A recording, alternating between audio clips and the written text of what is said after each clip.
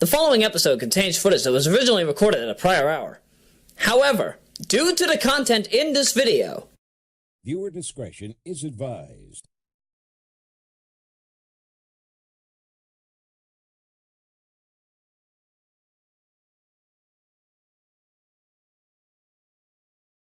the following marathon contains footage that was originally recorded between the dates of October 11 and November 27 of 2015. Commentary for this video was originally recorded between the dates of December 21 of 2015 and January 19 of 2016. The methods used for speedrunning any of the titles presented in this marathon more than likely have been modified in the modern day, more or less for tool-assisted speedruns rather than real-time. It must be taken into account that all of these speedruns were done within 72 hours of when they were originally first played by the host. Any inaccuracies with the commentary, this may include artwork, music, usernames, and other bits and details used in a comical way. Please understand that these are either for comic relief, or somebody messed up royally backstage and forgot what exactly they were attempting to actually say. Other than that though, you pretty much have absolutely nothing to worry about. It is definitely a 9+ hour marathon that will be guaranteed to have you glued to your seat and prepared for non-stop speedrunning action. With that said, let's get things started. Ladies and gentle people, this is Sonic Hacking Contest XIII Done Quick.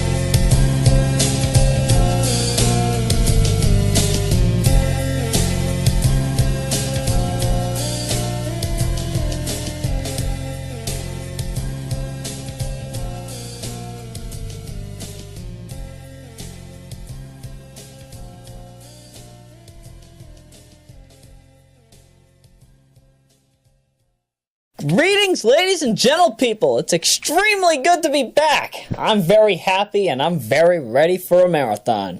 I'm your host, Roya Rockwood. Welcome to Sonic Hacking Contest XIII Done Quick. For those of you who want to just jump right into this marathon, there's a timestamp down in the description in which you can go to the runs right away. However, if you want to listen to the opening, stick around. I've got a lot to talk about. So for those of you coming into this from Sonic Hacking Contest XII Done Quick, you already know what this marathon is about. However, you newcomers, some of you who don't know what the heck Sonic Hacking Contest Done Quick is about, or if this is affiliated with any of the other major Done Quick franchises, let me fill you in. So back in August of 2014, I decided to do Sonic Hacking Contest XIII Done Quick. And that was basically a marathon involving 9 of the major ROM hacks from the 2014 contest, or Sonic Hacking Contest XII, as I put it. Other people call it Sonic Hacking Contest 2014, but we all know it's the 12th contest. And so it ended up becoming over 2 hours and 30 minutes of speedrun and superplay madness. Of course, it was not popular, but it did have a good amount of reception that, you know, even though for 111 views, the fact that I even got feedback is just astounding. So I thought, you know, why not make my own new speedrun template? And after the Echo to Dolphin Japan speedrun that I did, way back, was it back in February, was that? I ended up figuring out that, yes, I needed to make a speedrun template for all of my speedrun videos, because it was very difficult to edit all of this up in Sony Vegas 13 in the way I was doing things. So, with the new speedrun templates that I'm scoring here, wishfully this will stick around. I really do love the design. I mean, it looks like Tetris blocks. It's beautiful. But that's beyond the point. So as I stated before, in Sonic Hacking Contest Done Quick, I take all the major ROM hacks of a contest, and I speedrun them. And you're going to be getting a double dose of Sonic Hacking Contest Done Quick, folks, because you're having Sonic Hacking Contest '13 Done Quick, and Sonic Hacking Contest Roman numeral 13 Done Quick. Which one is which? Sonic Hacking Contest '13 is Sonic Hacking Contest 11. That was the 11th hacking contest, of course, with that lovely black logo. In fact, you know, you're probably seeing a background involving a brick wall and some lovely lighting with the lovely, what is that? It's like a black spin dash whirl, kind of like the Sonic Advance rolling dash, actually. Very lovely touch. The logo has been brought to you by both me and Mark Gordon, also known as Hapasan or Sinosu. And of course, Sonic Hacking Contest 13, Roman numeral 13, is the 2015 contest, respectively. And I honestly have not counted the amount of games that are in that particular marathon, but you folks, you already see the timer. We've got over 6 hours of games to talk about here, and to speedrun. At the same time, let's see, at the end of '13 Done Quick, we're going to have a station break, and then for at least 3 of the hours in Roman numeral 13 Done Quick, we're going to have station breaks. And these station breaks will involve roughly 13 minutes of music. And it'll be brought to you by somebody that I've always enjoyed listening to over the years. So it could be pretty much anybody. But again, we'll have 4 station breaks across this. It'll have lovely music from 4 lovely people. And hey, you might even hear some original works. Give these folks a listen if you ever want to, like, you know, just pass the time, and if you need more music to add to your iPod or Zune. I don't know anybody that uses a Zune. If you use a Zune, talk to me. That's all I ask. I'm single, ladies. But I digress. There's just going to be a whole bunch of fun here. It'll definitely be a very lovely experience for all. That is a guarantee. Now, before we begin, however, I would like for us to take a moment of silence. I'm not usually one to ask for this, but I was working on Sonic Hacking Contest 13 Done Quick, recording and editing in the month of November. And of course, that was the month that we ended up having the massive attacks in Paris. And we also had a major hit close to home. One of our greatest Generation 2 variety members, Marissa Randall, was unfortunately murdered across the time that I was working on development for this. And I sadly did not have the opportunity to make any kind of memorial or anything for her, so I'm making this in her memory, as well as the memory of those that were put in retirement in Paris. So if you could take 60 seconds with me, that would be very great. That would be very appreciated right now.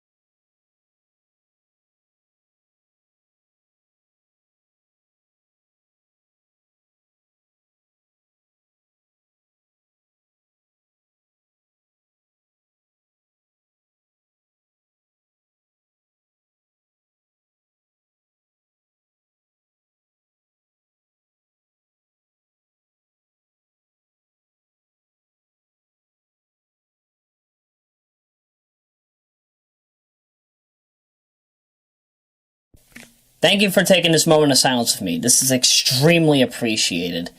It's not something I wanted to have to bring up, especially since this is supposed to be kind of more like a happy-go-lucky marathon, and I assure you, it definitely will be. But I just needed to get that out of the way, because I didn't have the opportunity to do this beforehand. I mean, I've been offline since November 6th, so I needed to have some way to basically bring myself up to speed, especially here online. So, thank you. Thank you. And with that, let's get started. We've got a lot of stuff to do. Let's start with apostrophe 13 done quick with the first longest hack of the marathon.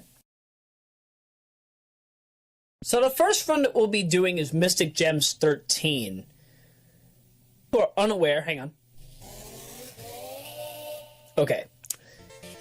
Mystic Gems 13 was originally known as Sonic the Hedgehog, the harder levels. And this ROM hack has been around for so many years. The reason why I'm calling this Mystic Gems is because this is not in any way similar to the original harder levels games. Not by any means. And that's because this has significant visual changes and difficulty changes. Heck, I'm playing this in original mode and not harder mode because harder mode plays more as if you were playing the game with the spike bug whenever you touch an enemy, and that really kills. It truly does. So Mystic Gems I'm playing in original mode for all three characters, Sonic, Miles, and Knuckles. This game, unfortunately for Sonic, it's gonna be hard for him because he doesn't have the insta shield. I don't think the elemental barriers aren't here. There are a lot of things that Sonic... Oh, actually, no, I think the elemental barriers are here, but... No, they're not.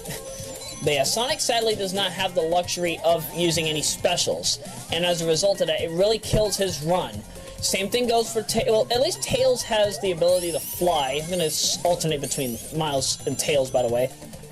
And Knuckles does have the ability to glide. So at least it's a fair balance, but it still could be far better for Sonic. But as you can see, they all get through the first act. They all get through Green Hill Zone in a timely manner, and that's not a problem.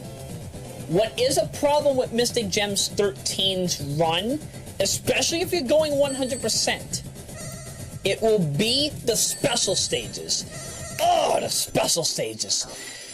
If you know where every Chaos Emerald is, good for you. I will tell you this, as Sonic and Tails, I got lost so many ducking times in this run. Unfortunately, this actually kills Sonic and Miles' run much quicker in comparison to Knuckles.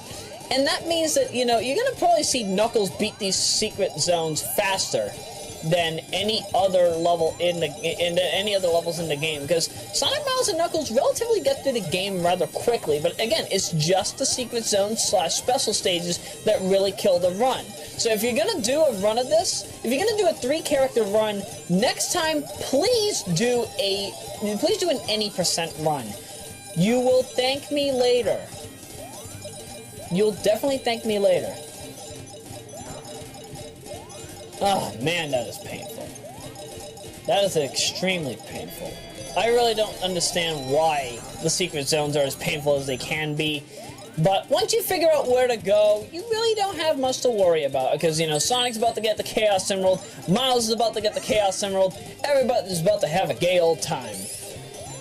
Also, you might notice in the background, the music that you hear in this is heavily variable. Because I'm playing on random playlist. So yes, each character will have different music going on. Some characters will have the same music, but not everybody has the same track. Like, you're gonna hear, like, Sonic and Knuckles have different tracks in comparison to Tails. And it really starts after you begin Act 2 of Green Hill Zone. You don't really notice that if you're going into Act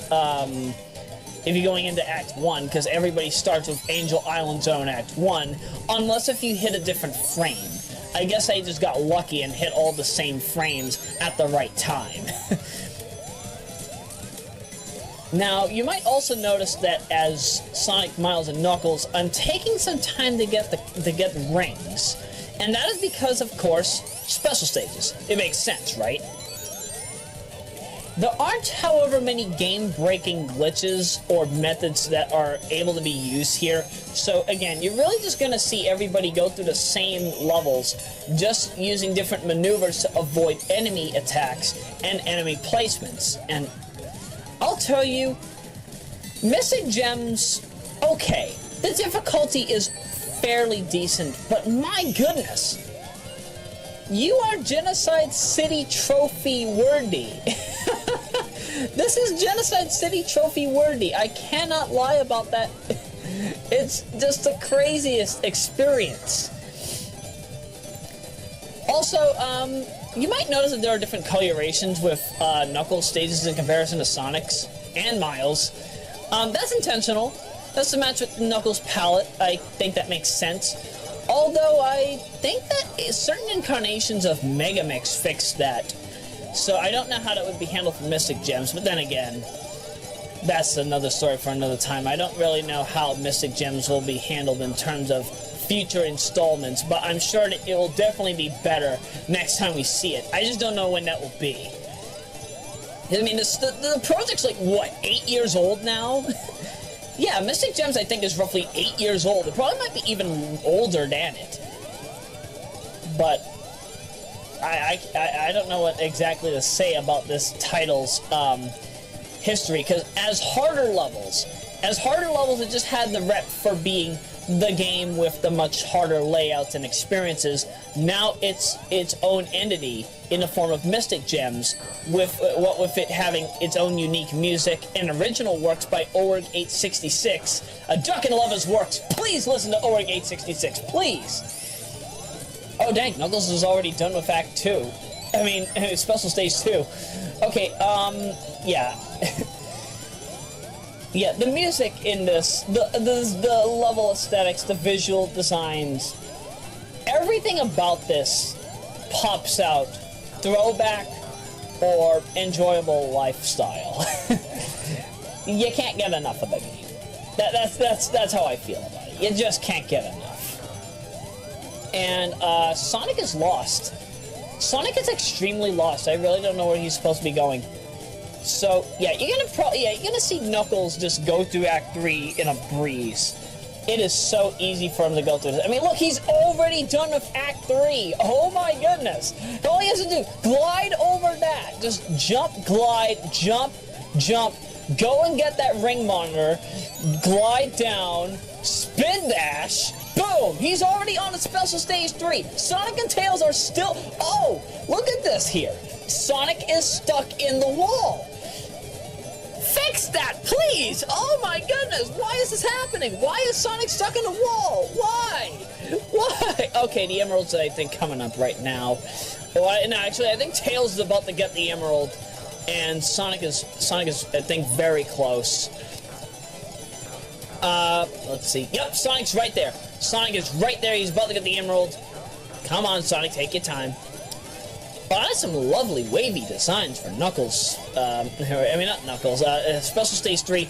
Yeah, I love the way that this is handled. The visual aesthetics for these special stages and all the levels in this, for 2013 standards, it's relatively good. It's not perfect, but it's still good. I'm really loving what they're doing with it. Oh, whoa, whoa, what the heck happened? Oh, crap, the timer's gone. Ah, I totally forgot about this. Yeah, I wanted to talk about this. Now, of course, the eMachine's ET1331G-07W, it comes with the NVIDIA, I think it's GeForce 6150 Enforce 430 graphics card. Correct me if I'm wrong on that. And due to that, my graphics card kind of gimped out when I was trying to save certain, video files, and this was one of them. You'll also see this with Sonic Hacking Contest XIII Done Quick's, Roman numeral 13 Done Quick's Sonic the Hedgehog character race. Yeah, spoiler, they're gonna see a character race. Yeah, the timer just gimps out for whatever reason, and unfortunately, I cannot fix that. That's a graphics driver issue. Wishfully, however, that's not a problem, because you're still gonna see the timestamps at the end, so you will see when everybody, apparently Knuckles is Sonic, and he got them all. You'll see when everybody completed the race anyway, so it's not like you're not gonna see when the race is over. But that's a fact I at least wanted to get out of the way. Okay, so Miles just got through Act 3, Sonic just got through Act 3, they're gonna take on Special Stage 3, and Knuckles is already on Act 4. Again, you can really see where this race will go, and don't get me wrong, there are shortcuts that both Miles and Knuckles can take because of their gliding and flying ability. Oh, flying and gliding ability, sorry, I got the two mixed up. But, unfortunately, I don't know. You might see one go ahead of the other, but other than that, it really all comes down to if you beat the special stages faster. Again, this is one of the reasons why I was kind of questioning whether or not I wanted to do a 100% run, because I honestly didn't know if this would be a factor, and sadly it did. Oh, look at this. Yeah, Knuckles is already at the boss fight. Yeah, that climb really does come in handy, but... Alright, I might as well talk about the boss fight here. This boss fight is pretty pathetic. So, you know, all you gotta do in the first portion, you just gotta jump, and then jump, and then jump. But you have to be on the platform. Avoid the wrecking ball, and you'll be very fine. Alright, boss is over, right? Nope. Nope. The platforms are gone. It's time for pinch mode, everybody. Okay, boom shakalaka. Alright, drop some balls, why don't you? So what you want to do, you have to do very precise bouncing. And this is where the harder levels portion of Mystic Gems starts to come into play. Yep, now you gotta make sure that you don't get hit by the ball. If you touch the ball, you get damaged. You have to jump on the top. I wonder how many scripts of code that took. That must have been painful. And, random brick block anyway? Whoa! Whoa, Red Sonic, what gives? Alright, Knuckles is on to Marble Zone. Oh, sorry, Volcanic Alley in the form of Marble Zone. I mean, look at this background. Oh, that is beautiful. Sure, it might just be Sonic CD artwork combined with Sonic 1 and a few visual aesthetics from original harder levels, but hey, I'm fucking loving this, man. This is beautiful. I mean, if we had this back in 1991, I don't know what I'd say, but I would sure feel, man, this is bad anus. I don't know how much to talk about this. I don't know what I'm getting myself into, but holy, this looks crazy. Everything's going right. Are you serious? Tails just got through Special Stage 3. My goodness, and he's still referred to as Sonic. What gives? Oh, man. Sonic, please tell me you're at the end of Special Stage 3. Thank you! Thank you! They're only a few seconds apart. I am extremely glad. Oh, man. Man, oh, man, oh, man. I swear, next time I do this run, we're doing any percent. Why the duck did I do 100%? Oh, right! Because not a lot of people got to see the special stages when Sonic Hacking Contest *13 came out. Because harder levels was so ducking hard to do without save states. Totally forgot. Knuckles is already done with this, with Act 1, by the way. All he has to do is climb up. Do I get the spring? I forget if I get the spring here. Let's see. Do we get the... Yep, got it. Oh, but he doesn't get the point bonuses. Oh, totally didn't duck and notice that. Wow.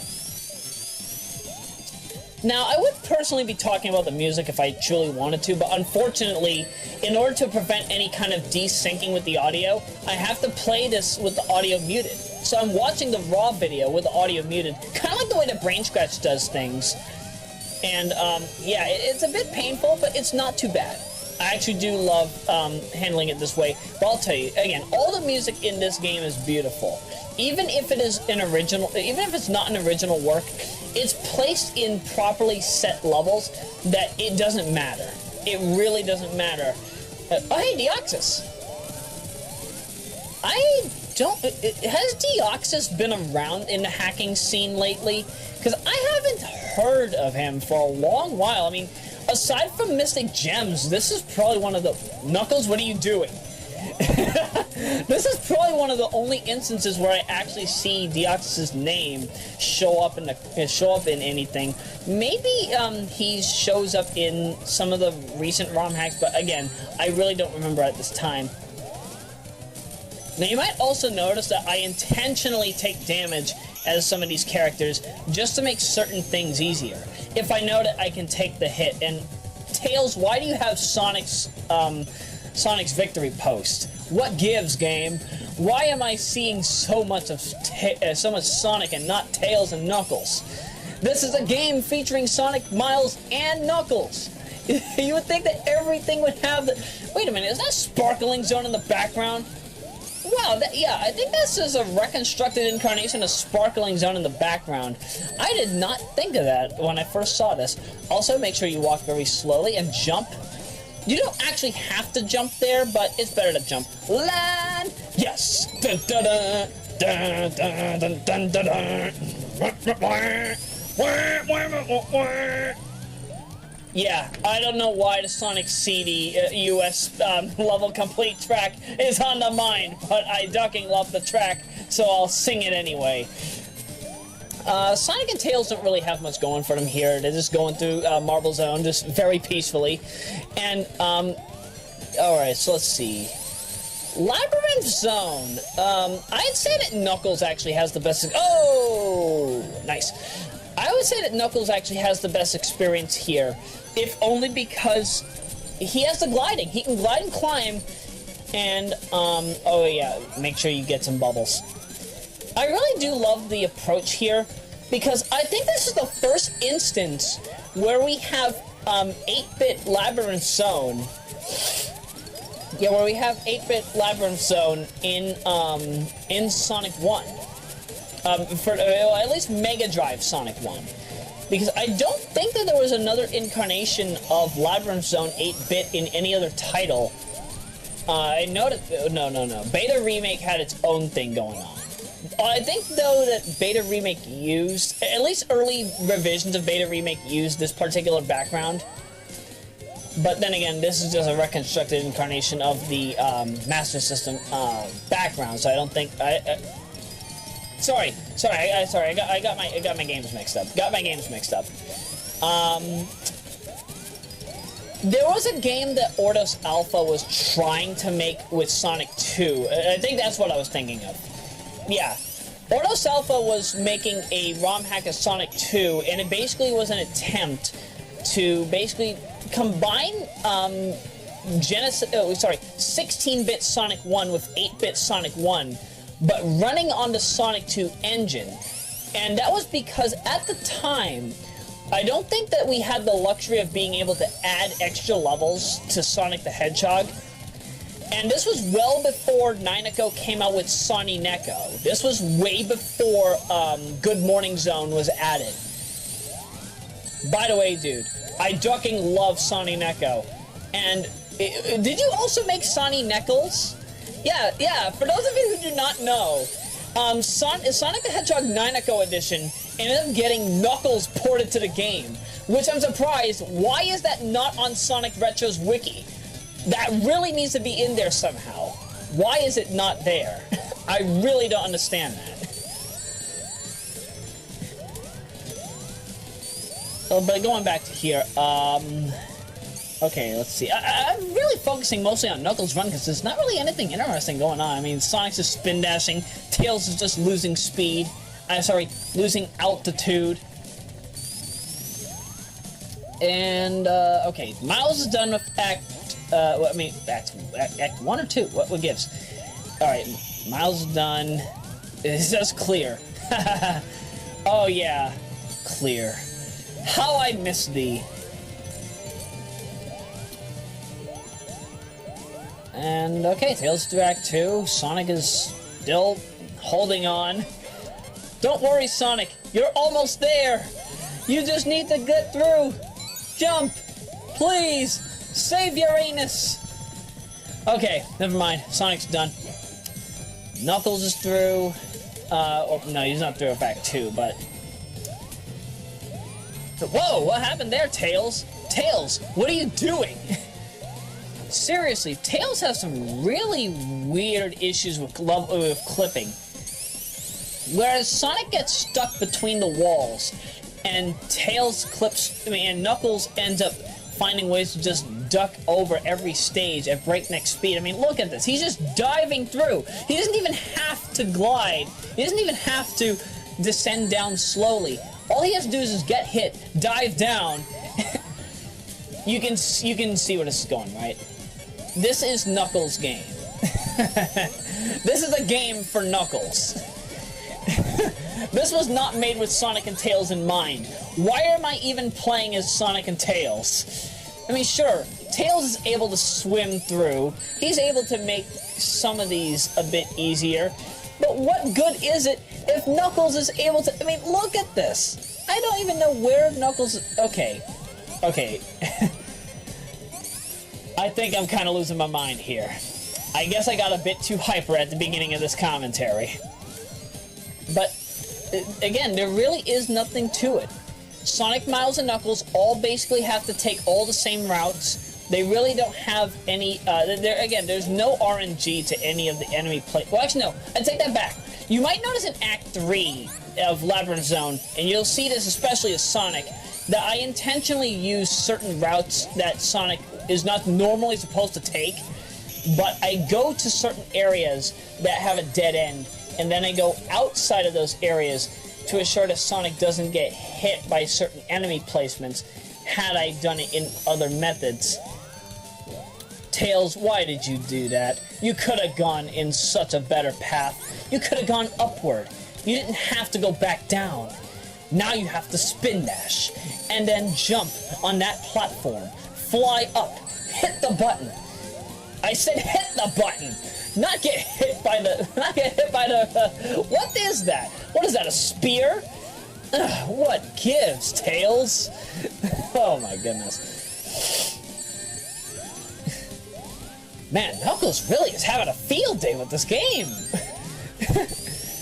I mean, he's already on Act 3. He's diving... Oh, hello! Teal Knuckles. Yep, Knuckles is teal in this game. At least in this portion of the underwater. You know what? You know how Sonic the Hedgehog 3 Harder Bosses Edition 2 by The Blad 760. Wait, is it The Blad or The Vlad? I hope I'm not getting his name ducked up. Sorry if I did. But I'll tell you right now, you have Blue Knuckles in Harder Bosses Edition 2. You have Teal Knuckles in this game. When the duck are we gonna have Green Knuckles for Christmas? Because I'll tell you this right now.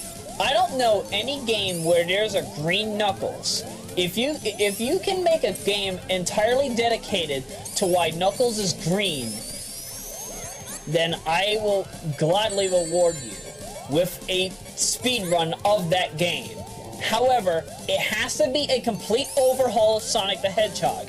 It cannot, or Sonic and Knuckles if you are really gutsy enough to do so. It cannot be the original game. Palette hacks don't count. And, alright, let's see. Again, there really is nothing else to really talk about here, because Knuckles has dominated this race. I mean, how many minutes ahead is he? Let's see. I think you can complete Act 2 in roughly, I'm probably going to say 2 to 3 minutes. So, I would say that Knuckles is probably maybe, at this point, 2.5 to 4 minutes ahead of everybody else. Man, that's crazy. Oh, Sonic's already done with Act 1. Lovely, lovely. Already done with Act 1. Miles is just about to avoid the spikes. Good.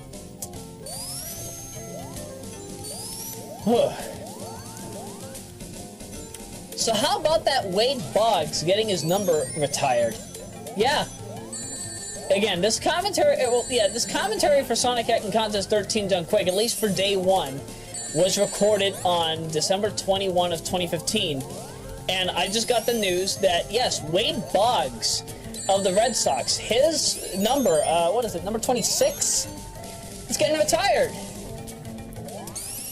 I can't believe it, after all these years. But it does make me wonder about Major League Baseball. What happens if you retire all 100 numbers, 0 to 99? You have no other numbers to use. Maybe they're just retiring the functioning of the Wade Boggs jersey. Maybe that makes sense. I mean, heck, Nomar Garciaparra is going to get his number retired eventually. And then Daisuke Matsuzaka. And then David Ortiz. I don't know how long this will go for, but it'll go on a long while. Really can't say much. But still, Wade Boggs was definitely one of the best baseball players I loved playing as in RBI Baseball 4. And I won't lie, the fact that I had the opportunity to play as Wade Boggs in RBI Baseball 4 all these years, it's been a passionately beautiful experience. Can't get enough of Mr. Boggs. You know who I also can't get enough of as well? Greenwell. I fucking love Greenwell. Greenwell is one of the best to play as. I think what was he a part of? The 1990 Red Sox? Very great experience if you're playing RBI 94. Always got a home run as the guy. Fun times, fun times. And, dang it, Knuckles, why'd you have to get... Actually, no. That's a good thing. That's a good thing.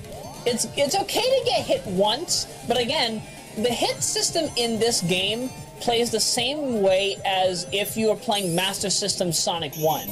So if you were playing Sonic the Hedgehog Master System and then you got hit... Whoa. Sorry, I didn't even... You know, all this time... Sorry, but I didn't even notice that Tails had a very bad discoloration. Oh my goodness, that's ugly. I mean, what is he supposed to be? Is he supposed to be Bruce Lee's character in The Green Hornet? Which I actually love. I love The Green Hornet. If you have yet to watch The Green Hornet, please watch it. It's only one season long, but it's worth it. Well worth your time. Please, get the game. Get it for me. Get it for... Oh, wait, I said get the game. Watch the show. Watch it for me. You'll thank me later. Alright, this is actually where the game starts to change a bit for Knuckles. Knuckles has a different opening for Starlight Act 1. Can I even call this Starlight Act 1? I don't even know what the... Wait a minute. Sorry, I need to take a look here. This art looks familiar. This art looks extremely familiar. Wait a minute. Sonic Thrash 2014 edition. I mean, not edition, but the 2014 version of Sonic Thrash. It has a level design, well, not level design, but level background extremely similar to this one. Maybe it's being worked on in conjunction, but who knows? Who's one of the main people that work on the music for that? Sam Winton? Sam Winton of Dalek Sam? I fucking love his rock-based music. If you ever need a rock track made, talk to Sam. Talk to Sam. I really do love his music. I can't get enough of it. I've been listening to him for years. I've been listening to his music since 2008.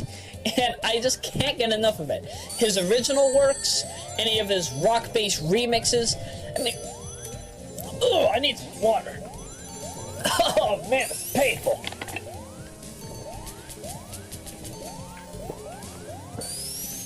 That is some good water. Excuse me. I honestly did not expect to have a clogged throat. You know, I better have this water bottle open just in case I have to take a quick drink. Oh man, that is painful. Sam Winton has made some lovely remixes of tracks from Rockman X. And a good amount of them you can hear in Sonic Boom 2009.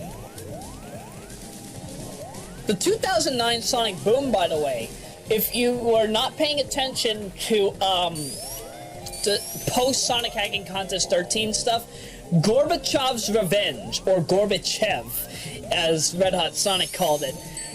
It's a two-player experience in which you can play as Sonic, you can play as Boom Sonic, or you can play as King Orby. And you basically duke it out. It's a battle to the death. First one to knock the others help the zero wins. Oh man, it's painful. Sorry, I did not expect to be choking on water. Maybe my throat's dry, who knows? Maybe it's just from the constant talking. But hey, I don't care, it's Sonic Hacking Contest XIII done quick! I'm hyped! I'm talking! And, oh yeah, by the way, Knuckles, Knuckles actually, this is again what seals the coffin for Nuckin. Okay, John, make another animation of Sonic 3 CD and Knuckles with a new Knuckles, with a Knuckles triplet, and his name is Nuckin. Okay, again, this is what seals the coffin for Knuckles. If you go over here, you cannot jump that high, because Knuckles' jump height is way too low. So what do? Instead, jump over here, glide, climb that wall, glide over there. Now, I'm about to do a zipping method. I think you can only do this as Knuckles. Boom! Takes you right to the end of the level.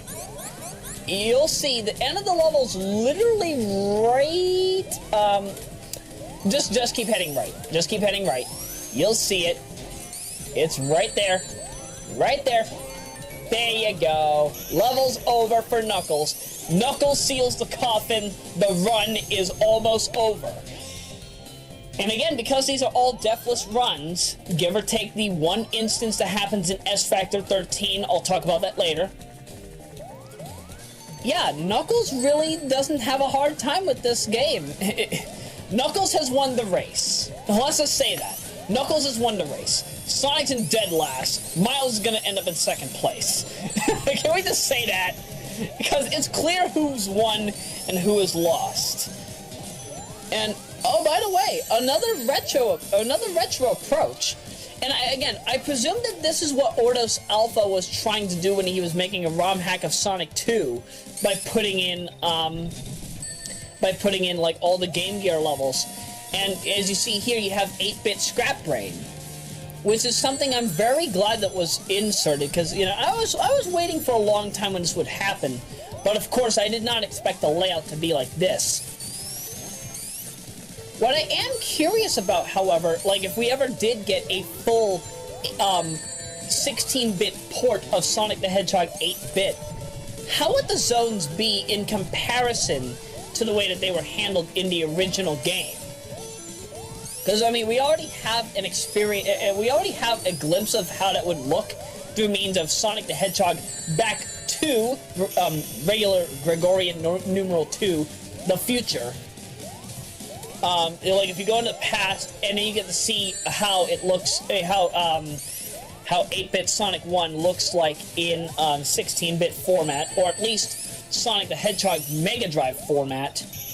It doesn't look too bad for what it's worth, but it could look far better. Knuckles can get hit here, but I don't think that I do. Do I get hit here? Nope. Does Knuckles get hit by that last Caterkiller too? Actually, I don't think there's another Caterkiller. Nope. There isn't. Alright. So, Knuckles is done. Time is when he passes by time. 32:11:93. Beautiful. Very beautiful. Especially provided the fact that he beat those special stages in a jiffy. My goodness, that was definitely a worthwhile experience. Although, I will tell you right now, it took me hundreds of save states in this SARTS run, or this SARTS race, to get the time down as quickly as I did. So, never again. I'm just gonna say that right now. Never ducking again, man. Okay, Tails is gonna try to use the same shortcut methods. Does he use the zipping method here? Nope, he doesn't. Okay, I don't think that Tails can use the zipping method there, and I think the same goes for Sonic. Oh, speaking of what Sonic just got through, he got through Starlight Act 2, and I'm surprised I didn't even mention this. That's the Streets of Rage opening background. For those who are not familiar with the game, the Brawler title had lovely backgrounds involving what exactly is the city that is used in Streets of Rage? Is it Los Angeles? Is it Chicago? Is it California? I mean, is it California? Is it Hawaii? I really don't know. Although, to be truthful, if I had to compare Streets of Rage to a modern series, Hawaii 5-0. I call it Hawaii 5-0 because that is what it's stylized as. Although everybody calls it Hawaii 5-0, the remake. Hawaii 5-0, if I really had to say, it's basically Hawaiian Streets of Rage with guns. Ooh, that sounds awesome. Hey, one of you out on the SOR Maker forum, or any of you that work with Streets of Rage Maker via means of Streets of Rage Remake version 5 or 5.1. Anyway, is it 5 or 5.1? Or is it 5A? I think it's version 5A.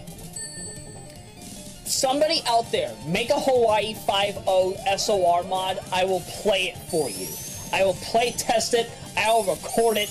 I will do any kind of crazy thing that you ask me to do, just so long as it involves Streets of Rage with Axel and Blaze and Hawaii 5.0.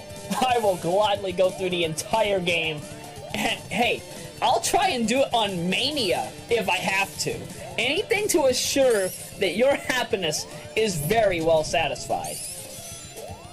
I swear, the stuff that they deliver on SOR Maker, you don't even need to do Streets of Rage 3 ROM hacks. All you have to do is hack the PC game of SOR Remake, and you're in the clear. You have some of the loveliest stuff. Rushing Beat Remake, Final Rage, that one Hong Kong school special. Oh man, or is it with Tokyo school special? I don't even remember. Man, though, so many games thanks to SOR Maker. Such a beautiful experience. Tails, what are you doing? Oh, whoa, Tails, you actually did something. Oh my goodness, yes, time, 35:44 exactly. Okay, you can really see, however, where Tails and Knuckles really do have time-based differences, and I'm sure that if Sonic had his Mega Mix ability set, he would probably not have to worry about being, I'm gonna roughly say, 4 to 7 minutes behind Knuckles. I mean, I don't know how many more minutes it's gonna take. Actually, no, we actually have roughly, I'm gonna say less than 2 minutes. Roughly 2 minutes and 30 seconds before this run is over. So, yeah, my goodness. You can really see, however, where not having an ability set and getting extremely lost in the special stages can kill your run. See, I really feel bad that Sonic, who is supposed to be the fastest thing alive, was the slowest thing alive for this race. And again, it's only because of the special stages. I'm sure that if I did not do this with special stages, Sonic would have won the race. But that's sadly not the case here. Sonic had to go through the special stages because this is a 100% run. And unfortunately, this is the punishment that he has to suffer from, getting 3rd place, coming in at dead last. It's not bad, but it also shows where the game needs improvement. Those of you who are working on the harder levels project, or Mystic Gems, as I'm calling it now, or as you guys are calling it now, I must say, please handle this soon. I really want to have Sonic with a more Mega Mix style ability set, or at least give him his ability set from Brother Trouble. Because, again, I cannot stand having to go through this entire game and then, you know, have difficulties with having to get through without any abilities. And bear in mind, this is the normal difficulty. I'm beating this on the normal difficulty, all the while taking a few hits, again, getting lost in the special stages. Oh, Sonic, what are you doing? There's just so much that could be done in this game that unfortunately is not done, but wishfully, again, going into the next incarnation of it, wishfully as a part of the 2016 Hacking Contest, Sonic Hacking Contest 14 Online, things might change. Time. That's game. 38-20-23. Roughly a 6-minute difference between Sonic and Knuckles. And that's with special stages. Without special stages, I'm sure anything goes. But, again, what gives, game? What gives? Oh, man. Man, oh man, oh man. But that's harder level 13. We're going to prepare for the next game, and we shall be back shortly.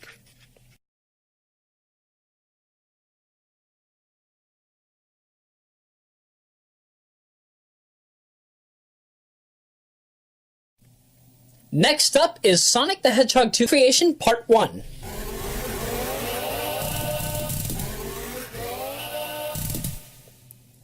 You know what that red means. It's Red Hot Sonic. By the way, as I said, this is post-commentary. I cannot believe what happened to me. This is actually my second time recording this particular commentary because unfortunately, I ended up wasting over 21 minutes of talking while the recorder wasn't even recording. Oh my goodness. You can tell how painful this is. But still, when Red Hot Sonic makes a game, it's a big one. And Sonic 2 Recreation Part 1 definitely is a big one. Let's rock! Sonic Advance 3 movement at its madness. At its madness? At its finest. Sonic Advance 3 madness at its finest. Sonic has the ability to do a very quick air dash, Miles can fly, Knuckles can glide and climb, and Sonic sadly has no abilities. Sorry, Red Hot Sonic sadly has no abilities. At least in this build, wishfully Red Hot Sonic has fixed the game up a little more, or polished it up a little more, so that it does have at least some major benefit to Red Hot Sonic, because also I thought I might also mention, you know how the after image exists for Sonic, Tails, and Knuckles? I don't even think that Red Hot Sonic has that. I like to call that dash the real Lightspeed dash in comparison to the ring chain dash that was used way back when for I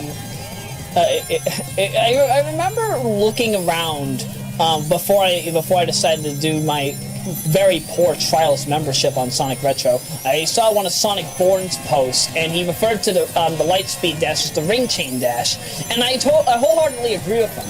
It is the ring chain dash. Regardless of how many people say it is the Lightspeed dash, even if it's not at light speed. But yeah, the Lightspeed dash, you basically have to run for 5 seconds at top speed, and then you get an after image, which can kill enemies. And in certain cases, depending on the game, also attracts rings. Now, everybody has the same method for handling each level and boss fight. Give or take certain strats depending on their abilities. Like the Emerald Hill boss here for West Bay Zone, you know, it's just the same method, except there is pinch mode. And pinch mode in this game, every boss has 16 hits rather than 8. You basically deliver 8 hits to the original boss fight, and then after those 8 hits are over, the boss ends up getting into a far more aggressive fight. And it gets very intense. Very, very passionately intense. Oh, hang on a sec. Favorite line in the game. You're going to pay for this? Oh, Dean Bristow, you cheeky bastard. Why aren't you alive today? Oh, man, I fucking love that line. Of all the lines that I'm familiar with in the Sonic Advance series, I think particularly 3, "You're going to pay for this?" is debatably the best line I've ever heard. I cannot get enough of it. Cannot get enough. And I fucking love that you can actually destroy Robotnik's machine even more. Oh, sorry. Eggman's machine even more than it actually is. It is so ducking insane. It is amazing how much that is done. It works so well. It works extremely well. I don't know what to say about it. By the way, I honestly lost my memory for a second. Oh, right, yeah. I was when I was doing the first recording for this particular run, for this particular race, a few major things happened while I was on screen, you know, Louisa Moeller was on TV. I fucking love Louisa Moeller. She's debatably my most, no, she is definitively my most favorite CBS News reporter of 2015. I fucking love her. Would I say as much as Lisa Hughes? I'd say probably just as much as Lisa Hughes. I love Lisa Hughes. Lisa Hughes is a lovely reporter, lovely anchor. She's one of the best we've got. Oh, now, by the way, you see the little passageway to Sonic that just went through and that Red Hot Sonic's going through? Yeah, the reason why Tails ended up in first place, by the way, Tails and Knuckles were passing through using their abilities, which actually is far quicker than Sonic's jump dash in this case. Really saves you a lot of time. Don't worry, Red Hot Sonic, you'll be okay. And also, other news that was going on during the time of this episode, or at least during the time of my first recording, reportedly Lindsey Graham dropped out of the race. He was in the single digits. He was actually in oh, Jack, I was about to say negative digits. Yeah, how the heck can you have negative digits in a poll in which involves how many people actually support you in a campaign? That'd definitely be something. Either way, I'm glad Lindsey Graham's out of the race. There's no way that the single conservative Republican could have survived.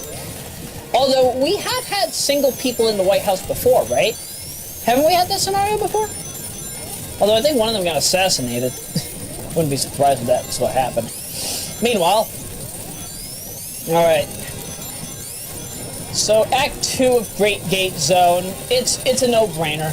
Just dash as Sonic, fly high as Tails, and glide as Knuckles. Red Hot Sonic's about to get to the halfway point, and the only thing that will kill your speed, if you're playing as Sonic at least, is the water. Same thing goes for Tails. Stay above the water at all times, unless if you're Knuckles, because Knuckles can glide through it perfectly fine. He has nothing to worry about because his gliding is at the same speed.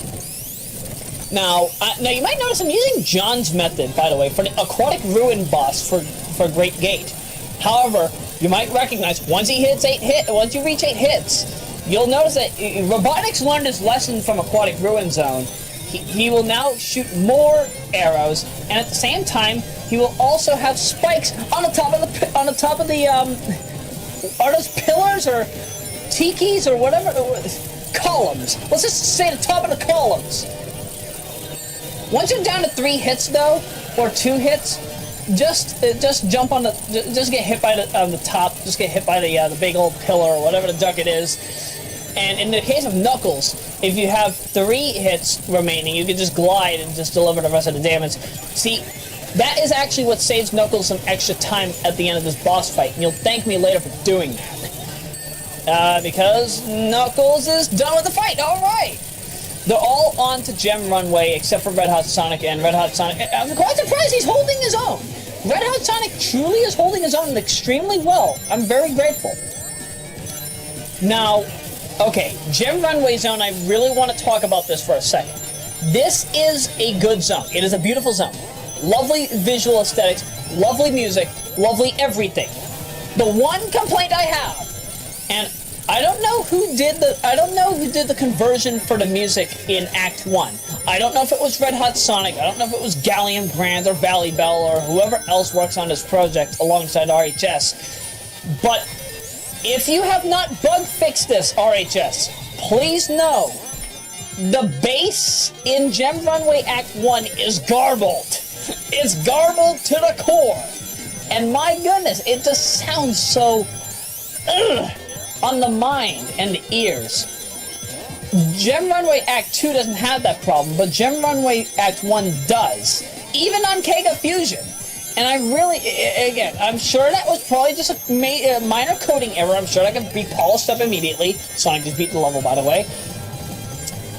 But still, that was a bit disturbing. I'm like, wait a minute. This isn't supposed to be a horror game. The horror game that we had that year, the horror game that we had during Sonic Hacking Contest XIII was ducking a completely ordinary Sonic 1 ROM hack.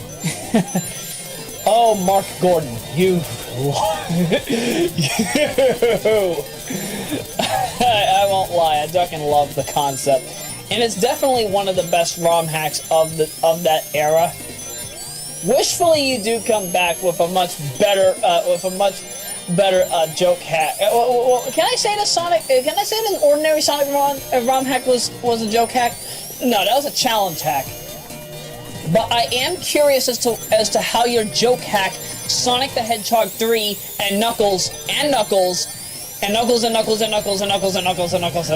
will be handled. I am truly and expressively curious about it. Assuming that I release this, again, this is all recorded on December 21 of 2015. If, in the event that I don't get this up in time for Sonic Hacking Contest XIV online, then wishfully Sonic the Hedgehog 3 and Knuckles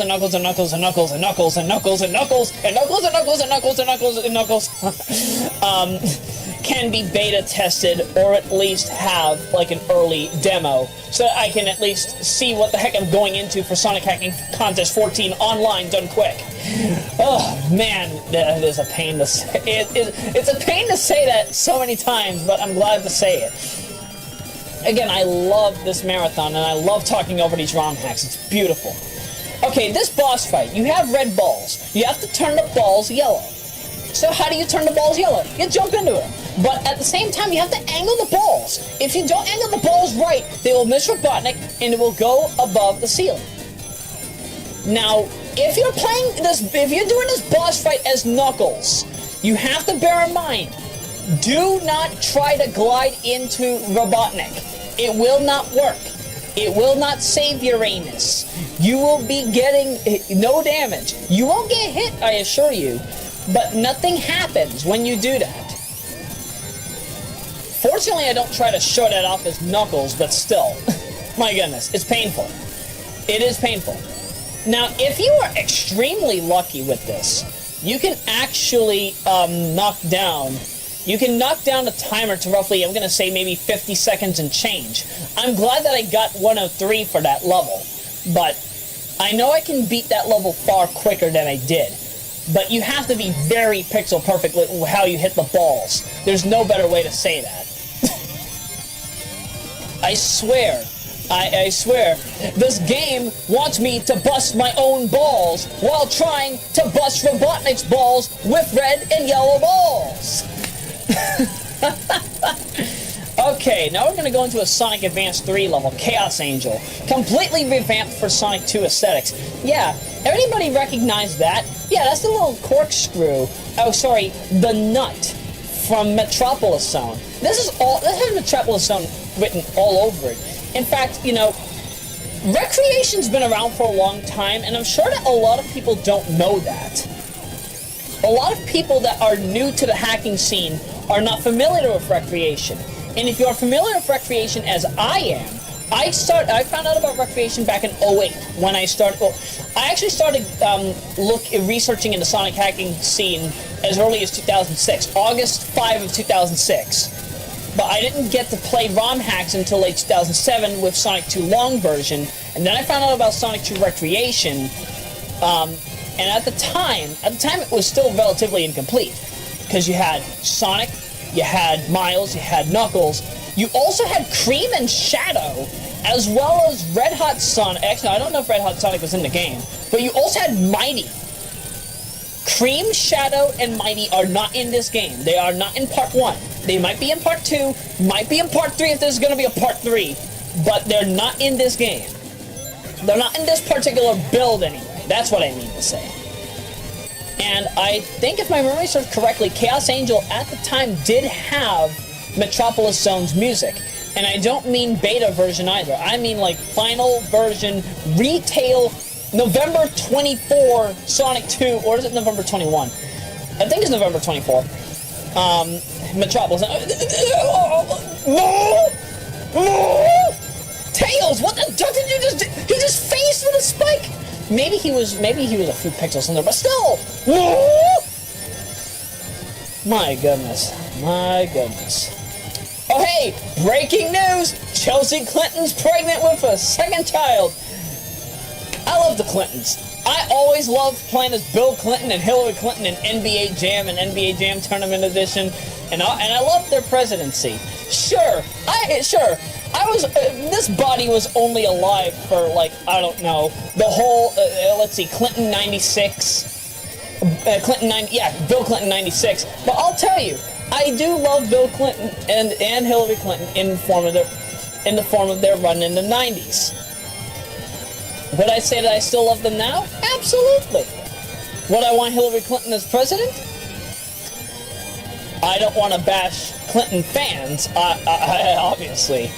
I'm not against Hillary Clinton in most regards, but there are certain systems that I feel that Bernie Sanders handles better than Hillary Clinton. And I assure you, it's not for the wrong reasons. It's all for the proper reasons. But it's only because I feel that democratic socialism does work if done right, and I feel that Bernie Sanders has the best way to handle this, especially knowing his track record and how he views the matters. But this is not a political topic. This is Sonic Hacking Contest XIII Done quick. We'll get to Bernie Sanders at a later point in time. Either way, Chaos Angel Act 3. Whoa! Tails! What are you doing? Tails is doing all kinds of ducked up in this game. He's glitching everything. But as for Sonic actually has to go through all of Chaos Angel Act 3, just bare bones. He has no way to travel through at a faster pace. And that's actually what can help Tails claim first place in this game. Because Tails actually has a few opportunities in the second half. Once you're roughly, like, I'm gonna say 37% through the level, 37 to 40% through, you can actually start flying around as Tails and getting through passageways that you normally couldn't do so as Sonic or Red Hot Sonic, actually. Because Sonic and Red Hot Sonic have the same strat for Act 3. They can't do anything. You have to make sure that you have a very properly timed spin dash jump at the end in order to claim total victory, but also to make sure that you don't fall off the pit at the end. Oh man, the many times I tried doing a real-time run of this level and ducking that up. Oh my goodness. But I'll tell you this, of all the characters that have to go through Act 3, this level is the easiest to do as Knuckles. And that's because Knuckles has the fastest experience with this level overall. He can climb the walls. You know those walls that you're seeing? He can just glide past them. He can scale the walls. He can do the jump. He can do the jump climb. The jump climb is a ducking beautiful jump, by the way. I ducking love that. In fact, that's actually the reason why most tool-assisted speedruns use it, because it's a faster way to climb than to just hold the up button. Yeah, I didn't know how that was used until I started speedrunning Resort Island. And Resort Island, oh my goodness, dude, you really did a ducking good job with that game. Resort Island is one of the best Sonic 3 ROM hacks to date, but it's ducking hard. Please, give us an easy difficulty, or maybe difficulty patch, difficulty balances, maybe make the levels a little bigger. Oh man. I mean, at least if you're gonna give us hard, make it Mega Mix hard. Don't make it harder than Mega Mix. There are good reasons for why I say that, but we'll talk about that when we get to the Sonic Hacking Contest Roman numeral 13 portion. By the way, you're actually starting to see Tails' method going into place now. You're seeing him fly through. By the way, spikes are your friend. Drop on enemies and land on spikes. Jump off the spikes.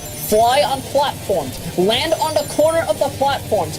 Sonic's about to win the race, Tails! But don't worry. You're gonna see how close it is gonna be between Sonic and Tails. Time for Sonic. And watch. Roughly 6 to 7 seconds later. Time for Tails. 17:36.97 for Sonic and 17:42.88 for Tails. Oh, sorry, Miles. My goodness. You see, this level will always be a half and half for Sonic and Tails. Or at least this entire game. Because Sonic and Tails will always be neck and neck with each other. They'll always find a way to duke it out that either Sonic could win or Miles could win. it can go either way. And as you're seeing now, you're seeing the climb trick here as Knuckles. If I were climbing regularly, of course the timer would not go as efficiently, or I wouldn't be able to complete it as quickly. Sorry, I'm saying the wrong things in the right commentary. That's what makes this lovely. Jump on the button, glide, get hit, drop, get hit, and okay. I know there's better ways to do that, but that's not the easiest way to handle it, but you get the gist. Oh yeah, for those who are wondering why I was doing the that sound effect actually comes from the Angry Cow. The Angry Cow is a character I made long ago, but I didn't start using it until this year. So I might make a comedy, I might make a small sketch, or maybe even an animated series involving the Angry Cow. That'll be some fun times. Time for Knuckles, by the way, 1917-73. So yeah, you can see it's roughly a minute and change. I'd say roughly 91 seconds in difference between Sonic and Knuckles. But I'm sure that can probably be improved, because Knuckles' run definitely is not perfect. Not by any means of the word. But, aside from that, yeah, this race is pretty much over. But as for the Angry Cow, I fucking love the Angry Cow. Seriously, I need to make that into a thing. That'll definitely be very beautiful to work on. Very, very beautiful to work on. Wait, did I already say that Lindsey Graham's out of the Republican race? I'm sorry, I totally forgot if I said that Lindsey Graham's out of the Republican race. But yeah, that's something I found out during earlier when I was recording the first run. So yeah, that was something. But yeah, time is when Red Hot Sonic hits the post, and I've got to admit, time 2024-85, beautiful. But I have to admit though, Sonic 2 Recreation Part 1, very lovely game. I can't get enough of it. Red Hot Sonic, please fix some of the musical glitches that happen in Gem Runway. But aside from that, you've made a lovely work. Can't wait for Part 2. Can't wait for bug fixes of Part 1. Can't wait for everything else. Man, you are one of the best that this scene has had over the years. Can't get enough. And that will lead us into Winter Adventures. We'll be back in 10 seconds.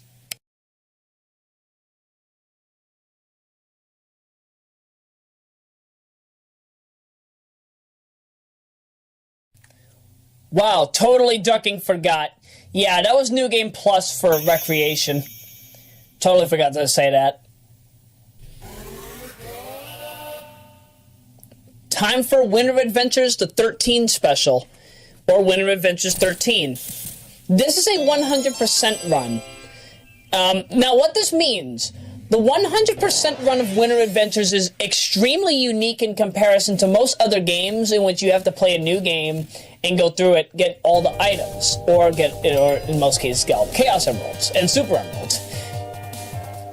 Winter Adventures is unique because I have to do 3 separate playthroughs. So in the case of doing a 100% run of this game, you have to go through the game first. You have to use the speedrunning methods to get, well, speedrunning. You have to basically go through the entire game at breakneck speed, then unlock the missions, complete all the missions, and then beat the game again as Super Sonic. That is what I call a 100% run. And if any of you have been able to do that over the years, good for you. I'm very grateful that you've been able to handle this. But this, I think, is the first instance where a SARTS run is being done for the handling of this. The ball boss is really easy. All you gotta do is just avoid the red and white balls and just avoid the big blue ball in the room. It's the elephant in the room that nobody wants to touch. I, however, because I'm the one doing this commentary, am the jade elephant in the room that everybody wants to listen to and or interact with. Yeah, I'm surprised that nobody ever calls themselves the jade elephant in the room or calls somebody the jade elephant in the room. I'm gonna make that, no, I will make that a thing. So hey, any of you on the Sonic ROM hacking scene, If any of you are masterpieces of ROM hackers, you are the jade elephant in the room. That is an example of the term. And if that can't be understood, then I don't know what can. But for those of you who are relatively unaware, Sonic Winter Adventures started out as Vladikomper's Quick Winter Adventures. And Quick Winter Adventures, basically, you were going as Sonic through Green Hill Zone. Oh, sorry, Ice Hill Zone, if I had to refer to SonicMT again. I fucking love SonicMT. I need to play it. I need to play it for the Sonic the Hedgehog commentary. I did promise that. I will get to it. I assure you. I don't know when. I will get to it, Ninako. I assure you. I promise.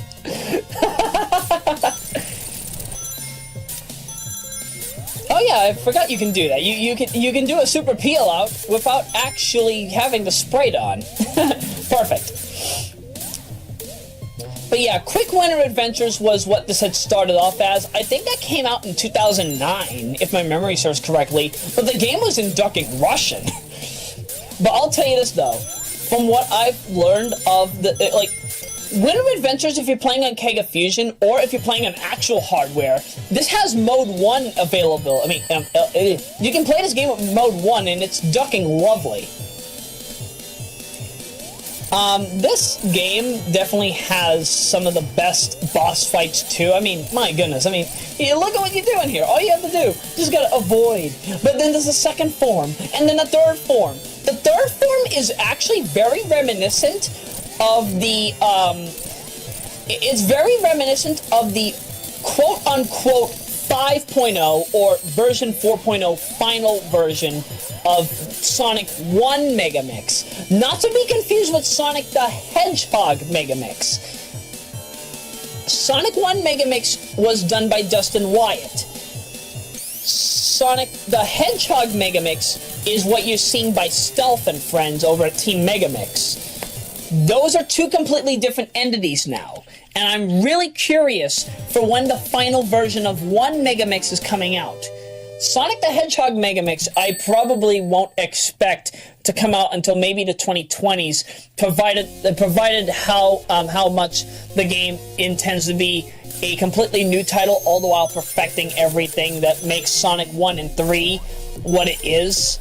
And I appreciate that Stealth is taking his time with the rest of the team about it. So, I mean, with the project. So, take your time, man. You're doing good. You're doing extremely great. In fact, this game kind of reminds me a bit of Megamix probably because of the homing attack. Who knows? Maybe because of the after images. I don't know. Maybe it's a combination. Maybe it's a hybrid fusion of Brother Trouble and Megamix put into a Winter Classic. Who knows? That might be why I enjoy Winter Adventures so much, and why whenever I play this game, even when I'm not speedrunning it, I always do a 100% run. I can't get enough of it. I can beat this game in 30 minutes! 27 minutes! It's beautiful. By the way, this is not Metal Sonic. This is Remote Sonic. Yes, Sonic the Hedgehog in remote form. He is controlled by Dr. Robotnik, and he has randomized abilities. There is actually some RNG to this. Depending on how and when you hit Sonic, Remote Sonic, if you hit Remote Sonic at specific times, you can actually get more hits. You can get 3 hits on him at once. I've tried to get in a 4th hit, and you can do it. You can get in a 4th hit on Remote Sonic, but it's frame perfect. You have to be extremely careful. And I think, no, I take it back. I think it's Supersonic only. I've never gotten it as regular Sonic, but watch the way that Sonic goes up. You know what this reminds me of? Sonic Eraser. That's why I said I'm playing this on a Mega Drive 90, a 1990 Mega Drive. This game pops out 1990, 1989. This game has launch title written all over it. That's how beautiful I feel this game feels in regard to how it approaches as being a Sonic title. It doesn't feel like a modern Sonic title. It feels like a launch title for the Mega Drive in Japan. It doesn't feel like something of the modern generation, even though the graphics kind of look a bit modern. But you can even see like with the Marble Garden Zone graphics in the background, how it feels more like a launch title in comparison to it being completely different to being a modern 2013 title.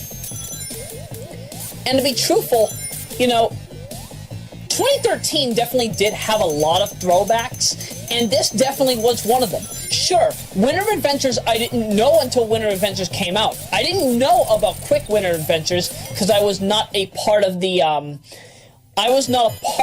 Russian Sonic hacking community, and I still am not. But thanks to my research, I'm at least glad to say that what I know now about the games and how they feel in comparison to certain other ones, there is a significant difference, and it does deliver a form of attraction that you can't get out anywhere else. By the way, if you're wondering about this particular level, this boss fight, you just have to avoid blocks, and then you have to you just have to go through the lava. The falling blocks is actually a direct reference to one of the other hacks that came out, Sonic the Hedgehog Mega Hack Ultra Edition, in which involved you avoiding spikes. Oh yeah, by the way, that's a graphical glitch. Normally, if I just wanted to do this portion of the game, if I just wanted to do regular new game, this is where the game would end. Time would have been when Sonic's frame turned left for the first time. But that's not the case here. We still have a good maybe 19 minutes, less than 19 minutes for the rest of this run. So you're going to be seeing a lot of crazy stuff happen with the missions. You'll be seeing the supersonic run, and you'll actually see a new strat that I found. I didn't know of the strat when I was doing the speedrun for this game back in 2013, so I'm glad that I know about it now. And you'll definitely see the major difference when compared to the 2013 run. The 2013 run, as you saw, what you just saw was an improved version of the 2013 run, in which, you know, I'm just going through everything at breakneck speed, all the while trying to take the best probable routes that I can figure out.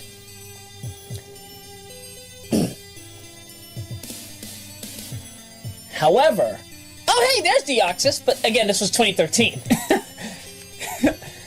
I knew the Deoxys Kyogre had to be somewhere, I just didn't know where. But is he still working on stuff in the scene? I really don't know. Oh, man, my throat's really getting sore. I'm really glad I filled up my bottle of water before doing this. Okay, so now we gotta do the missions. You have 6 missions, so you have to get the 6 Super Emeralds. Yeah, they're not Chaos Emeralds, those are Super Emeralds. Duck, I don't care what you say. You have to destroy 20 enemies. Take the lower route, you'll understand why I'm doing it. It's just fine. But yeah, handling the missions, it's the same as the 2013 run, just give or take a few extra methods that I figure out in this one, which definitely changed up the entire way that this run is handled. Well, not for the enemy rush, but definitely for like the time rushes and a few other things. My goodness, that is abusive. Robotnik's Park actually does have a significant change in comparison to the 13 run, and you'll be seeing that definitely. It's very surprising as to what happens. You'll be extremely shocked.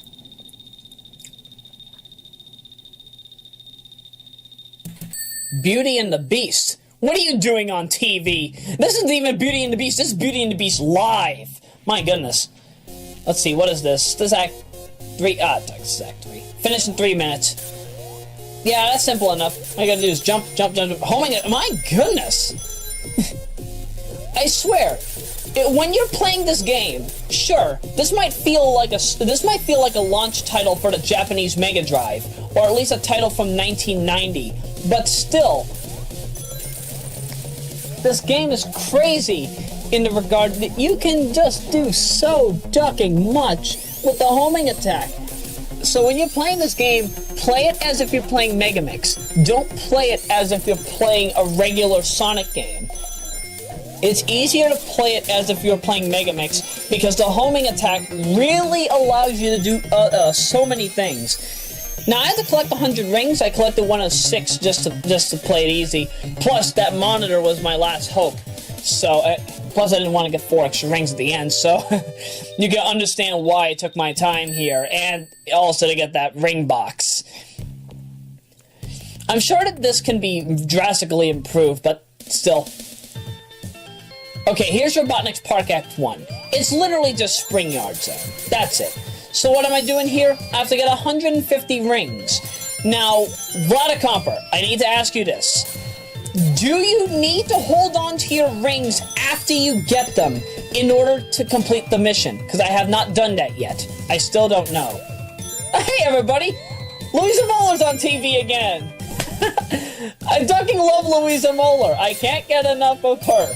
She is, again, she's definitively the best CBS reporter for 2015 of the new generation of CBS 4 News that I have seen for the Boston division. I can't get enough of her. Again, I would love to meet her one day. She is definitely somebody I would want. She's definitely somebody that I would want to invest my time with. Again, I don't know why. She just makes me smile. That's all. That's all.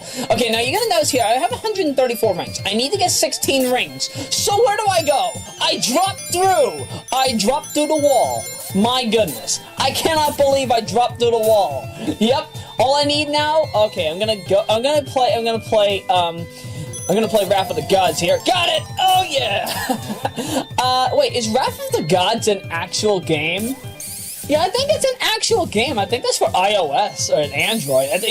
Yeah. Isn't it like one of those Rampart-style games? I never could get into Rampart. Even when I had it in Midway Arcade Treasures and Midway Arcade Origins, I just cannot get into Rampart. I'm gonna play it to get the trophy, but I just can't. I just don't know how to play it. It's not easy. It really is not. And I don't think it will be easy for a good amount of people to play it. I mean, you have to aim endlessly. It's painful. It's very painful. Okay, mission 3. This is where I start learning that there's a new strat to completing Act 2. So where do I go? Lucy Muller's back on TV. Yay. Okay, face to the platform. Yeah. You'll see what I'm gonna do when I do the supersonic run. Oh, whoa, okay. That's just VLC ducking up. Yeah, I'm watching all this through VLC Media Player. Again, going back to Louisa Moller, she handles all the serious cases. Again, if I had to say, she's the Sandra Hughes of CBS 4 News. And I mean that in a good way, because Sandra Hughes handled some of the bigger major news topics that were going on, whether it be in the world, whether it be in Washington, D.C., That is something I fucking love about Louisa Moller. I feel that, like, again, if Lisa Hughes were ever to leave the anchor desk in the next, like, 3-4 decades, I feel that Louisa Moller would probably take her spot and reside right next to David Wade and Liam Martin. Liam Martin, the reason why Liam Martin is a part of CBS 4 News is because Jack Williams left. Paula Evans been there forever. I think she took Liz Walker's old spot. And Steve Burton and Dan Roche, I think they took over for Bob LaBelle. I miss Bob LaBelle. In fact, Bob LaBelle is in Volume 4 of MIAA Women's Hockey 2015. Yep, he's the commentator. Yeah. Every installment of MIAA Women's Hockey 2015 has a different commentator for the matchup screen. Volume 1 has Ron Barr. Volume 2 has Evan Geikis of the E! Channel Hits. Volume 3 has Jason Griffith. Yes. And in a special in-house version of the game, I actually have the rapper Nas. N-A-S or Nas, as a lot of other people pronounce it. And then you have Bob LaBelle for Volume 4. Volume 5, at the time of this recording, I have not worked on Volume 5. I haven't even worked on Volume 4. But I'll tell you right now, there's a lot that can go into Volume, that'll go into Volume 5. I'll probably do Milestone 7 stuff for that. You know how NHL 96's prototype data had like, this is NHL 96 Milestone 7. Welcome to a sold-out Boston Garden, home of the Boston Bruins. Tonight, the Boston Bruins take on the New... Oh, I was about to say the New England Patriots. Oh, jeez. The New Jersey Devils. Okay, now this... going back to the run here, the enemy rush that you see here, that's destroyed 30 enemies. In the special level select and debugger menu for this game, do you want to know what is present here? There is another mission. You have to defeat 50 enemies in the stage. 50 enemies! You have to defeat 50 enemies, my goodness. Either way, the missions are done. Now it's time for the fun. Now it's time for Super Sonic in New Game Plus. However, as you're going to see, New Game Plus is relatively the same run. The only major difference this time around, however, I'm going to take a lower route. But, let's see, when do I get Super... I get Super Sonic right here. Transform. And, yeah. Now, I'm only going to go to the boss fight with, I'm going to probably say maybe 40-something rings. Yeah, I'm probably going to go in with maybe 50. Nope, less than 50. You need at least 60 rings, 65, 67 rings to defeat this boss. At least get down to the last hit, and then de-evolve. Yeah, 37 rings. I have 37 rings to handle this in. I think if my memory serves correctly, I only get like the first 5 hits into this boss fight. But that's it! After that, you really have nothing else you can really do. You have to fight the boss normally, and good luck if you don't have a barrier. If you don't have a barrier, you're boned. You are royally boned. You're boned. I won't lie. I did this particular part of the fight in real time. And I was kind of worried that I was gonna be meat. Oh wait, I forgot I had a barrier. But you can understand how I was feeling. I kind of felt like that one time that Markiplier was. Mark was in his Markiplier episode of Five Nights at Freddy's 2, where he was like, "Oh no, I'm boned. Oh no, I'm boned. I'm boned. I'm boned. I'm boned. I'm boned. I'm boned. Come on, come on, come on!"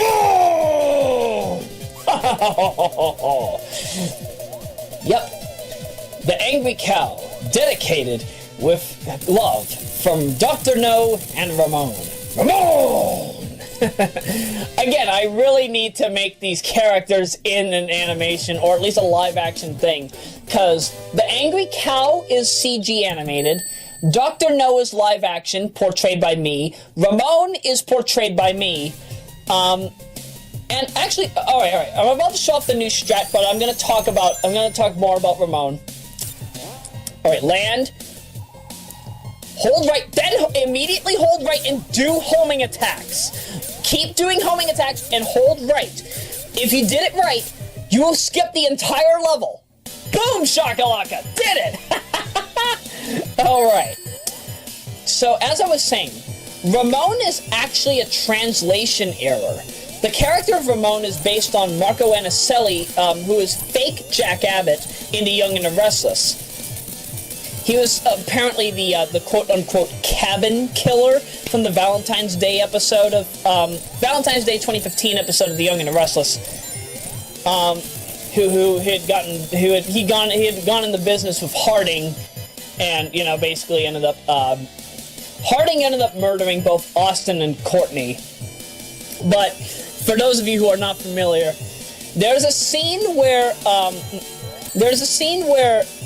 Marco just feels that he has totalitarian authority, as if nothing can take him down. So when he's talking to Victor, there's a scene where he's talking to Victor Newman, and he basically goes, "I am Marco. Roughly 5.5 hours after I watched that episode, I was trying to think, wait, was it Marco? Or, and then out of nowhere, I said, I'm Ramon. And then that's basically where the whole line started to go out of place. Oh, you really think you have it all thought out, don't you? Soy Victor Newman. I bow down to nobody. I ducking love that. I ducking love it. And to be truthful, whatever the duck I decide to do with the character of Ramon, you'll see that it will be an enjoyable experience for all. It won't just be an enjoyable experience for me. Of course, I love being the character. I'm the guy that made the character based off of a translation error. But hey, I don't care. I don't care. You're talking to a guy that does speedruns of ROM hacks, commentates over games, makes wallpapers for video games, who does random voice acting in his spare time, although it was a profession many years ago, especially in 2006. You might hear some of my stuff laying around. And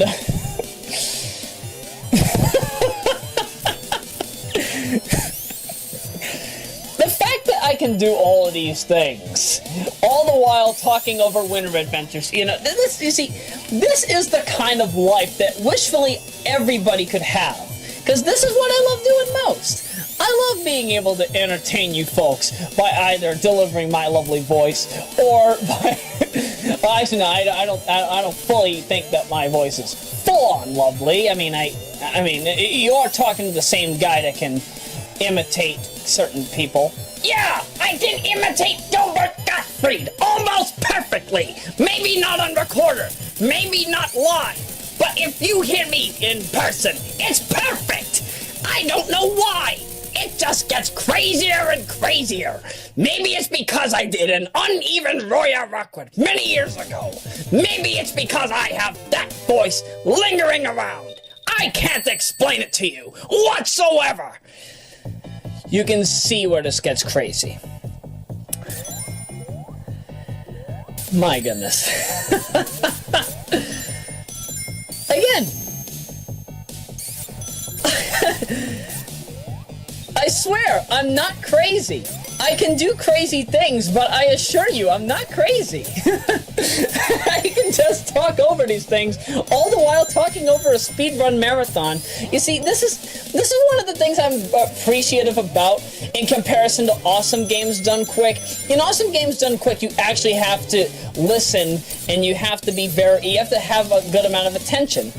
However, in the case of Sonic Hacking Contest Done Quick, I have more liberty because all of these speedruns are pre-recorded. So I don't have to do anything else but talk over the game. I have to just talk over the run. Sure, I'll talk about the strats here and there, but at this point there really is there's really nothing else to do. When you know all the strats, when you've already seen them shown like 2 or 3 times as you've seen here, you really have nothing more to talk about, so, you know, I can go into these tangents and... It's beautiful. Oh yeah, by the way, yeah, Super Sonic doesn't have to worry a bit. All he has to do is stand, go through the Mega Hack Ultra Boss again. Oh, excuse me. Ugh, man, that was horrible. I didn't even eat anything today. Why am I burping? Probably the water. Yeah, water does that to me. In fact, water does that to anybody. A good life tip or life hack, so to speak. If you want to save yourself, like if you ever have hiccups, either swallow some saliva or swallow some water. Because a hiccup is when a bubble is stuck in the air ducts. Do that, you'll burp. You'll never have hiccups again. Time is when Sonic throws up time. 25, 32, 13. All right. My goodness, though. Winter Adventures 13. It is a lovely game, and I am very appreciative of this title. One of the greatest titles ever made, at least in that time. And, you know, again, this game has Mode 1 support. So if you folks want to use the Mode 1, if you guys have Kega Fusion or another emulator that supports Mode 1, just pop in a disc, pop in your favorite CD, and just boot up the Mode 1 feature on this ROM. Boom! You can play, I don't know, you can play the Axis of Awesome's 4 chords in the credits. You can play Don't Stop Believin' as the boss fight track. Eye of the Tiger in Act 3 of the Frozen Island. What else? Oh, one of my most favorite, Brick House in Robotnik's Park. Ugh! She's a brick house. She's minding my dick. Just let it all hang out. She's a brick house. Oh, jeez. I could get into this far later, but still. That's Winter Adventures. Now it's going to be time for the main event coming up very momentarily. We have the S Factor 13. And, oh man, the S Factor 13 is very lovely. I cannot wait to talk over this. Truly an experience that you have to watch to experience or to enjoy. But that's it. We'll be back within 10 seconds. Stay tuned.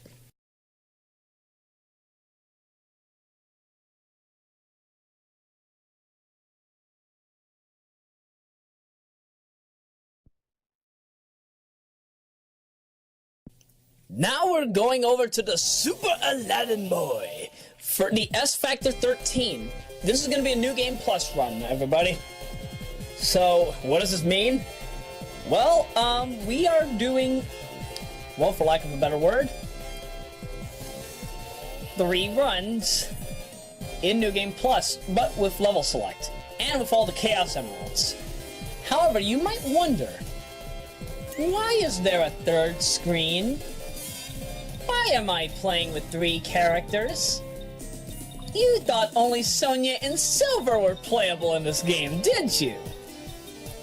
Well, get ready to be schooled. Get ready to be schooled. Oh my goodness, Gilbert Gottfried sounds just as worthwhile as Eggman Nega. Oh, jeez. Ooh, it looks like Blaze's palette. Are we gonna play as Blaze? Who knows? You're a cheater! Fada Pega, what the heck are you doing in this game? Oh my goodness! Fada Pega, what the heck are you doing in this game? Why did you put you're a cheater? Why is the cheater line in the game? Oh my goodness!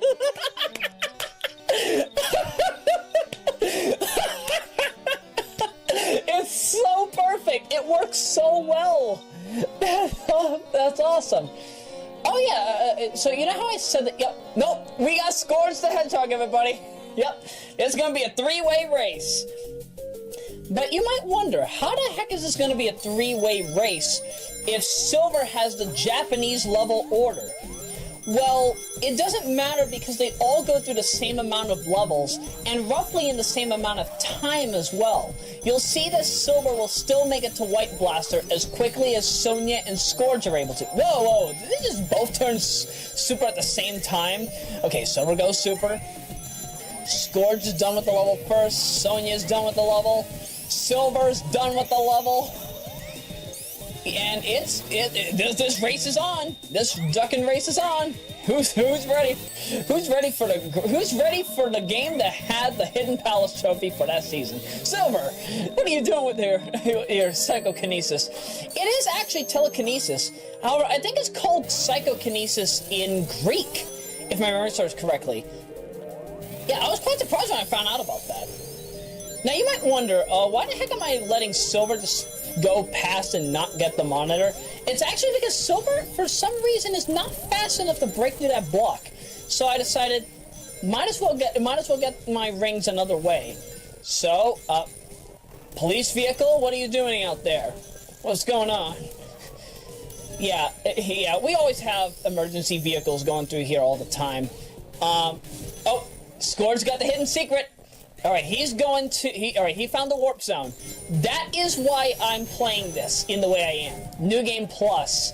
But even New Game, regular New Game, also has the Warp Zone. Now, Scourge and Silver's RAWs have been ducked up, so don't be surprised if you're going to see some pixelation, as you see right there. So yeah, while both Sonya and Scourge are in Placid Sapphire, Silver gets to take on Chaotic Street and Ringland. And Ringland is actually faster for Silver. So that's another reason why I said, yeah, we're doing this with Warp Zones. We're doing this with New Game Plus. Because I don't want to have this be a 1 hour run. I want this, I want this to be as fast of a run as probable. So everybody has significantly different strats here. However, this really sounds bad. My goodness. There are a few ambulances driving through my street. This really does sound horrible. And fire trucks. Oh dang! And they just don't stop. This is like more coming. Oh jeez.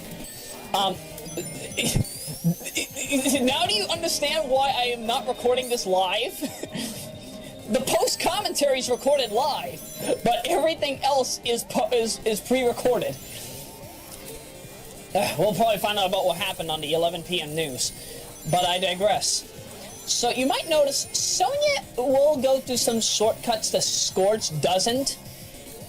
Yeah, I know it's supposed to be pronounced Scourge, but Scourge sounds better. Now, again, because one of the things you might notice is that Sonya has an ability that Scourge actually had during well, not the Scourge had, that Sonic had in Marky Jester's SonicMT, the super peel-out hack. That was done way back in 2007, early 08. And that's basically how I got to know Marky Jester. I've known Marky Jester since roughly the beginning of when he was doing stuff in the scene. SonicMT, or the super peel-out hack, later on became to be known as Sonic Regen. And Sonic Regen is entirely different in comparison. However, the needle spin, that was, if my memory serves correctly, the down and, no, it was the up and A attack that you could do as Sonic. And that basically, it basically is the same ability as what Sonya is using here. The Power Axe, which is that very spinny attack that she's doing right there. The Power Axe is an infinite insta shield. So you can phase through, you can attack Orbinauts, you can phase through spikes, and I didn't even know that this hidden passageway was here until this run. So yes, Sonya's gonna beat Act 3 faster than Scourge as a result of this. There's just so much that the ability set in the Sonic roster offers, that the fact that I'm able to remember all of these things without error, it's astounding. It is extremely astounding, and I'm very glad that I've been able to study these abilities all these years. I can't get enough. I just can't get enough.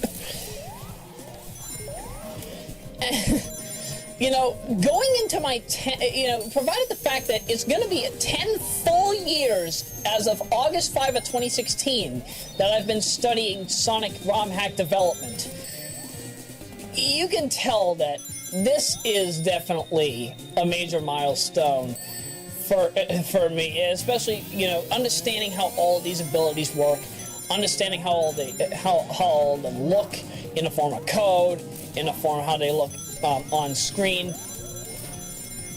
And you know, it's just also beautiful. You can't stop to you can't not stop to think that there's so much you can do.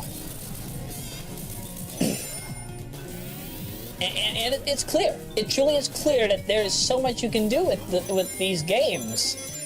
That the possibilities and probabilities are practically endless. Truly could not say anything more or less than that. And now we're going to go into Ringland. And oh man, Ringland. So much ring sound. Oh, by the way, you might notice that the, I totally forgot to mention this, but the heads-up display is significantly different from what you might have noticed in betas of, particularly version 0.5 of this game.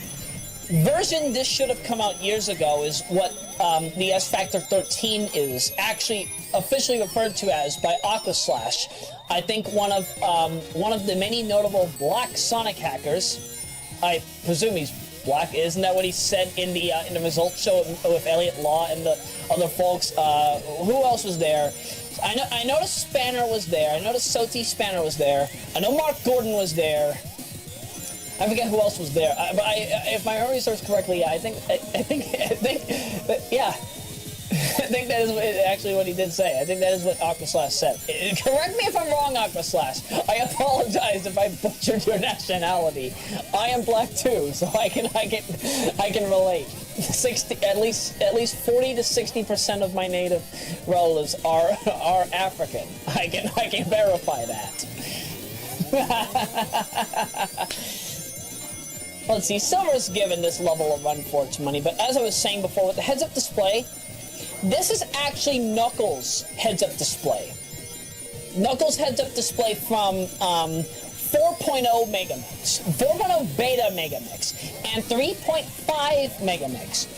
For those of you who are unfamiliar with the Sonic Megamix leaks, I had known that there was a leak of version 3.5 for a good long while, and this was, I found out about this within days of when, I found out about this within days of the release, the August 13 of 08 release of 4.0 Beta. I think that was actually the reason why version 4.0 Beta was released in the first place, and why it was on very temporary cancellation. Now, again, I don't fully know. I don't fully know the story of what happened with Megamix. However, I think, if I had to say, I think that was one of the reasons why the development hell had happened so much, and I think that's why, Dustin had to give the project over to Stealth and a whole bunch of other matters. I can't explain it myself. I don't know what happened, but I presume that was one of the primary reasons for its cause. But that's something that could be talked about on your own free time. I'm not going to debate about it because, again, I'm just a spectator. Don't ever shoot the messenger or the spectator. You never do that. Now let's see. Sonya's going on to White Blaster. Scourge is about to go to White Blaster. Silver just has to defeat Eggman Mega here. That's why I'm very glad that Ringland Act 3 is very quick. Quick. Yeah. The speedrun is quick. It's the S Factor 13 done quick on the Super Aladdin Boy. Yeah, I actually do have to ask. Out of all of you in the Sonic hacking scene, and even those that are just randomly watching this video, how many of you actually have the Korean Super Aladdin Boy 1 or 2? I don't know anybody that has a Korean Mega Drive, let alone a Super Aladdin Boy. So if you have that, I would be very glad to have that question answered at any point soon, because my goodness, the Super Aladdin Boy is a lovely console. I don't know if there's any differences between that and any incarnation of the Mega Drive, but hey, if there's any significant differences, then I would definitely love to know. It's worth noting down, you know? Now, as you see, everybody's on White Blaster, and everybody gets through the boss fights relatively quickly. Silver obviously has a little more of a rough time, at least with the first half of each boss, primarily because he doesn't have his super form. But as you will see, when he uses his hover, he can really keep up with Sonya and also with Scourge. So as you'll see here, there's roughly, I'm going to probably say like a 46-second difference between Sonya and Scourge's time slots. So obviously that is a factor for Silver. But you'll see that by the time we reach Act 3, that'll pick up. but there is something major that could kill 2 of the characters' runs, and I will definitely show off that once we get to that point. I will gladly explain it in full. It's very painful, especially if you are doing a character battle. And bear in mind, I did not know of this before this particular race. When I did the original Sonya run, I don't think I did the run. I don't think I did the fight for Anne, actually, in the way that you'll see here. It really all comes down to the Anne fight. So once you reach that point, you'll understand why I'm complaining so much, because there's no way for Scourge or Silver to survive after it happens. Maybe Sonic, Blaze, Miles, Knuckles, and Mighty have a way of getting through it, but I don't want to do a 9-way character race just to find out. In fact, my speedrun templates don't even go up to 9. They only go up to, what is it? My character races only go up to, 8 players at this point in time. I'll eventually up it to 9 and 10 players, but for now, the speedrun templates are only going to go up to 8. I just don't know how it will be handled later on. Yeah, by the way, Scourge has to actually use the balls. However, Sonya can use the Power Axe. Yeah, Sonya can use the Power Axe. It's okay. It's okay. Perfectly fine. Nothing to worry about there, right? But Silver has the easiest time. Just go into super form and just hover over him. Just defeat Eggman Mega perfectly. Kaboom! Kaboom! Oh, I love Tim Kittrow. Tim Kittrow's lovely. Alright, everybody's on Act 3. Now the fun and the trouble truly begin.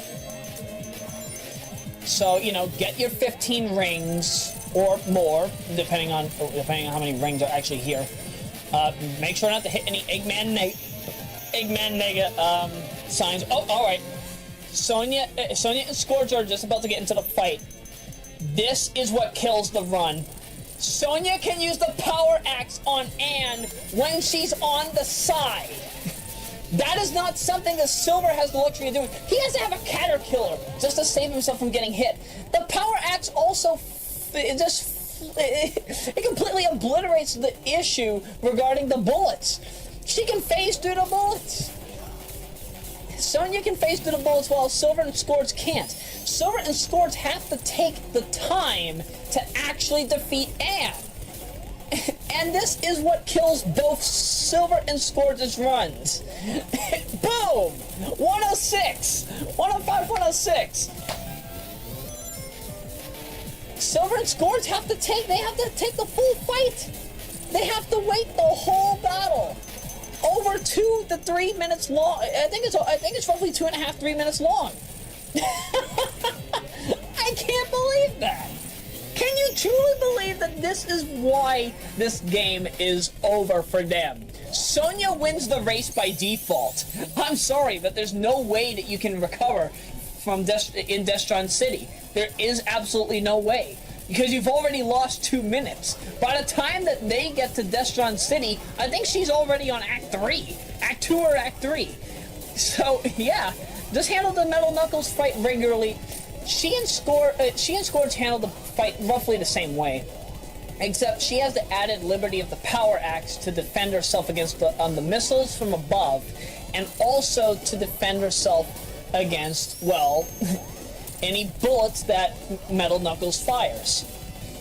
Also, I have to ask, is there any considerably notable reason for why Metal Knuckles is here? I never can understand that. It does confuse me. Oh, geez, the pixelation's really getting bad on Scourge's end. I mean, look at the after images. Why? Oh, you know why? This particular file, as well as Winter Adventures, suffered from frame loss, and that was due to the way that I was functioning, I was functioning the AVI files. I did not convert them to MPEG-4. That's probably why that happened. Okay, the Metal Sonic fight. Glad we got to this. This is all RNG. What you're supposed to do here, as Sonya, Silver, and Scourge, With Silver, you can attack Metal Sonic when he hovers, so you can get a few extra hits in. But Sonya and Scourge, you have to jump like a madman. This is all you gotta do. Just jump like a madman. When he homes in, do the power axe, run into him. Just rinse, lather, and repeat. Again, it's all RNG, so you really don't know how he'll handle it, how you'll handle this fight. But if you're lucky enough, you can kill him in midair. Kill him in midair. That's all you gotta do. Silver's about to go into the Metal Knuckles fight. Basically, you handle it the same way that you do the Ant fight. Just fire the Caterpillar heads. And Scourge, as I stated before, you just handle the boss fight the same way as you would Sonya, just with the lack of the power axe. That's it.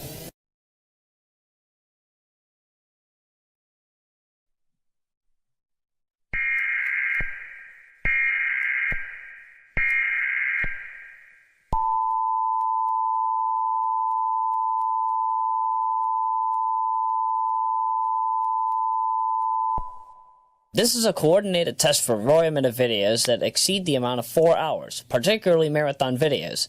Equipment that can quickly warn you during an emergency is being tested. If this had been an actual emergency, official messages would have followed the alert tone. This concludes this test of the emergency alert system. We'll be getting back to regular programming shortly.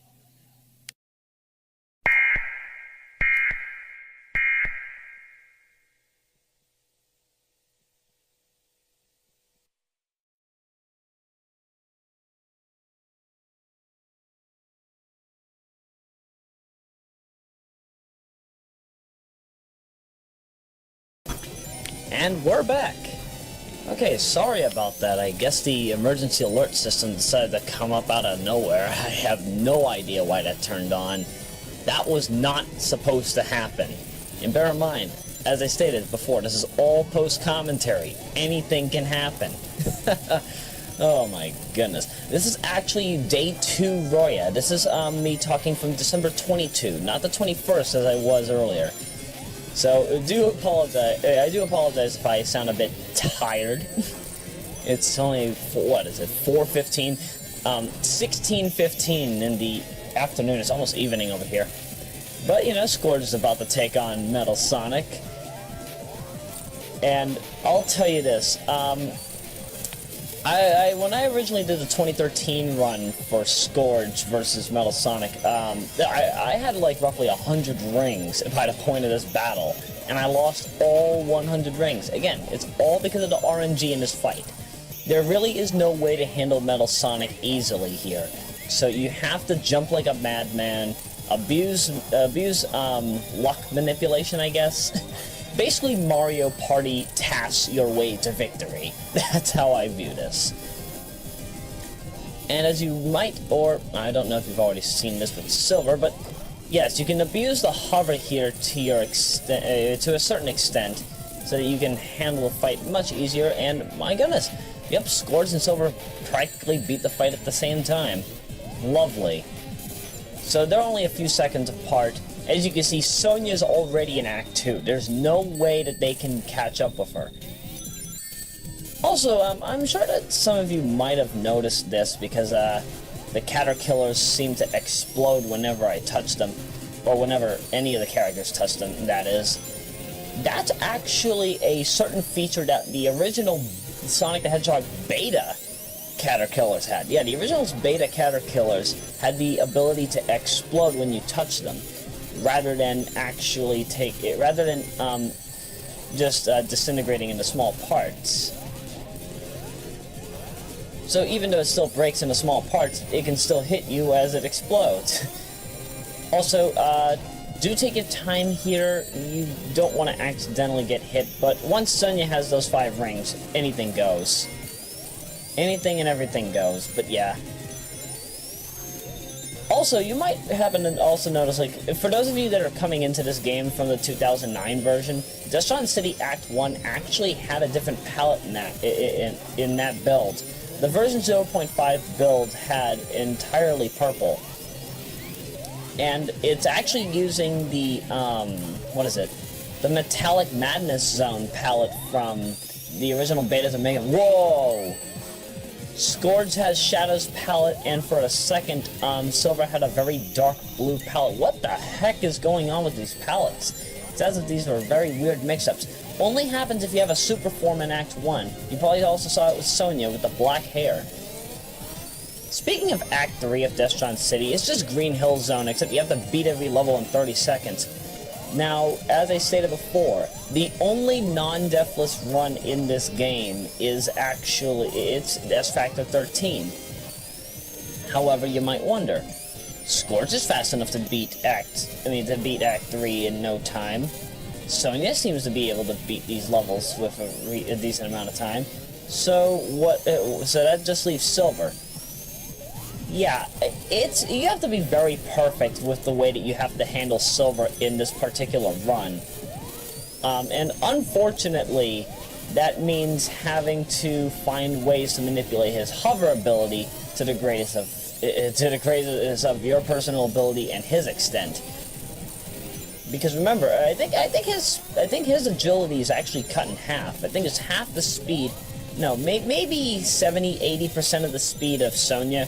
I'd have to double check that. I really don't know.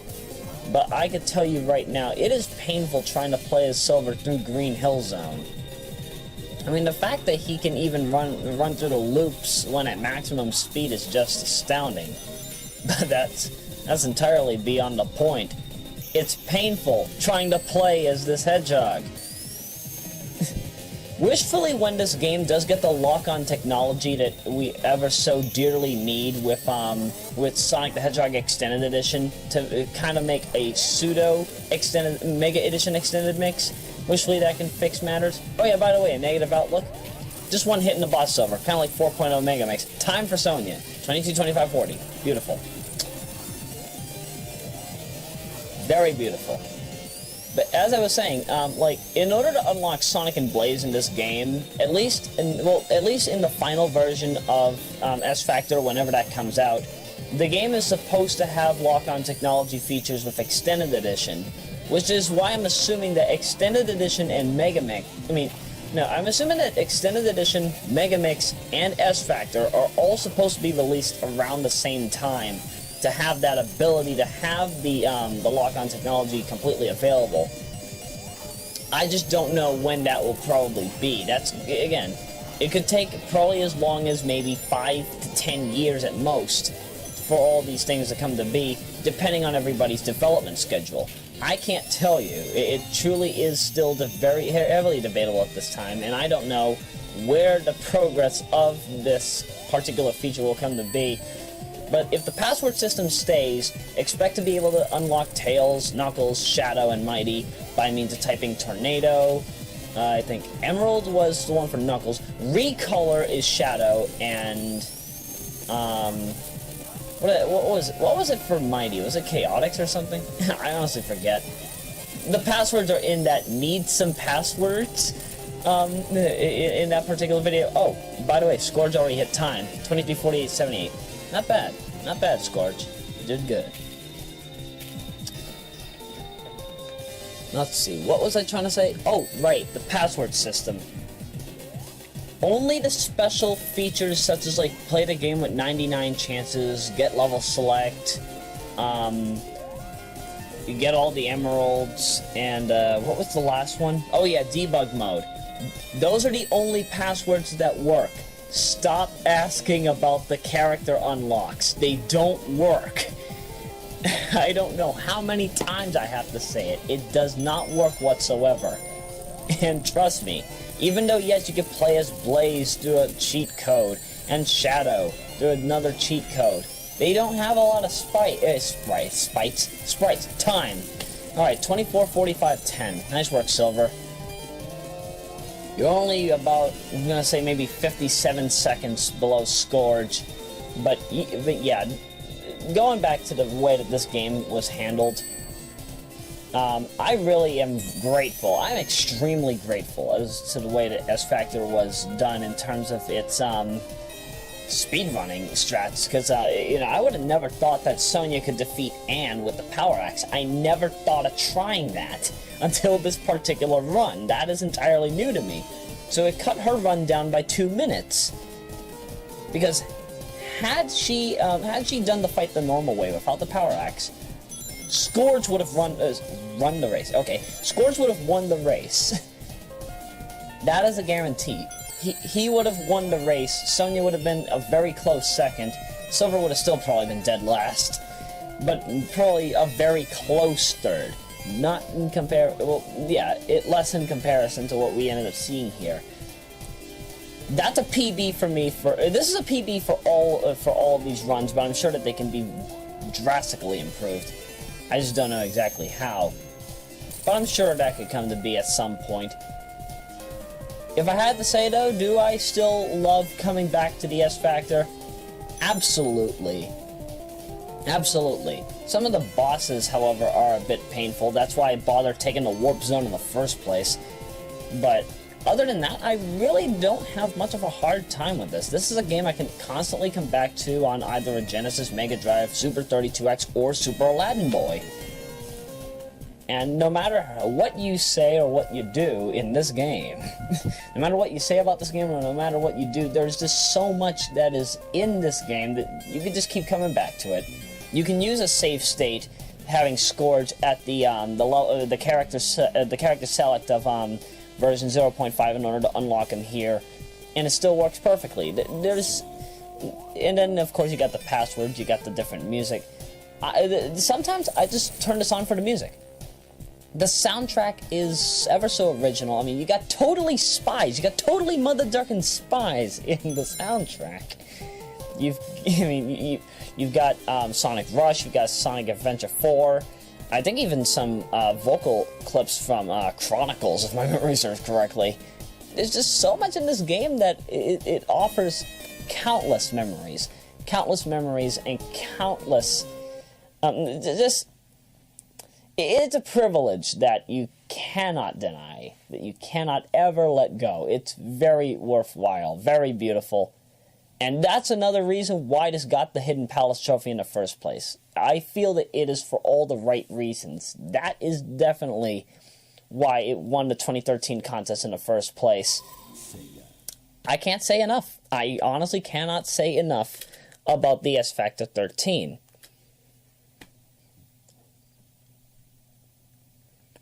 Congratulations, Aquaslash. Can't wait to see what the next build delivers. Wishfully, a much better password system that actually works with all the characters. Wishfully, a good amount of bug fixes. I mean, seriously, the fact that this game was playing with the Sonic 1 spike bug instead of Sonic 2, even if you have it set to Sonic 2, it'll still do Sonic 1.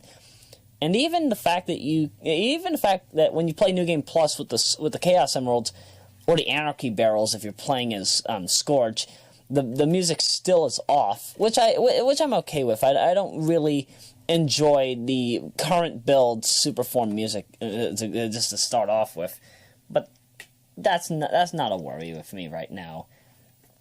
All that I'm worried about is when the heck this game will come out, and I know that the upcoming build will probably come out in the next few years, maybe in 2017, maybe 2019 at the latest.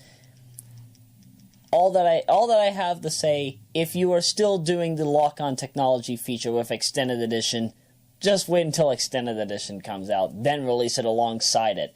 It makes the perfect sense. Other than that, though, I think I'm pretty much all set with this portion of Sonic Hacking Contest XIII done quick. We gotta go to commercial. So, oh wait. Are we doing commercial or are we going to the music break? Okay, the people back there in the circuit board are telling me that we're going to the commercial break first, followed by the music break. So, we'll be back. We will be back in roughly 15 minutes. Sonic Hacking Contest XIII Done Quick has been brought to you by Kelsey Evans Mobile Rock. Coming soon to Mega CD 2. It is also brought to you by Coca-Cola Planet. Going around the world to give you the real thing. And MIAA Live 13. NBA Live 96 just got a whole lot more beautiful. The first station break for Sonic Hacking Contest XIII Done Quick has been brought to you by Master Jace. Follow his music online only here on YouTube at Master Jace and Master Jace Beats.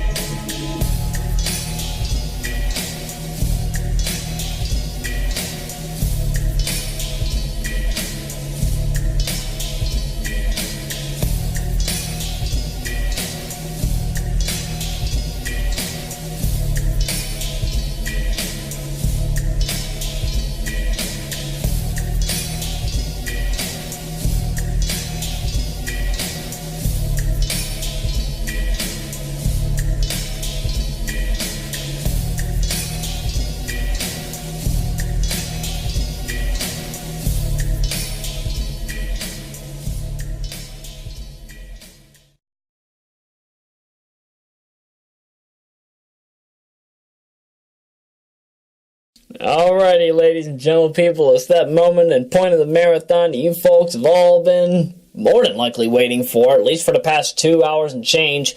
What is it, like 2.5 hours?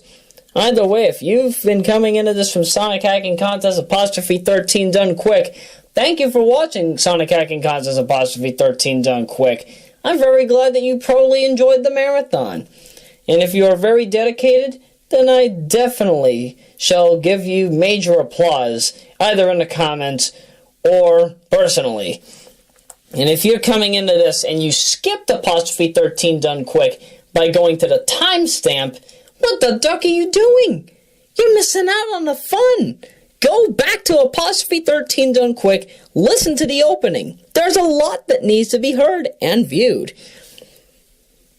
Either way, let's just get things started. Welcome to Sonic Hacking Contest Roman numeral XIII Done Quick. Yep, we're taking on the 2015 contest entries, and because it's 2015, at least at the time of this point of the recording, again, it's December 27 of 2015, we've got 15 different runs for you. My goodness, 15 runs. Sounds like a lot, right? However, some of them are only like one zone, some of them are only, demos and whatnot. But altogether, it still adds up to 4 hours and 6+ minutes. That's insane. And that's before the commercial breaks.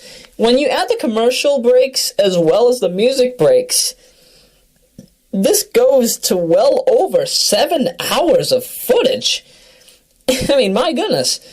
The fact that you are enduring over 7 hours of content, what have you become? But definitely, it does show how much dedication you have in watching this. And I'll tell you, the fact that I took all the time to edit this up,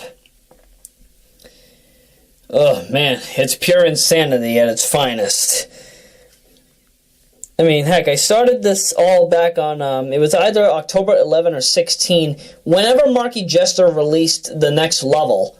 And since then, I did a day one recording of this. I did a day one speed run. That's what you're going to be seeing in this marathon. And from there, I was just waiting to see what other games were available. And of course, I ended up doing character races. Then I was contemplating on whether or not to do the XIII Done Quick runs. And wouldn't you know, I ended up doing 4 of the major titles.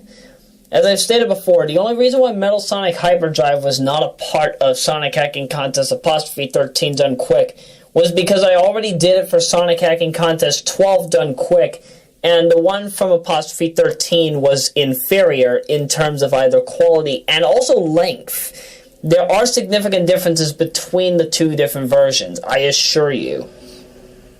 But I've got something in store. I promised Lone Devil I would do a super Metal Sonic Hyperdrive speedrun race. That's something I've got on the back burner. I've already got the rods for that. That'll come up sometime after this marathon, I assure you. But matters aside, you might notice that the video quality might have taken a little miniature spike, because XIII Done Quick was, what was it? It was roughly, it was running at 3.5 megabits per second. This portion, for Roman numeral XIII Done Quick, is running at a steady 4. It might be variable depending on how each frame is treated, but that's well beyond the point. From what I can tell you, I'm running on new hardware here. Yep, we're running on the Lenovo H50 over here, ladies and gentlemen people. It's not the best computer in the world, but it's definitely one that can at least keep up my quality levels for at least up to the end of Generation 3, which will be New Year's evening of 2019. So yeah, I'm running on the Intel Core i3 4160 processor, which runs at 3.6 gigahertz. I've got 8 gigabytes of RAM. Sadly, I can't put in my RAM carts from any of my other computers from over the years. So, unfortunately, I can't up it to 16 as the computer apparently can have. I don't know what the HD graphics driver is. I'll have to check into that. And of course, it was kind of a snitch trying to reinstall everything. I mean, heck, the fact that I was even able to reinstall Sony Vegas 13, Virtual DJ Pro 7, VLC Media Player, and a whole bunch of my other applications from over the years. I'm at least glad that they all function on Windows 10. Maybe it might not be perfectly, but still, it's good enough. I mean, heck, now I can edit things much more smoothly. I can actually record Saturn and GameCube games without limits. It'll definitely... Oh, yeah, and even Ultra 64 games. I totally forgot about the Ultra 64. Yeah, I'm like, heck, if I can record GameCube games, yes, I can also record games on the Ultra 64. It only makes sense, doesn't it? But yeah, BizHawk works like a charm. Dolphin works like a charm, at least for certain Wii titles.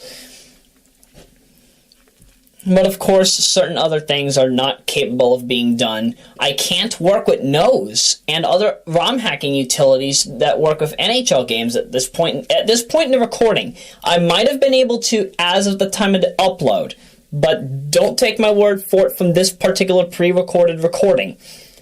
I'll talk more about that at a later time, and if you wish to talk with me about it, I'll talk about it in the comments. Either way, I'm going to have to figure out how to handle that, because, you know, MIAA 2015 is something I definitely guaranteed when I came back online, and unfortunately, if I don't have that luxury, then, of course, we have to wait a while, don't we? Don't we know Volumes 3 to 5 will come out. I assure you, they will be around for Sega Homebrew Competition 2. Yeah, I'm surprised that I turned the homebrew competition into the Hockey Expo. I'm sorry, guys, that you had to endure that. But don't get me wrong, it was for my amusement. And the amusement of my entire team, too. They gladly loved that you talked about it, even though you didn't do any live streams of it. That will come at a better time, though, I'm sure. There's lots of tournaments to be made from it, but I digress. Either way, going back to this, it's a very long marathon, and I'm quite surprised that my endurance is as crazy as it is. Because, I mean, this kind of matches up with what Worcester, Trihex, Darkspine, Sonic, and Super Alice in Wonderland did earlier in 2015. And what they did for charity Blue Sphere for 24 hours and I think 4 extra minutes on top of that. If you want to see the entire run, at least on Worcester's end, I think he beat 2,222 stages, and that's including level skips, the 10 level skips. You can see all of that on his channel. I don't know if Darkspine Sonic has uploaded the Blue Sphere Marathon to his channel. I don't know if Trihex has done the same thing of his end. And I don't know if Super Alice in Wonderland even has a YouTube channel. I apologize if I don't remember right now, dude. It's been a long while. Either way, I've been talking in this pre-recorded message for roughly 8 minutes and 23 seconds before editing. So, let's get things started here. We've kind of got a big one for you at this point. Oh, you're going to love this upcoming run. It's definitely very beautiful.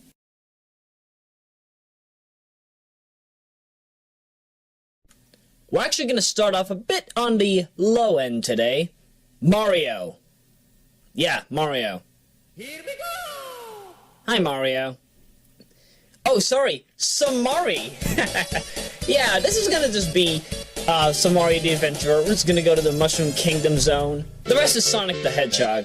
But of course, as I said, we've got a race going on, so we're just gonna see how the heck this all came to be. Lone Devil really did a good job with this. I mean, all of these aesthetics are from New Super Mario Bros. DS. I don't know if any of these are original aside from those, but my goodness, it works so well in the Sonic world. Dang, if only a fully fledged game could be made out of this. New Somari the Adventurer for Mega Drive. Oh man, I would duck and play that in a heartbeat. The down and B jump really does help out as Mario. It really allows you to traverse. This is actually not the fastest way to get through Mushroom Kingdom Zone, but it's the fastest method I could find using at least the areas that you can go through without much of any formal limits. And let's see, time is of course when you pass the post, not when you go into pipe. Time. 55:48. Sure, it says 52 seconds, but time you begin the timer when you press the start button. Just to clarify, so if people were wondering why the timer was working the way it did, That is the only explanation I could probably give you without having any form of confusion. However, this is not the end of Somari. We're about to get into the race now. So Crazy Sonic would have been a part of this race, but I didn't want to have these guys go up against a Duck and Bus or Sonic, which go ridiculously fast. So this is going to be an any % run of Sonic the Hedgehog. Yes, there will not be any Chaos Emeralds. Somari will be going up against Sally and Bunny. And oh man, this will be an intense battle. An intense battle of wickedness, craziness, and everybody's going to be getting through Green Hill Zone in a decently fair manner. Sally has the ability to basically manipulate monitors, but she doesn't have a rolling dash. However, she does have that very weird slide ability. Oh wow, my goodness, she and Bunny were synced up right there. Bunny's able to hover, and Somari is basically Sonic with a special spin jump. And they all get through Green Hill Zone Act 1 in a relatively fast manner. It's not that bad. It really is not that bad. Although you will see later on, it's gonna really get crazy. I know that two of the characters are gonna be roughly neck and neck with each other, probably separated between 20 and 25 seconds amongst one another, but that's well beyond the point. Oh yeah, Sally can also use Nicole to break walls, for those of you that were unaware. The only downside with Sally, however, is that she can't shoot in all 8 directions. She can only shoot left, right, and down. Yeah, that kind of reminds me a bit of the way that... does Richter Belmont play that way in Rondo of Blood? And I mean Dracula Double X. I don't mean the original Rondo of Blood. If I wanted to talk about the original Rondo of Blood, he does not play the same as Castlevania 4 Simon in any probable way. Give or take a few extra things, but those item crash abilities really come in handy. But this is a Sonic Marathon. This has nothing to do with Castlevania. Although that would be a lovely crossover, Sonicvania. I don't know how that would come out, but it would probably look lovely. I wonder if there's somebody in the hacking scene, let's see, one of them, I think it's Psycho RFS or RHS, or, no, Psycho RHS, sorry.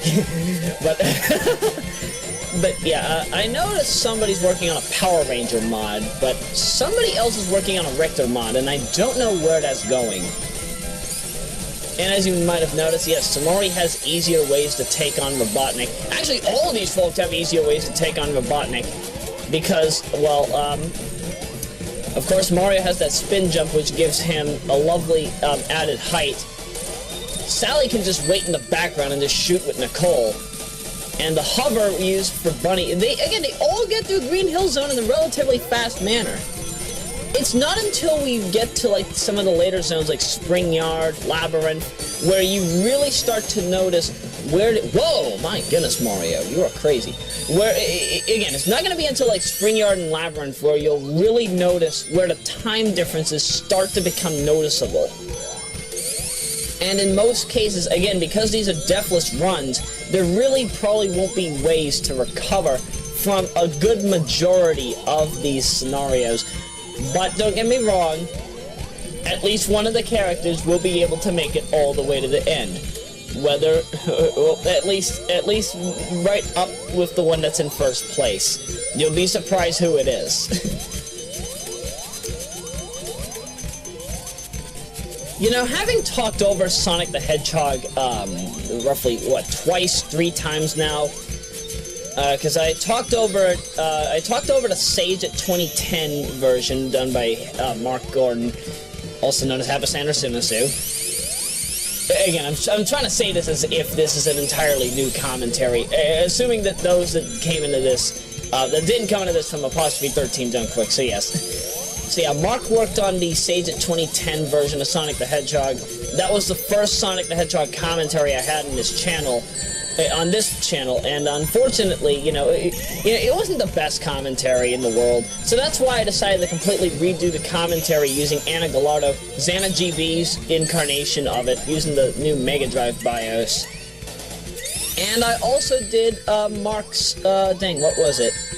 Omochao Edition, yes! Yes, I did a complete run of Omochao Edition. That was a lovely long play. I was glad that I did that.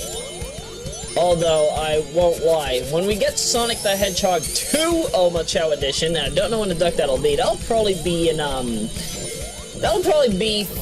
around for Sonic Hacking Contest XIV Online. But that's another story for another time. I really don't know when the heck he's gonna get that out.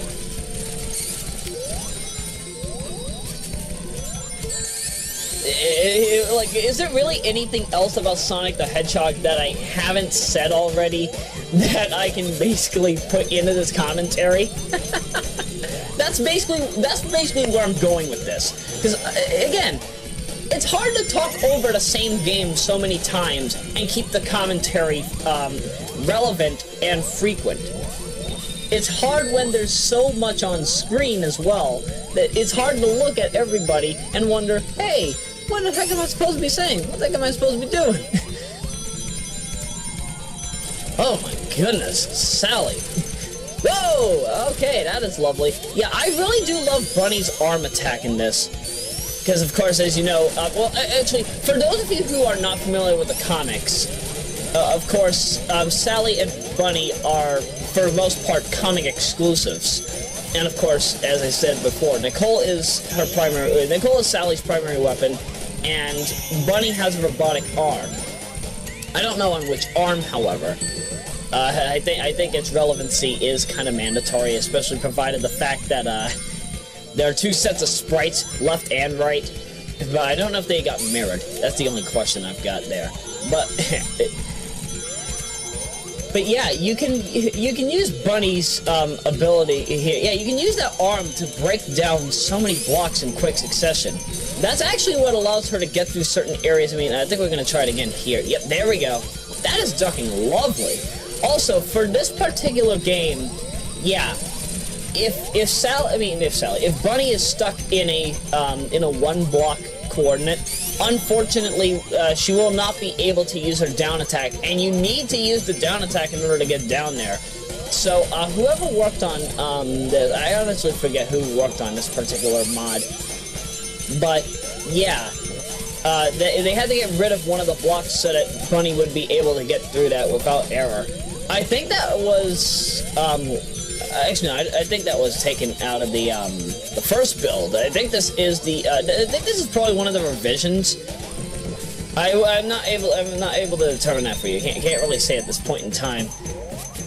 After all, I just decided to do these runs right off the bat.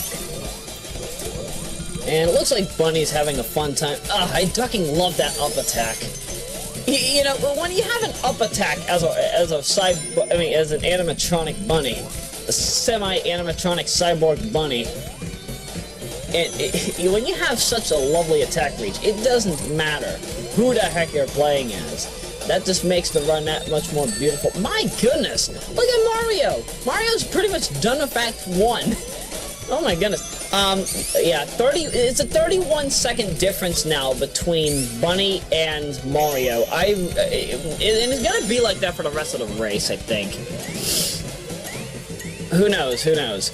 But, you know, don't get me wrong, Bunny does find some ways to make things a bit more interesting so that she is able to at least come out of this with some kind of dignity. I mean, look at how much she flies. I mean, hovers. Oh, that's lovely. That's lovely. Pink springs. Yeah, for those of you who are wondering why the springs are pink and why the springs are blue, for Bunny and Mario, respectively, that's actually to match with their main palette. I think, yeah, I think that Sally is the only one who keeps most of the original colors. Do not take my word for that. I honestly do not fully remember. It's been I'd say a few weeks since I actually looked at this particular Raw video. So, oh my goodness, Sally, what the duck? And yet Sally is almost as fast as Sonic in this game. How the heck is she having all this trouble? I really don't understand that. But yeah, as you can probably see, Bunny and Somari are already going to Act 3. Well, Bunny's almost at Act 3. But Sally is in dead last, and unfortunately, her speed, I think, is going to be a factor for the rest of the game. Because you will notice that she will not survive the rest of Spring Yard in a timely manner. And I think it probably goes down from here. Her best zone, if my memory serves correctly, is Starlight, though. So at least you have that to be worried about. And again, Starlight is not bad in this case. Hey, we got a ring. I think Mario also got a ring. I wasn't looking at Mario's footage when I saw him complete Act 2. But yeah, again, this is an any % run. We do not need the special stages. I love that arrow, by the way. You know, when they were working on the layouts for these levels, I wonder how many people thought that having the rings in a certain order would look lovely. Because Master System Sonic 1, not to be confused with Game Gear 8-bit Sonic 1, but Master System 8-bit Sonic 1 has a, like in the special stage, in the first special stage, the word Sega, Sega is in the upper right corner of the screen. I mean, not the screen, of the level. You can take a look at it in a map viewer. I know the Sonic Retro has it available. I definitely recommend you give it a go. It looks interesting because it's not every single day that you get to look at a special stage and see, like, hey, there's a special design here. Although, I think somebody did this as a joke back in the early 2000s. Somebody made a special stage. Actually, it was a whole bunch of different special stages, and they were shaped like a certain body part I don't want to talk about. It was a certain extremity, if I had to say, that you probably would not want to see in any kind of video game. Oh, man. Let's just say that it probably got the ratings back in 2004. Actually, I don't know if that came out in 04. It probably came out circa 2003, 2004. Couldn't really tell you right off the bat, but... Yep. Hey, Mario found a shortcut. Oh, does he find a secret ring? Is a secret ring there? Nope. Ah, dang it. There is like an extremely rare chance that if you are fast enough, you can get a secret ring in the pathway that leads you to the end of the level, and that's how you actually get all 50 rings. I do remember Lewis talking about this in the 1991 Sonic the Hedgehog commentary. I don't remember if it was on Solaris Paradox. Oh, dang, even Bunny doesn't get it. I don't know if it was on Solaris Paradox or if it was on Brain Scratch comms. But yes, in Labyrinth Zone Act 1, if you decide to take the shortcut, there is a rare chance that you can get the hidden ring there. And I don't know the requirements for it to show up. I think you have to destroy no enemies, but that's a completely different thing. I really don't know. But if you are able to get that ring, you can get 50 rings, you can go to the special stage, if you have yet to get all the Chaos Emeralds. By this point, however, I expect that you have gotten all the Chaos Emeralds, but for those that are playing this in New Game, or if you are a completely new player to the series, I would understand if you did not have the ability to get the Emerald. Get all 6 Emeralds before the end of Spring Yard Act 2, Yeah, Spring Yard Act 2, because Spring Yard Act 2 is the last zone where you can get the Chaos Emeralds in quick succession. Yeah, I know what I'm saying. Even though I'm somewhat tired. Yeah, I'll tell you this. Even though it's December 29, you know, I had to shovel outside. Let's see. It's not that bad of a snowy instance outside, but it's bad enough that it needs to be handled. I mean, how many inches did we get this time? It was just a coating to 2 inches, but man, I'm glad that we also got rain. The rain really dealt with the snow this time around. You see, if we have this winter, I'll be in the clear, because I'll tell you right now, my body is not made for shoveling. Because, you know, I've kind of worn my body down over the past 5 to 6 years, because I've been kind of forced to shovel. Give or take that time that we didn't really have, we only had like 9 inches of snow during 2020. There's the hidden ring! Oh man, I'm very glad that was found. I don't know why that happens. I don't know why that hidden ring is found. Also, you might have noticed that Sally, in Act 3, I pushed on the, I pushed on the block in Spring Yard Zone that caused that little, block, that 4-squared block to move. And apparently, when Sally, even though Sally was ahead of it, apparently the block had blockaded, the bottom passageway. I think that is a bug. That needs to be fixed if that hasn't been touched yet. And, okay, my goodness. Oh, wow, apparently Bunny is able to hover in that little, mini section. Maybe I don't know if that increases, jump speed or whatever, but if it does, I wouldn't be surprised. My goodness, though, she can cover a lot of ground in the water. I really didn't notice that until I'm watching these Raws. Well, then again, I did record these runs all at the same time. I think I did Sally first because I noticed she would be a pain. I did Bunny second and Somari third. But, of course, all of them basically use similar strats. They all play mostly the same way, give or take certain abilities that decrease their overall speed. But it's not that much of a factor that you can really get through the game in a timely manner, roughly less than 30 minutes. That's why I made the estimate as I did. Because again, who can't beat Sonic 1 in 30 minutes? Deathless. Any percent. 100% doesn't matter. I don't care about 100% runs. However, if you're able to do a 100% run, I hope that you know how to handle the special stages. That's all I ask. Oh, whoa. That was a close call, Mario. I mean, Mario almost got hit by the, by whatever that... What is the name of that bomb? I really don't know. I'm really unsure. But yeah, apparently when Mario's running at top speed, he has a peel out.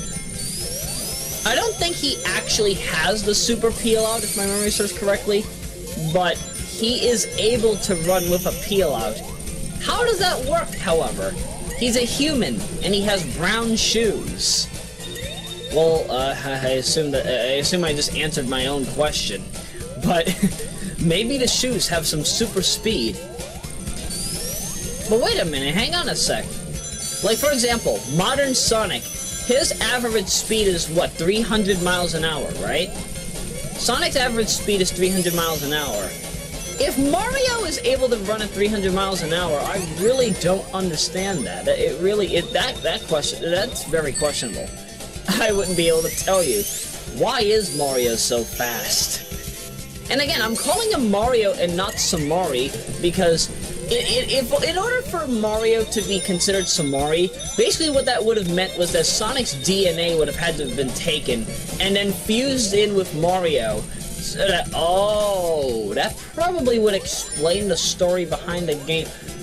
I wonder if the original Famicom game, the Famicom Pirate of Sonic the Hedgehog that had Somari, I wonder if that was the whole plot in the first place. What, Dr. Robotnik takes Sonic's DNA at some point, gives some energy to Mario, and then has Mario test it out. That kind of sounds interesting. Maybe that is what happened. Can we... I think in the original Somari, the original 8-bit Somari, I don't think you have the ability to play,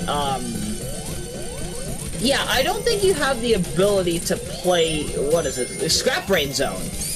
Yeah, you just go through the first 5 zones and then it takes you to the final zone. I actually did a long play of Somari way back when. This was during my, this was when I had first gotten to E-Machine's ET1331G-07W.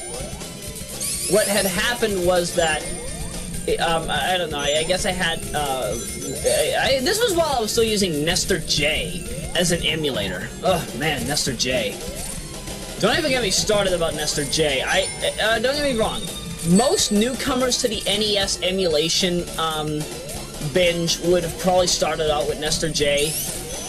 But I'll tell you, FCE Ultra X is better. Use FC... Excuse me. Had an air bubble there. Yeah, either use FCE Ultra X, or if you're gonna use a different emulator, use BizHawk.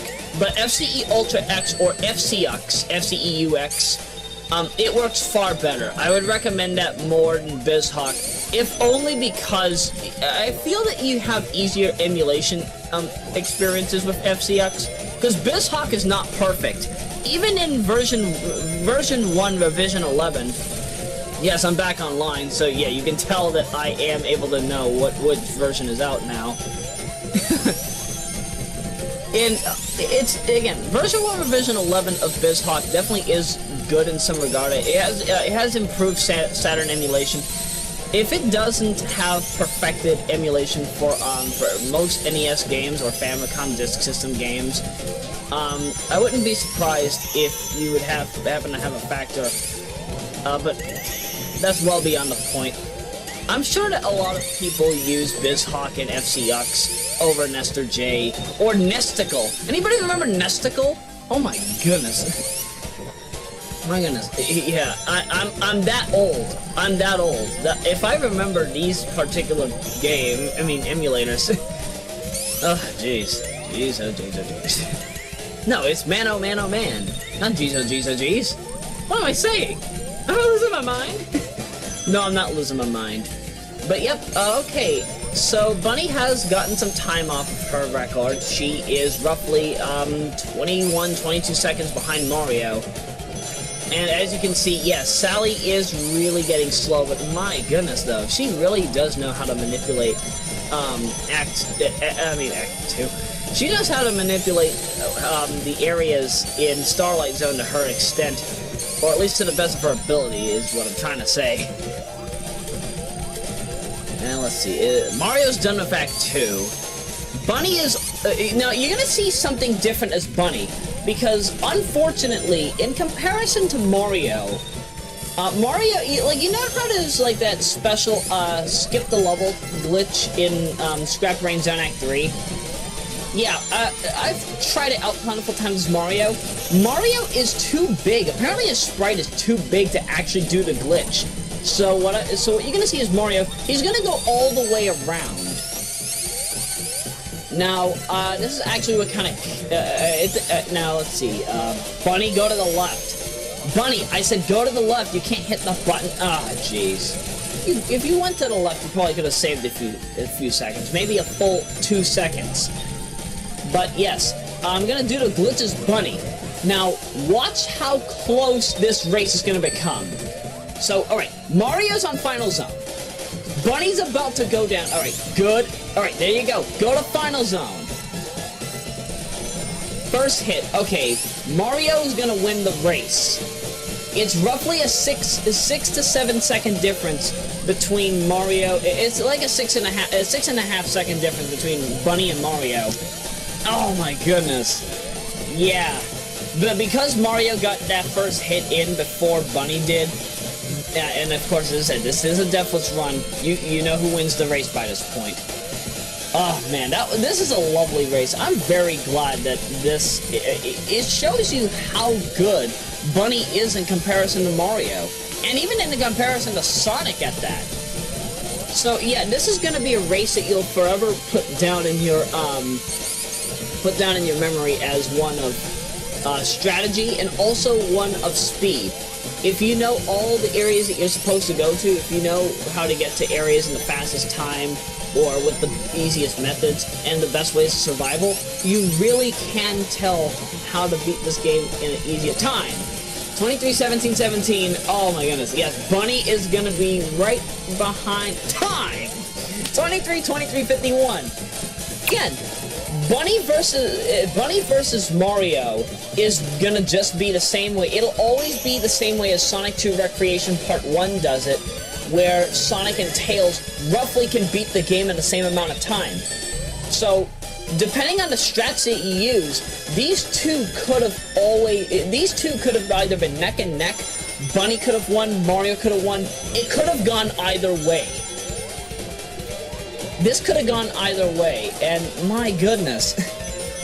The fact that this went in the way it did was definitely ever so lovely. When I first saw the victory for this. My goodness, that was beautiful. It was beautiful to the way that Bunny was able to catch up at the last second, just as a last-ditch effort in order to defeat Mario. And even though it didn't work, even though she still lost by, dang, what is it? I think it's 6.34 seconds.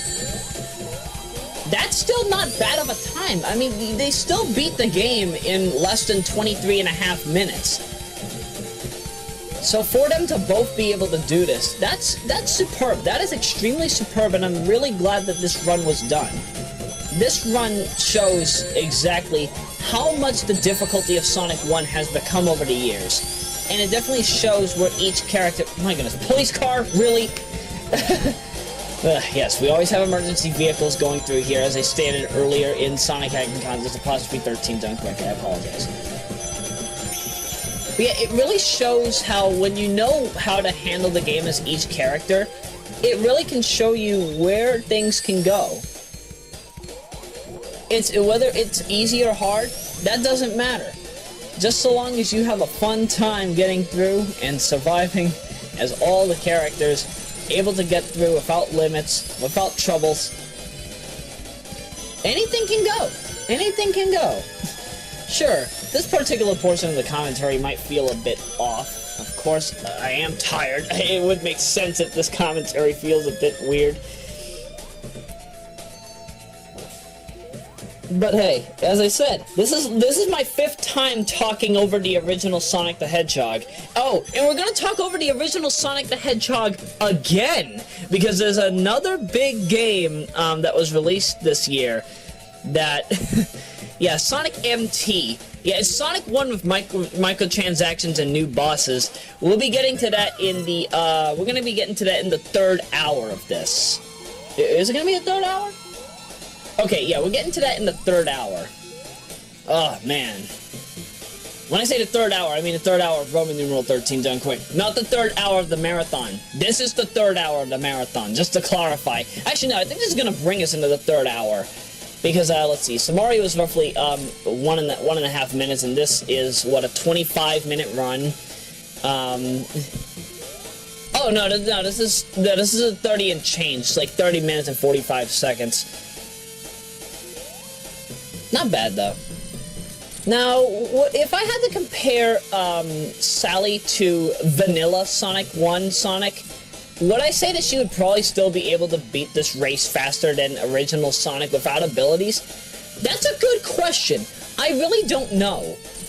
But if there's anything that I've learned from real-time speedruns, assuming you're using physics manipulation to the best of your extent, I mean, heck, you can beat the original Sonic 1 in, like, less than 15 minutes, right? Shoot, time. 27:21:50. I really wouldn't be able to tell you, though. It's been a long time since I've actually played the original Sonic 1, with just regular Sonic.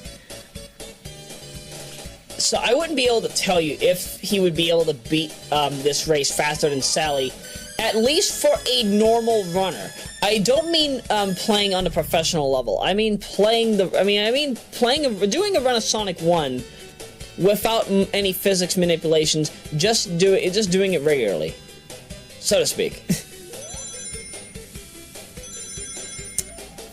But, meh. Oh my goodness. I can't believe that I'm kind of drawing a blank here. Again, I guess that's what you do when you just get out of bed, roughly, 90 minutes, I mean, not 90 minutes? 80 minutes ago, and then just start doing commentary. My goodness, that slide really can come in handy, but... Again, I've talked over Sonic the Hedgehog 5 times now. Do you really expect me to be able to talk over the game another time? And there's not much to talk about. There really is not much to discuss. It's just Sonic 1, just with new characters. But I do have to praise the developers of each title, because Sally in Sonic 1, Bunny Rabot in Sonic 1, is pronounced Rabot, not Rabbit, not Rabot, but Rabot. And Somari the Adventurer by Lone Devil. all three of these titles definitely do serve their purpose well, and I'm very glad that they all show off a new way to play Sonic 1, even though you don't really have the luxury of certain abilities, whereas Sally doesn't have a rolling dash, so you have to manipulate gun usage properly. Bunny does not have the ability to do a spin dash or a rolling dash, although she can rev up, and at the same time she can use a long attack reach. And Somari is basically a pimped out version of Sonic, well, Sonic 2 Sonic, with his own unique jumps. Altogether, it comes down to be basically a new experience with Sonic 1, but with different characters. This all started when Stealth decided to make Knuckles the Echidna in Sonic 1, with the ability to glide, and the spin dash, with the climbing, and Knuckles' natural ability to break walls, which later became one of the biggest trends in the original mode for Megamix. It was so enjoyable for its time, and I'm really glad that I got to be able to touch these again. So, you know, anything can go when you're playing these games, but when you're doing a race like this, oh man, it's really hard to keep up, especially when two of the characters are neck and neck, especially at the very end of the game. Oh my goodness. But that's the end of the Sonic Hacking Contest XIII Done Quick Sonic the Hedgehog SARTS race. Let's get on to the next game, shall we? Next up is North Island. We're going to be doing an any percent run, because I am in no mood to play the special stages again. Oh, man. However, if you do get the 2 Chaos Emeralds, and you do complete the game, I ducking love Luigi X Hero's method here. You get unlimited invincibility and unlimited extra speed.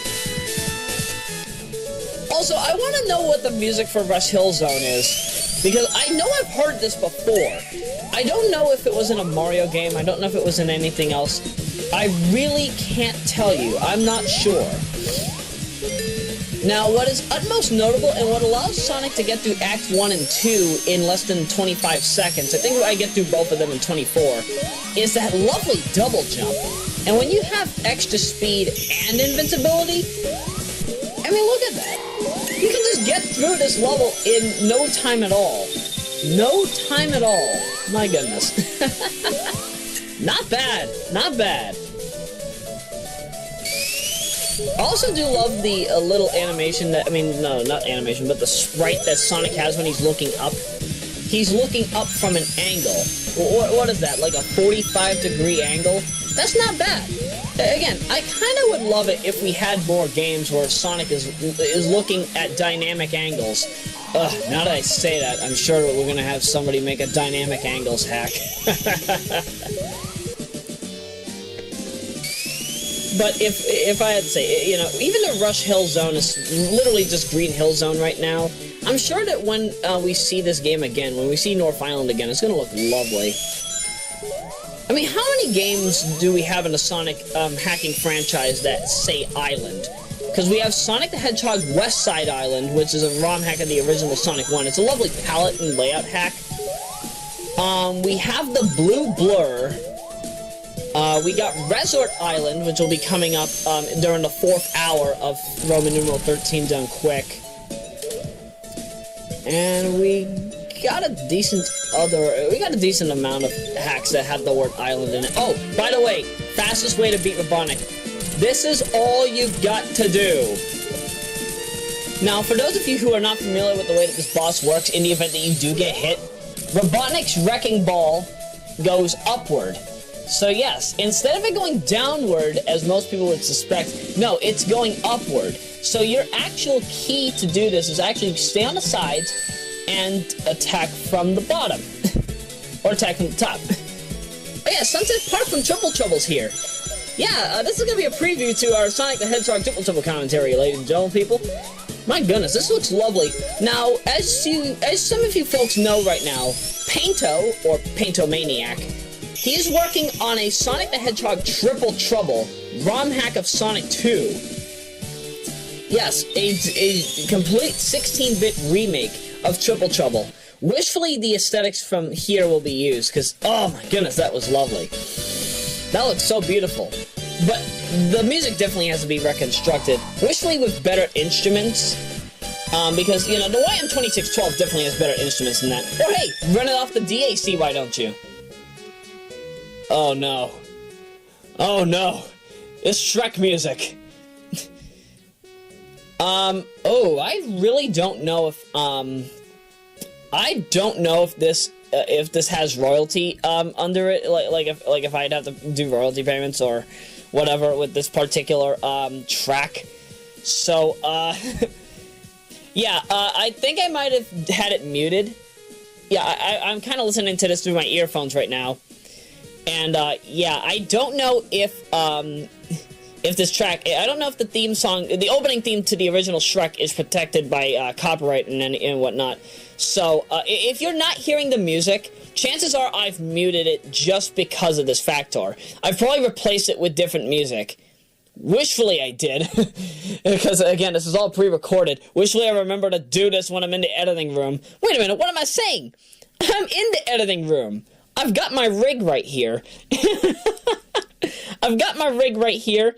I'm watching the raws. This is the editing room. My bedroom is the recording room. It is my bedroom. It is the editing room. It is the room where I talk with people.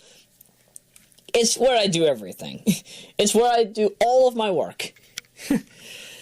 And to believe that this is over 7 hours long, and I'm doing all this from the comfort of my bedroom. Talk about having a lovely job, right? Alright, we're gonna go to the fourth game. And it's actually gonna be one that you folks remember from last year. Get ready. Now it's time for Sonic Zoom! Woo-hoo! I fucking love that Sega sound. Marky Jester, you are one of the best people to make a Sega sound that I can always use. Man, man, oh man, oh man. Very beautiful. Marky Jester also did work on some of this. I think he worked on the special stage design aesthetics. But yeah, let's see, who worked on it? Looney Dude! Yes, Looney Dude worked on Sonic Zoom.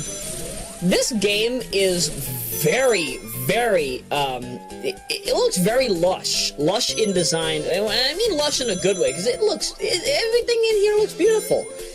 The only ability that Sonic has at his disposal is a spin dash, but at the same time, Sonic does have the luxury of having a very lenient speed cap. Most of the time, if I'm using a spin dash in this run, you're gonna notice it'll probably be only on, like, hills, ramps, and slopes. But most of the time, because Sonic's speed cap is lower, you really don't need to use the spin dash except when necessary. The rest of the run can really just be done with Sonic running.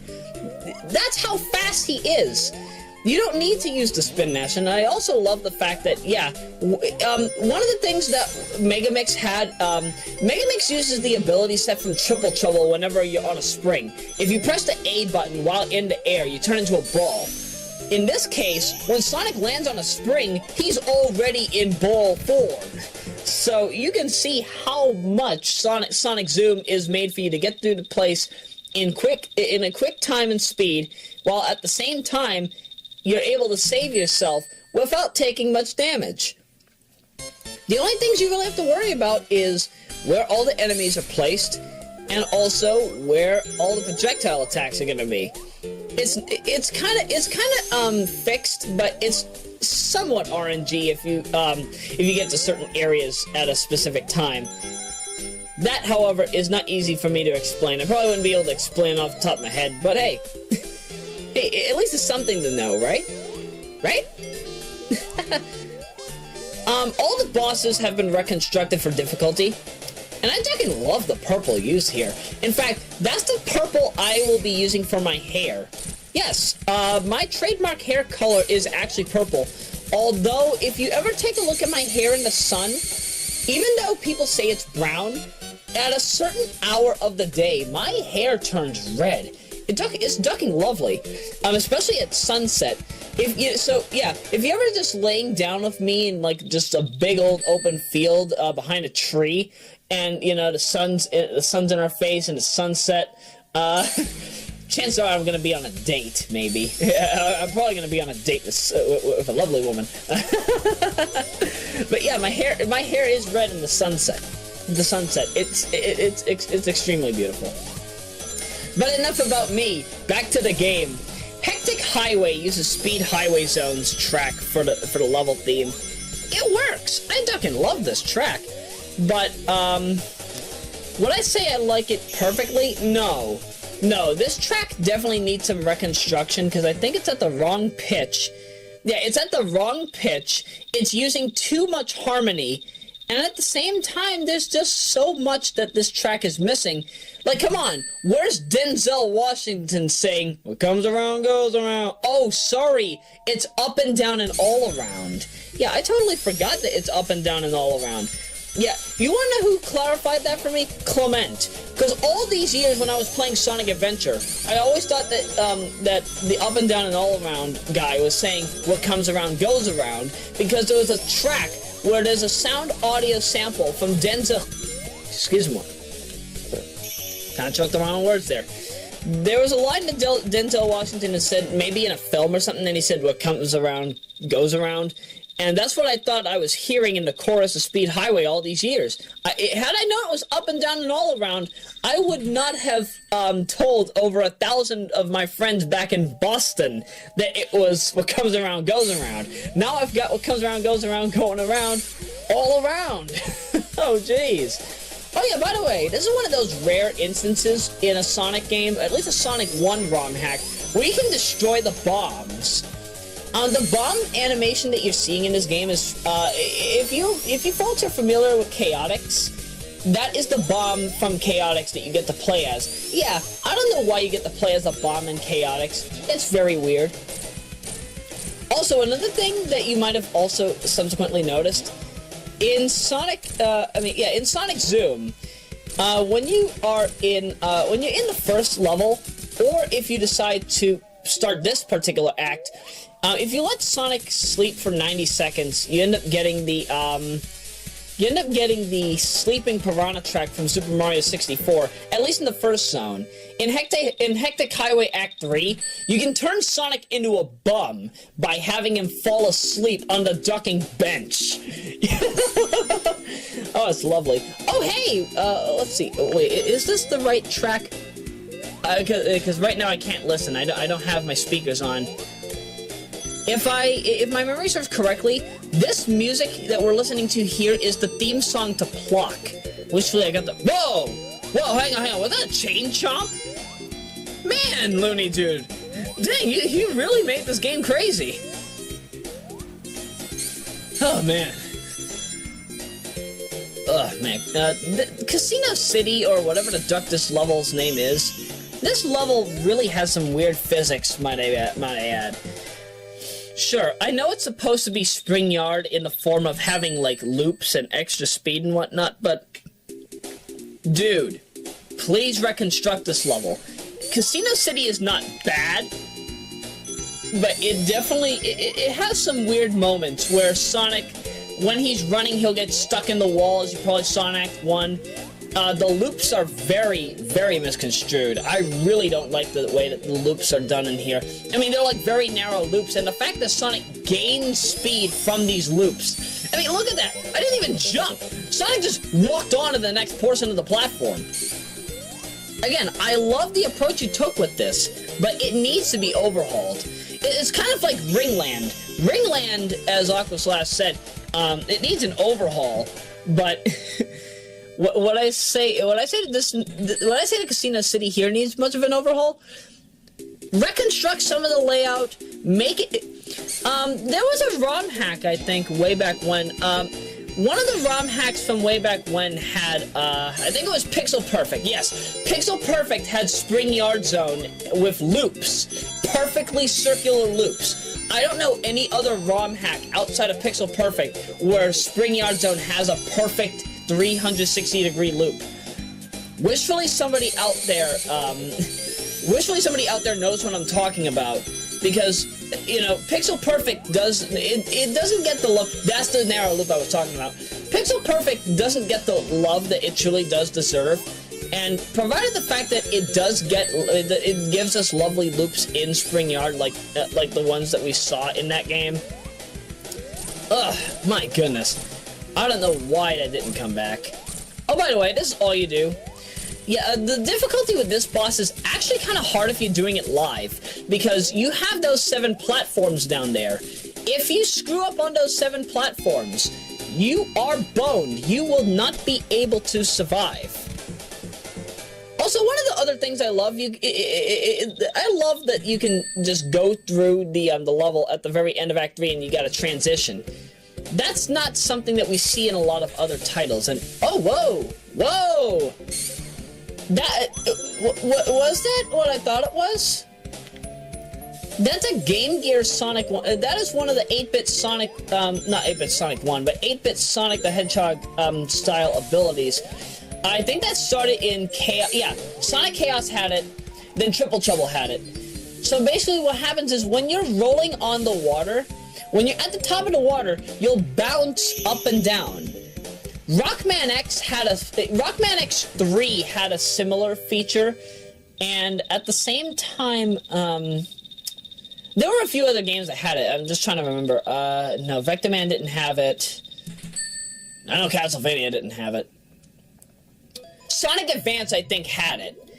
However, I think you had to be Knuckles in order to do that, because, actually, like, for those of you who are not familiar with Sonic Advance, Knuckles has the ability to swim on the top of the water, and I think at the same time, like if he goes into water, not head first but horizontally, he can sink down and then come right back up. It's definitely a lovely, it's a lovely touch and approach, and it does allow you to get through certain areas quicker. By the way, that spin dash is necessary to get through that portion of the end of the level. I don't know any other way to get through that part of the level without having to do that jump. Because if you don't have the water, obviously you can't get to the top. And if you miss your way up from going on that ramp, I don't know what to tell you. I really don't know.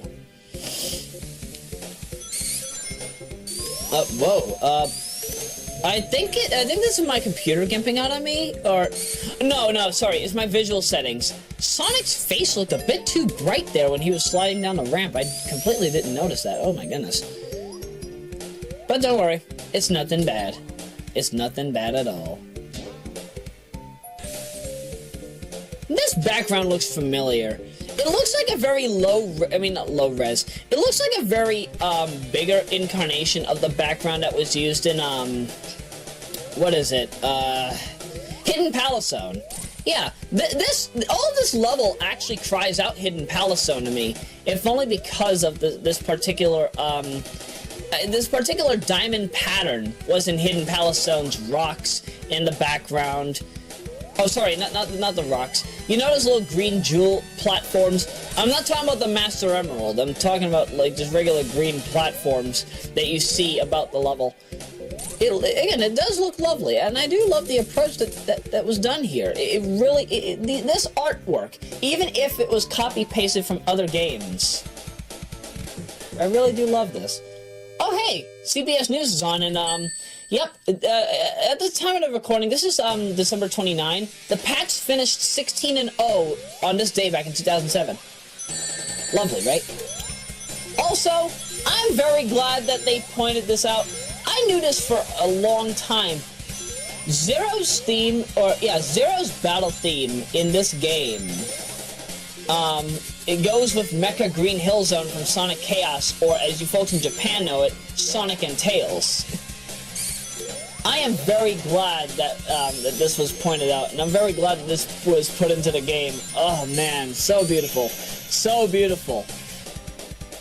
You see, it's music like this that's what gets me, because I love mashup mixes. I am the mashup mix master of my region. If only because those around my age, they've got these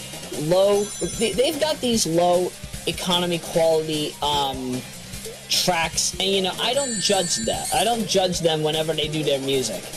But the fact that my music, or at least the remixes that I do, are mostly mashup mixes or original compositions, in comparison to them, the fact that my quality can either meet up with theirs or exceed theirs, it does make me question: are these composers and musicians being trained enough? Wishfully, I could probably put some folks under my training, because there's a lot that people could master from me. Because you know, speedrunning is not just my forte. Because, you know, I also do artwork, I do game development, I do music, I do videos, I do animations, I do basically everything that the city of Lynn, Massachusetts would love to do as a combined force, but sadly cannot, because unfortunately we don't have that much of dedication around here, which is wishfully something that I could change during campaign 2017. However, I digress. We have a lovely boss fight here, and the only way to survive this is actually to constantly get hit. Yeah, who would have thought, right? Constantly get hit is the only way to survive. Does Robotnik take 16 hits here? Yeah, I mean, look how many hits I have to... Oh my goodness. This is painful. Well, at least that's out of the way. Jeez. Jeez, that was ducking painful. That was ducking painful, man. But I fucking love this background. This background reminds me of, like, what would happen, what would happen if Sonic CD and Sonic the Hedgehog 3 combined and formed, Carnival Night Past. That's what it looks like to me. Like Robotnik's constructing the lights in the background, or Knuckles is constructing the, whoa. Okay, Frantic Factory has no rings. You have to go completely through this level without rings. Yeah, got you, Hedgehog! I'm in no mood to be Robotnik right now. I can't even be Long John Baldry, Adventures of Sonic the Hedgehog Sonic. That's how much I'm not in the mood to be Robotnik right now. But, you know, just properly time your jumps, and you will be the man with the plan. Actually, you know what? That's a good question. How many of you are familiar with that? Is it Liberty Mutual? It's one of those commercials, and the name of it is called The Man with the Plan. He's just a guy that's prepared for anything. Like he just knows everything, either from experience or just has knowledge in every single thing. It makes me wonder, is the Man with the Plan on NZT 48? Yeah, NZT 48, brought to you by the folks over at Limitless. I fucking love Limitless, and I don't just mean the 2011 Bradley Cooper film.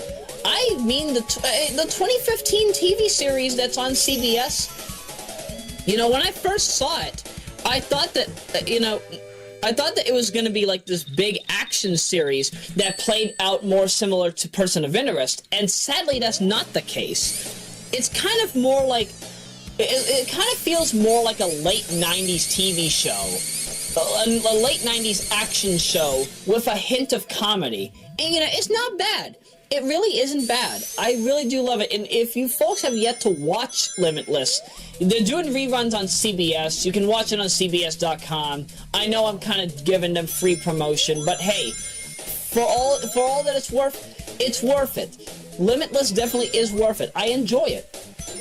I mean, the fact that you can take a pill and just I don't know, up your IQ level to above 300. I mean, turning yourself into a super genius from pills, clear pills at that. It definitely shows you how much modern science has come around.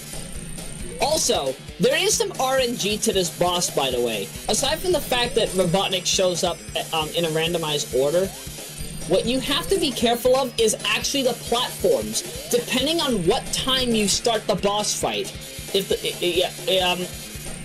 Like, either you can have the platforms show up to avoid the sparks, and that's what I do, so that I only have to worry about the boss capsule. Time is when he hits Robotnik. Time! I hit time earlier. It's 17:24:05 though. I mean it. 17:24:05 is time. Oh jeez, I'm gonna have to edit this up in a very odd way. Oh jeez. Still, 17:24:05. That's not bad for any percent. I think with the special stages it would have gone roughly about 24 minutes, but that's beyond the point. Very good run. As I said though, the fact that modern science can allow you to have the ability to do certain things that you couldn't normally do in earlier years,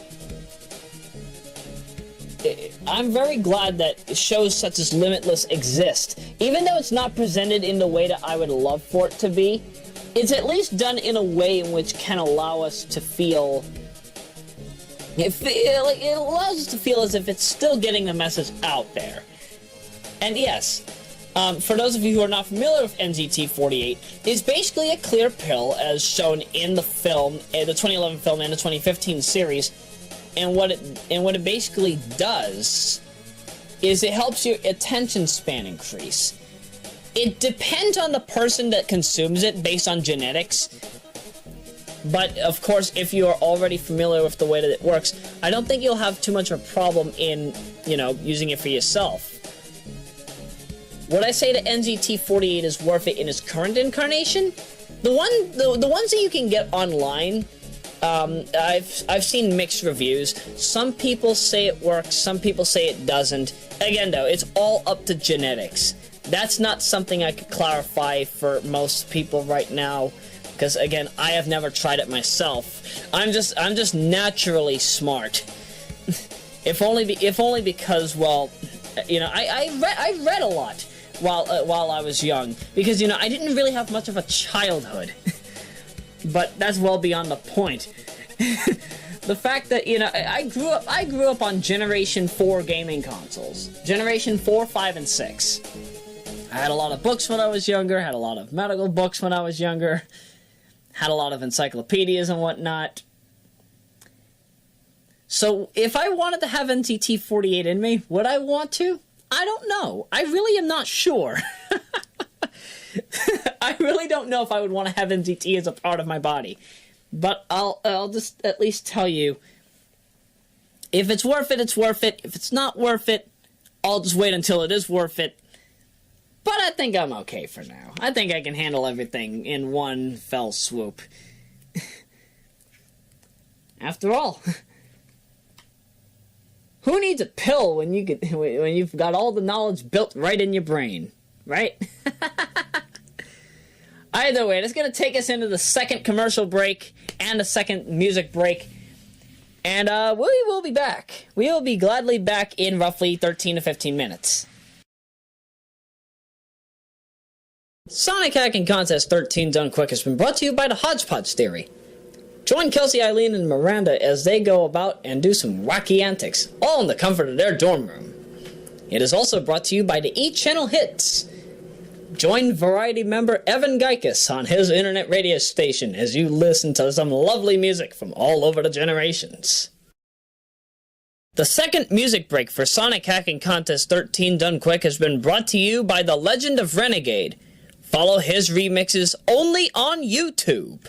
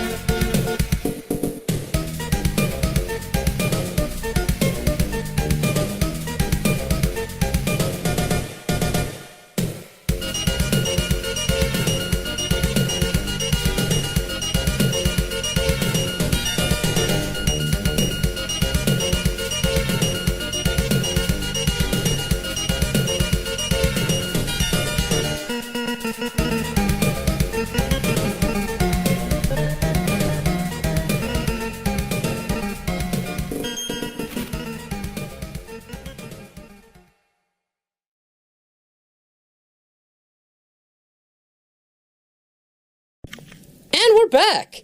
Hoping you enjoyed listening to The Legend of Renegade's lovely remixes of certain tracks from Aiko Kong Country to Jazz Jackrabbit Megamix. Oh my goodness, I can't get enough of it. Jeez. Actually, fun fact, let's see, at the point of this recording is January 4. Task Videos actually just came out with the Jazz Jackrabbit PC speedrun. This actually does have a bit of history to it. I found out about Jazz Jackrabbit way back, I think it was July of 2006, and I was on Moogle Cavern. Remember Moogle Cavern while it was still a thing?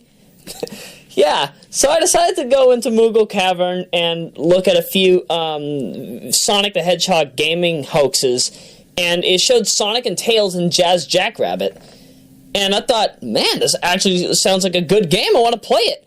Then I found out back in late 2015 that the game was only released for PC, and I'm like, Doc, there's no way I can play it.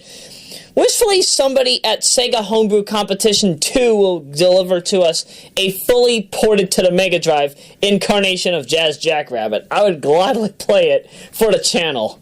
Oh, man, that would be lovely. Heck, I probably just gave somebody a good idea. I would port it myself, but I'm not a man of code, sadly. Either way, back to The Legend of Renegade. Very glad that I got to show off his music here. And again, if you ever want to give him a listen, go to his channel on YouTube. I think his music is only available on YouTube. If it's available anywhere else, I apologize. I apologize for butchering up your locations, dude. Feel free to advertise yourself as well down in the comments. I don't mind. Either way, we are now going into part 3 of Sonic Hacking Contest XIII Done Quick, so let's get ready, shall we? So we're going to start off part 3 rather big, literally. Hi, Big. Big the Big Enos Purple Cat, in his own lovely fishing derby. He and his lovely friend Froggy collect over 20 Chaos Emeralds. Is it 20 or 23 Chaos Emeralds? I really don't know. It's a lot of Chaos Emeralds. That's all I'm gonna say. This particular run, we're not gonna be doing Zen mode. We're gonna not do time attack. We're gonna do arcade mode. And oh man, this is really painful. This is a painful title in comparison to Big Fishing Derby 14. Big Fishing Derby 14, however, every item was scripted depending on when you got it. This game, I am very glad. Thank you, developers, for switching up this game entirely. The RNG is extremely lovely, but it can also be rather painful in boss fights. And we're gonna get to that once we get to, what is it, Ice Mountain Zone? Whatever the level from Sonic Advance is, you know, the winter level. I think it was called, I don't think it was called Ice Cap, I think it was called Ice Mountain. Either way, the levels in this game, there are 14 new levels if my memory serves correctly. And, oh, jeez, it just feels so proper. Now, you'll notice I'm actually going through these levels rather quickly. I honestly did not expect to get through. Hey, little Triple reference. Or is that Tails Adventure? This probably might be Tails Adventure for all I know. But yeah, this game has changed significantly over the past year, and the fact that this even now has like a Japanese Mega Drive cover, it just goes to show you how popular Big's Fishing Derby is. Can you believe that this was requested to be made during the 2013 contest too? I can't get enough of it. Also, alright, now we're gonna come up to the boss fight here. You want to hold on to your bombs, and I'll tell you why. You want to hold on to bombs and invincibility, because you can't collect Froggy unless you have that big fish. You have to destroy that big fish first. And then afterward, you know, if you want to just take Froggy out for a ride, I guess. I don't know what term I was thinking of, but yeah, for a ride. Then you can do so. However, if you take him out of the water before then, not only will you, I think you'll lose your rings, and at the same time, you might notice there's a chance counter, or lives counter, for those of you who are not familiar with chances. the chance counter depletes every single time you get hit. Oh geez, Metal Sonic just stole Amy. The plot to Sonic CD has been spoiled. I haven't even done a commentary of Sonic CD yet. Jeez, game. Can you be ever more unforgiving? Actually, no, I can't say that, because Sonic 3 is also in this game, so I'm not surprised that I'm spoiling more than I have to. I mean, heck, we're talking about 20-plus-year-old games here. And this is Sonic CD Special Stage 4, which is coincidentally also used for Misty Maze Zone. Why is it used for Misty Maze? I really could never understand that. Somebody at Team Megamix, please explain that. I could never get the understanding for as to why that had to be. But either way. Speaking of this particular big fish from Sonic Adventure, I'm quite surprised about its very large magnitude. Because, if you were to collect a robotic fish successfully in Sonic Adventure, those things could go for roughly like 2,500 grams. And, I mean, can somebody please bring up the conversion rate for pounds in comparison to grams? Because I forget how many pounds that 2,500 grams is. It's just astounding. For those of you who are unaware on how to handle the big fish, though, I will gladly explain. The big fish, you have to manipulate RNG just right. The RNG applies to when you take enemy robots onto your lure and out of the water. It's specifically frame perfect. So, like, if I were to take out that little bulb-like enemy just a little earlier, I would have gotten a different power-up. That's basically what I'm saying here. And in this case, you want to mostly get bombs and invincibility. Because each big fish takes roughly 8 hits, right? Not 10? Yeah, I think it's 8 hits. And you have to be very strategic about your usage of bombs too. Because the big fish can gobble up Froggy. And after a few rounds, he'll then head back. Yeah, he'll then head back to the main side, and then it leads to Froggy being captured by Robotnik. Simply put, I am using the correct methods here. And wishfully, some of you have been able to get the time down faster than I did, because, again, the bosses take up the most time in the speedrun. If I were playing Zen mode, chances are this probably would have been much faster. But of course, I had to be the bad anus guy. Yes, I had to be the bad anus guy who went out of his way to basically show off that, yes, I know what I'm doing. I assure you, it's for all the right reasons. See right there, the big fish almost sent Froggy up to Robotnik. So yeah, you always have to... actually, no, I want to give you good advice here. Only use your bomb if you get another bomb. All you need is one bomb. If you only have 2, don't use both of them back to back unless you know you can. So like if the big fish is down to its last 2 hits, feel free to do so. If not, save your bomb. Please. You don't want to lose yourself. See, I almost lost it because the big fish was right there. Right ducking there. You also want to be careful as to which button you press too. Because if you press the B button, you attack your opponent, and if you press the A button, then you help out yourself. Or maybe it's the other way around. Somebody please clarify that for me. I don't have the instruction manual on me right now. Because if you use the power up on yourself, not only will you attack the fish, but you'll also attack the enemy. Not the enemy. You'll also end up attacking yourself. You'll defend yourself by getting rid of enemies on your side. That's what I mean. So yeah, you know what? Forget the clarification. I just noticed that it's the A button that destroys the fish on Robotnik's end, and it's the B button to attack on my side. Okay, that makes sense. That makes sense. All right, I saved myself. I saved myself the burden of explanation.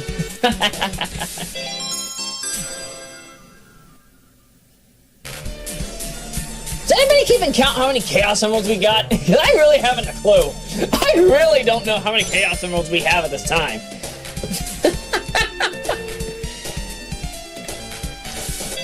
Now, of course, as always, I am always listening on my very lovely Dura brand TV, running in lovely 4:3 at 480 interless.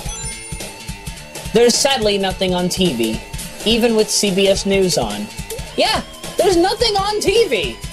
There's nothing major on my television. I don't have cable. I only use the internet for streaming. I don't need cable. I don't need cable to watch shows that you could watch elsewhere. I can imagine all those pay-per-view events all online right now. You don't even need to have cable TV to enjoy it. Now, let's see. A bit of a fun fact regarding this particular speedrun. I actually had to do this twice. And it was because I ended up ducking up a few things while doing the run, and I actually improved the time too. The reason why I had to do this run twice is actually for reasons that I probably would not be able to explain otherwise. Simply put, what ended up happening was that I recorded this run, and it went well. It went extremely well. I didn't lose a single chance. I got maybe one one-up. But what ended up happening was I didn't have the soundtrack that I wanted to listen to. Because I honestly did not enjoy the soundtrack that we ended up getting. And I mean that for the remix soundtrack. I don't mind the remixes, mind you. The remixes are absolutely superb. It's just that I prefer the original soundtrack over the remix soundtrack.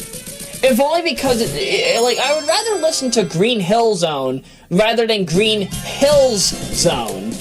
And I'd rather be listening to Hidden Palace over that of Mystic Cave 2 player. So, of course, that's within reason. That makes sense. It's fair and reasonable. It's not a problem. Although, some of you probably could understand why I would rather listen to the original soundtrack. It just feels more appealing. It feels more appealing in comparison to the remix soundtrack. And that's not a bad thing.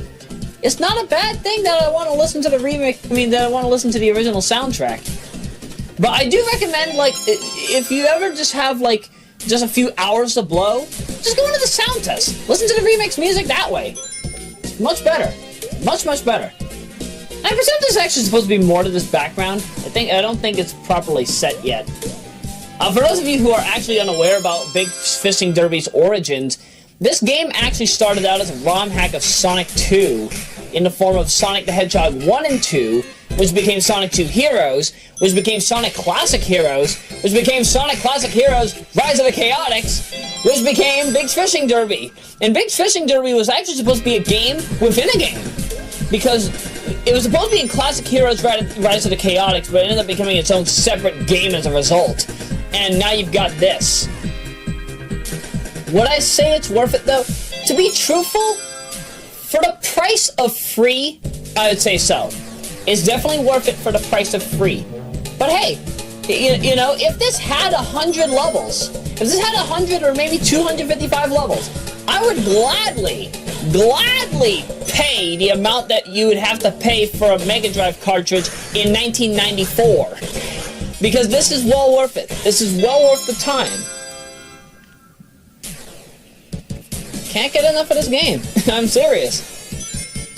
Alright, now this is where the game, you can tell the difficulty is starting to really rise up. And that is actually because the further you go into this, like once you start getting into Sonic 3 territory, you'll notice that the enemies are starting to move far faster. And it starts with Azure Lake. Yeah, I don't know why people say Azuri Lake or Azure Lake. It's Azure. Azure.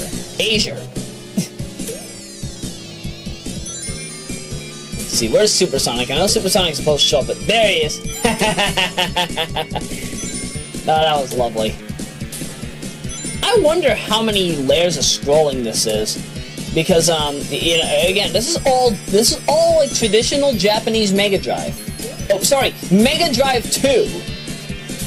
Yeah, I keep forgetting I'm playing on the Mega Drive 2 rather than a traditional Mega Drive. But yeah, there's just so much action in the background. It truly does make me wonder, like, how does this work on actual hardware in comparison to emulator? Like, does it still run it at the perfect processing speed that you're seeing here? Or does it have certain factors? Because I honestly can't tell the difference. I'm sure you'd probably be able to tell the difference by means of using a Mega Drive development kit, but as a guy that has to work on a high definition graphics console, as well as the high definition graphics Model 1, as well as Gens Rerecording, and occasionally BizHawk, I really don't have much knowledge in how this would function on actual hardware by comparison. But hey, that's okay. I'm still learning. After all, I'm not a Sonic ROM hacker, even though I did a few sprite hacks back in 2008 that I never released. Again, my forte is NHL 94, especially with the artwork. I am extremely great with the artwork in 94. If you ever need an assembly ROM hack of 94 to ever be done, just talk to me. I will gladly talk with you about it, and hey, maybe we can get something going. The only things I can't properly edit at this time, however, with NHL 94 are the player cards, as well as the sprites. Time, by the way, 13:51:15. But that's when I press start. Obviously, it's going to be a different record. But yeah, again, if you ever, yeah, it's just the player cards in the arena that I can't fully modify. Other than that, yeah, you can pretty much expect me to make a really lovely mod of NHL 94 for you, if you ever needed it. After all, I made MIA Women's Hockey 2015. What could possibly go wrong, right? 11:42:67 is my in-game record, but my legitimate record is 13:51:15 if you start from the start button press. Not including the little phases in between levels. But I count it anyway because I don't want to go by that time on screen. It makes sense, right?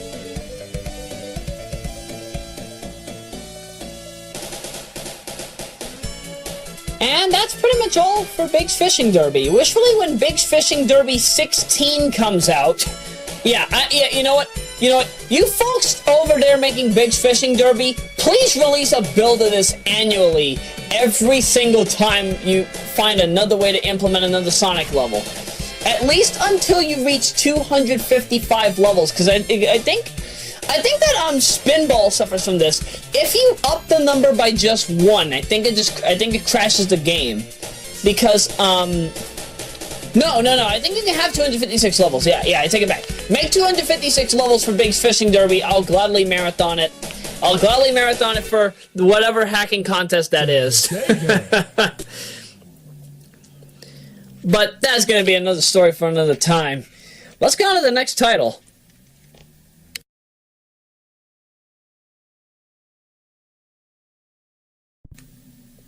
Now we're going to go into some really weird territory, and I'm really surprised it didn't even make the... Okay. Sorry, I always play it. But yeah, we're gonna go into some really weird territory here because Sonic Mildness was not a part of the it was not a part of the 2014 hacking contest, and I'm quite surprised. Either way, so for those of you who are unaware, 2014 Solarian Eleanor came out with Sonic the Hedgehog Mildness, and Egg Blaster Zone was debatably its most notable level. Well, this ROM hack is called Sonic 1 Egg Blaster, and that is not the name it's supposed to be. It is actually supposed to be called Sonic the Hedgehog Mildness DLC Egg Blaster 2. And that's what this is. This is Egg Blaster 2. Sadly, however, you don't get the Silver Sonic boss fight or an improved Silver Sonic boss fight because, of course, he probably ran out of time before he could program it in. I mean, heck, you still see some aesthetics of Spring Yard Zone in this level. Why?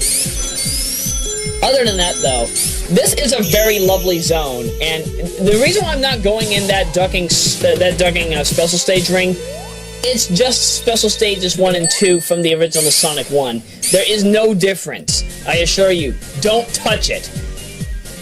Either way, though, the music in this is astoundingly beautiful. I mean, you got Cybertrack Zone from Sonic 3.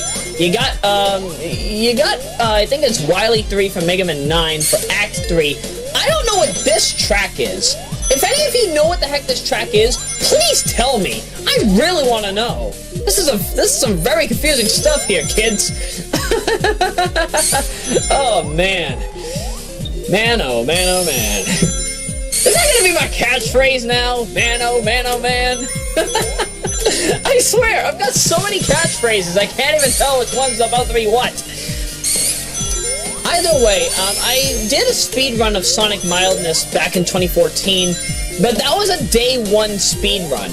I still need to improve it. In fact, my particular run is actually longer than Razor and Xenon. So, yeah, kudos to you guys over at Razor Xenon, because you folks are crazy.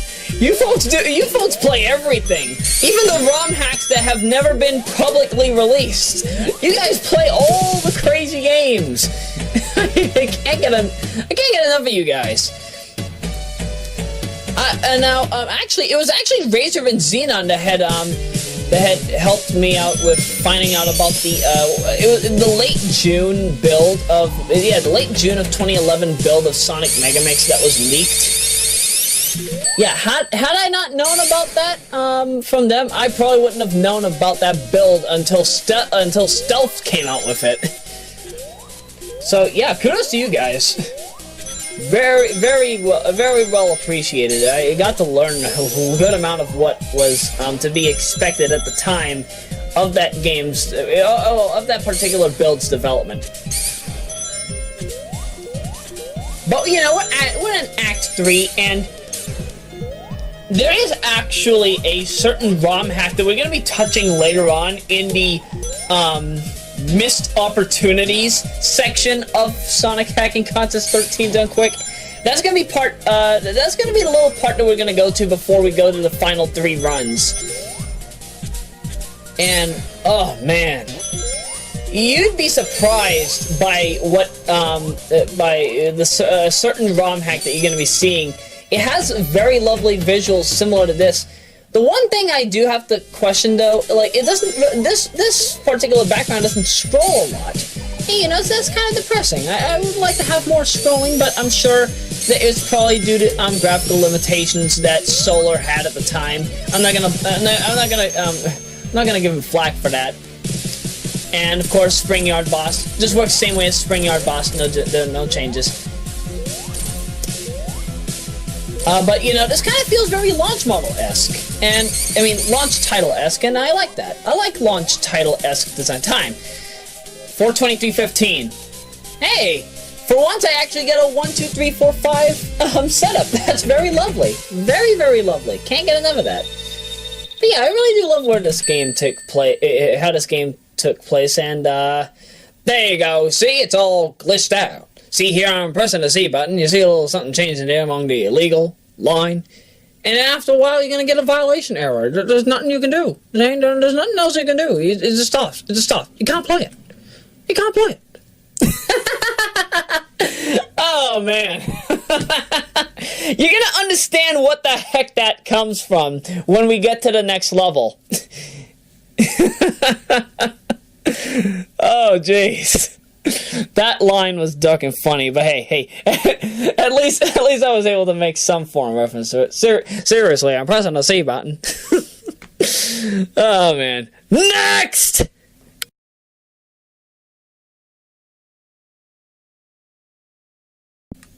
Next up is Sonic the Hedgehog CD Edition. Now, CD Edition has been around for a while. CD Edition first came out back in 2013, but there was also Sonic CD Genesis Edition, and that really confused a lot of people.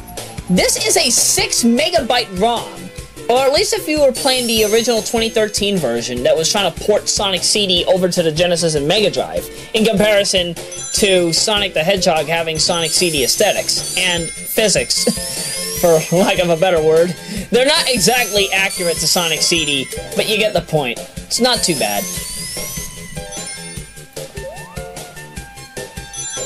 The game, however, at least CD edition, in comparison to its 13 counterpart, really does show how significantly lovely that you can. Yeah, it shows the significance of how lovely you can make Sonic CD feel in Genesis form. This is running on a Genesis and Mega Drive. This is not. That's got to be fixed. Again. If you were comparing this to Sonic CD, Sonic the Hedgehog CD 1993, you can really see where CD edition plays slightly different, and in more ways than one. Also, if you do not get that ring, then the game actually boots you back to the Sega screen.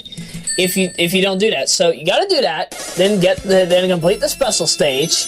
Get the Chaos Emerald. These are some lovely colors. I really do love the colors. I mean, come on. Since when was the last time you would have red, white, blue? I mean, blue, white, orange, and red in the same special stage? Jeez, I like that better than the original palette. Jeez, somebody use that more often. Other than that, like for example, yeah, see. Normally, Act 2 would completely end here, or at least jump you back to the Sega screen at the very beginning. But now this is what happens. Sonic just runs, he's automated, and then this happens. He uses his Chaos Emerald, and he teleports back in time to then subsequently have the ability to run and run. You can actually control Sonic now. Why am I not jumping? Oh, right, I want to keep maximum speed. But unfortunately, what I suffer from here is actually the fact that I cannot jump on that platform at the very end. And you're going to see which one I'm talking about, too. Right there. You cannot jump up there. Time. Yeah, 231.93. Because after this, if you can't jump up there, or even get a good future in Act 1 if you were really doing this in the intended way, you can't play Act 3. That's what happens. You just can't play Act 3. And that's the end of CD edition. Yeah, who would have thought, right? Okay, on to the next game.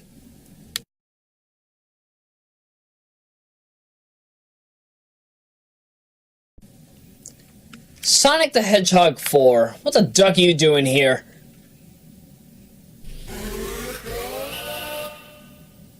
Yep, it's a ROM hack of Sonic the Hedgehog 2. And I don't know why the graphics are glitched on Gens Rerecording. This might just be a processing error. I'm sure it's fixed if you're using Kega Fusion, but still, that kind of freaked me out. This is going to be a two-way race between Sonic and Knuckles, because Tails can't fly, apparently, and yeah, only Lost Labyrinth Zone Act 1 is actually anything new in this game. Screw Splash Hill Zone. Lost Labyrinth is where it's at. Casino Street hasn't even been fully modified yet.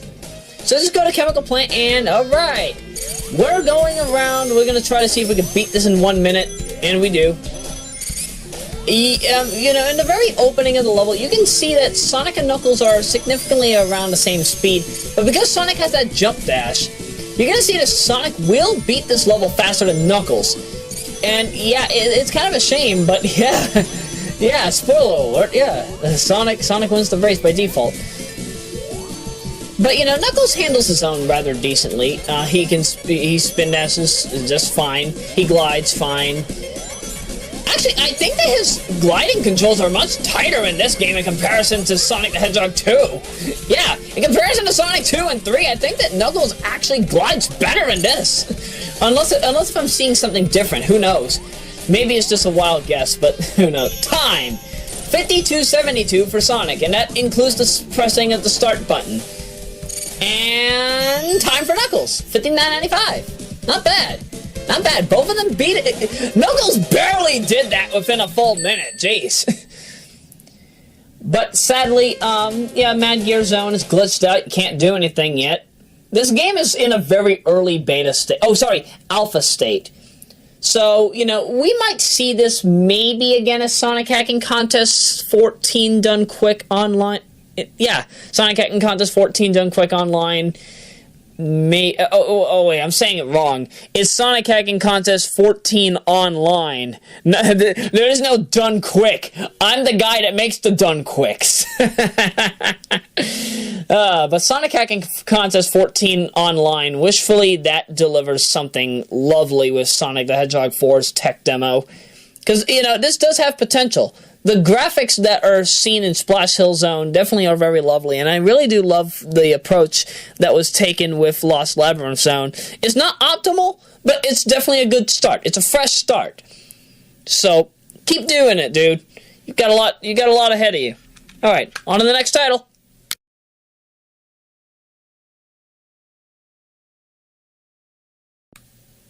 Next up is Sonic the Hedgehog Next Genesis. Oh, man. Hey, look, the estimate is 6 minutes. Project 1114. This is gonna only mean one thing. It's Sonic Adventure 4, Several Wills, on the Mega Drive. Brought to you by Felix M.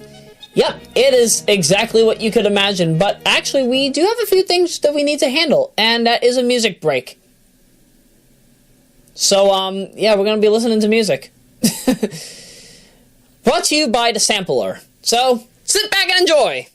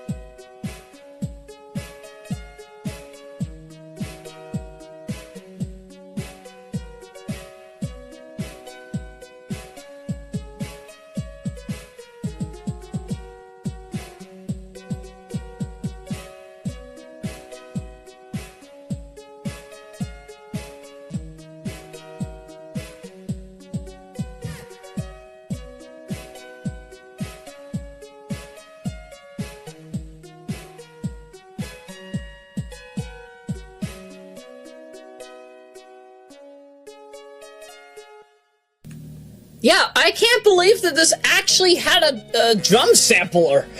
Oh my goodness, that was beautiful. Sure, I wasn't able to properly sync up the B and the C button to be able to play the music as perfectly, and you're gonna see the same thing with Cybernetic Outbreak. But you know, the fact that you can even make a drum beat in Mega Drive format in a sampler such as that was lovely. See, that's the kind of stuff I like to see in my sound tests.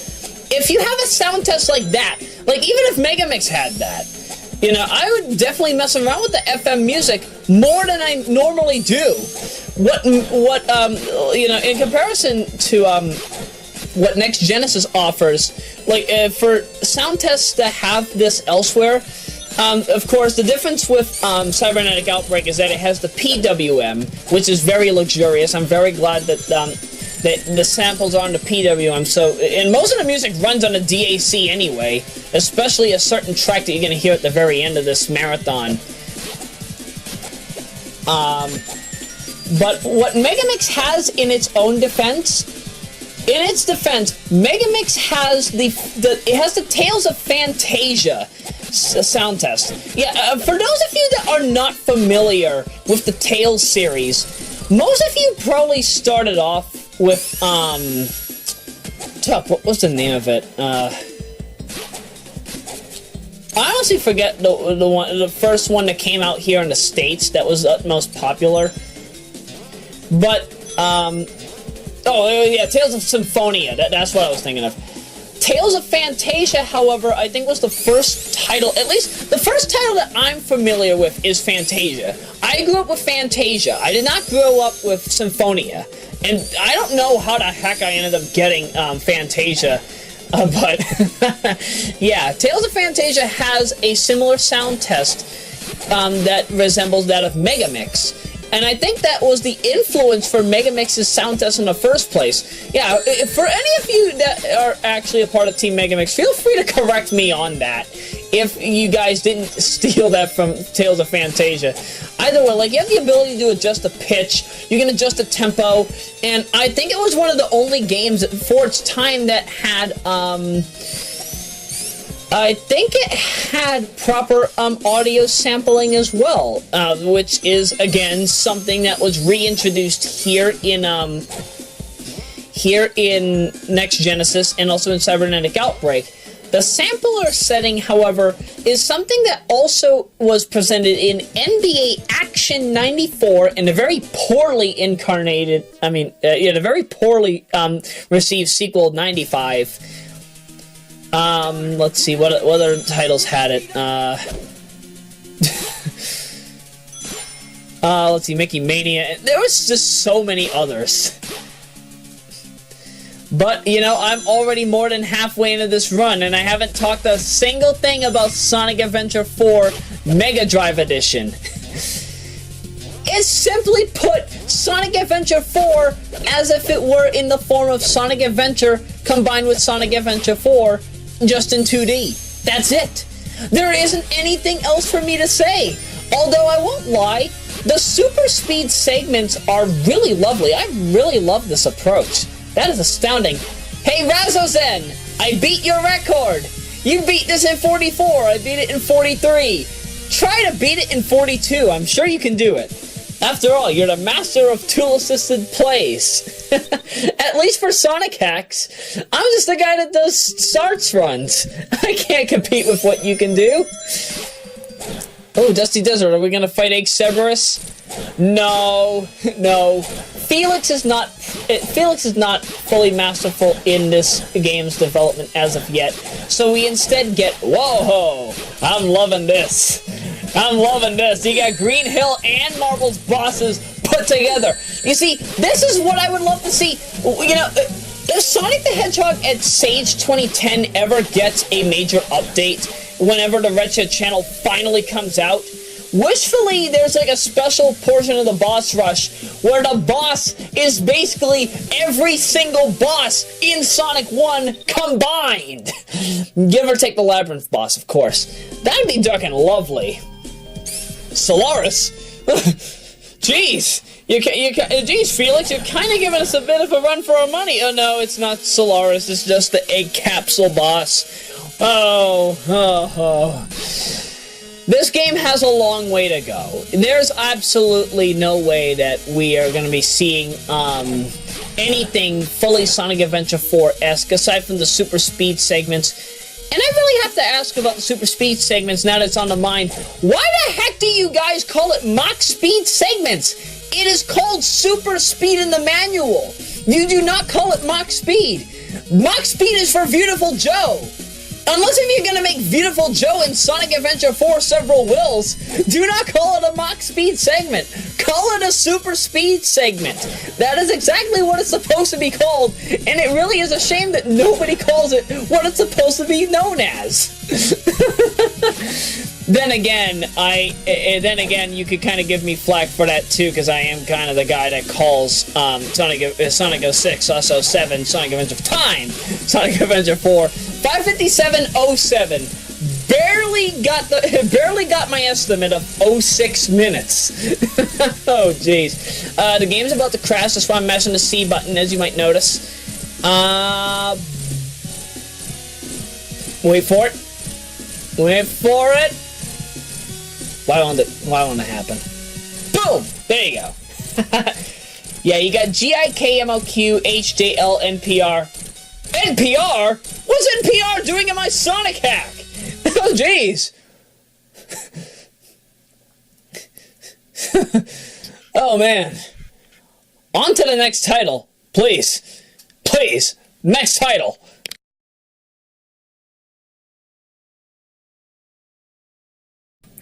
We're going to finish up this particular hour with SonicMT, and this is going to be a big one.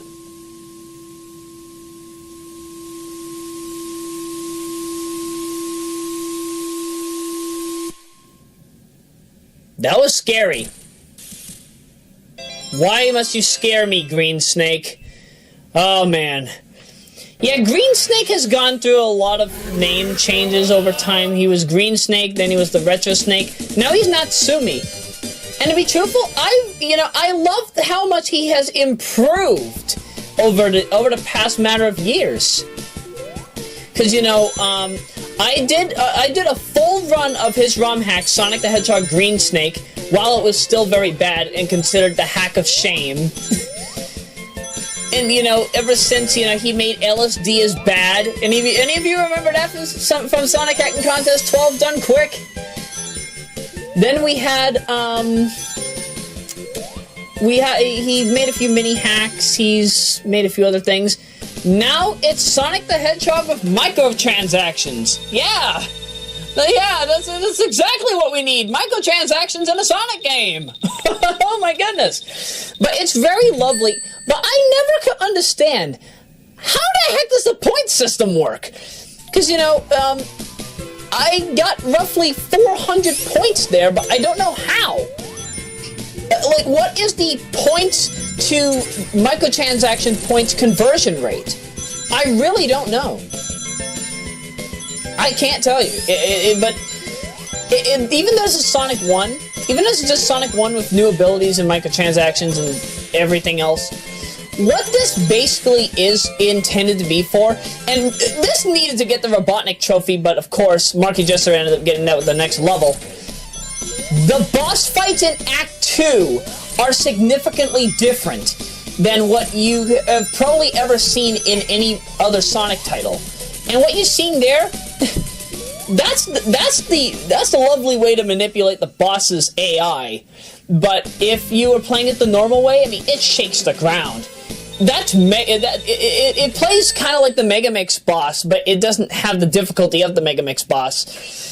But yeah, once you know how to do all the manipulation of abilities and whatnot, you can really wreck the fish out of this game. It is ducking beautiful what he has done with this. What Green Snake / Retro Snake / Natsumi has done.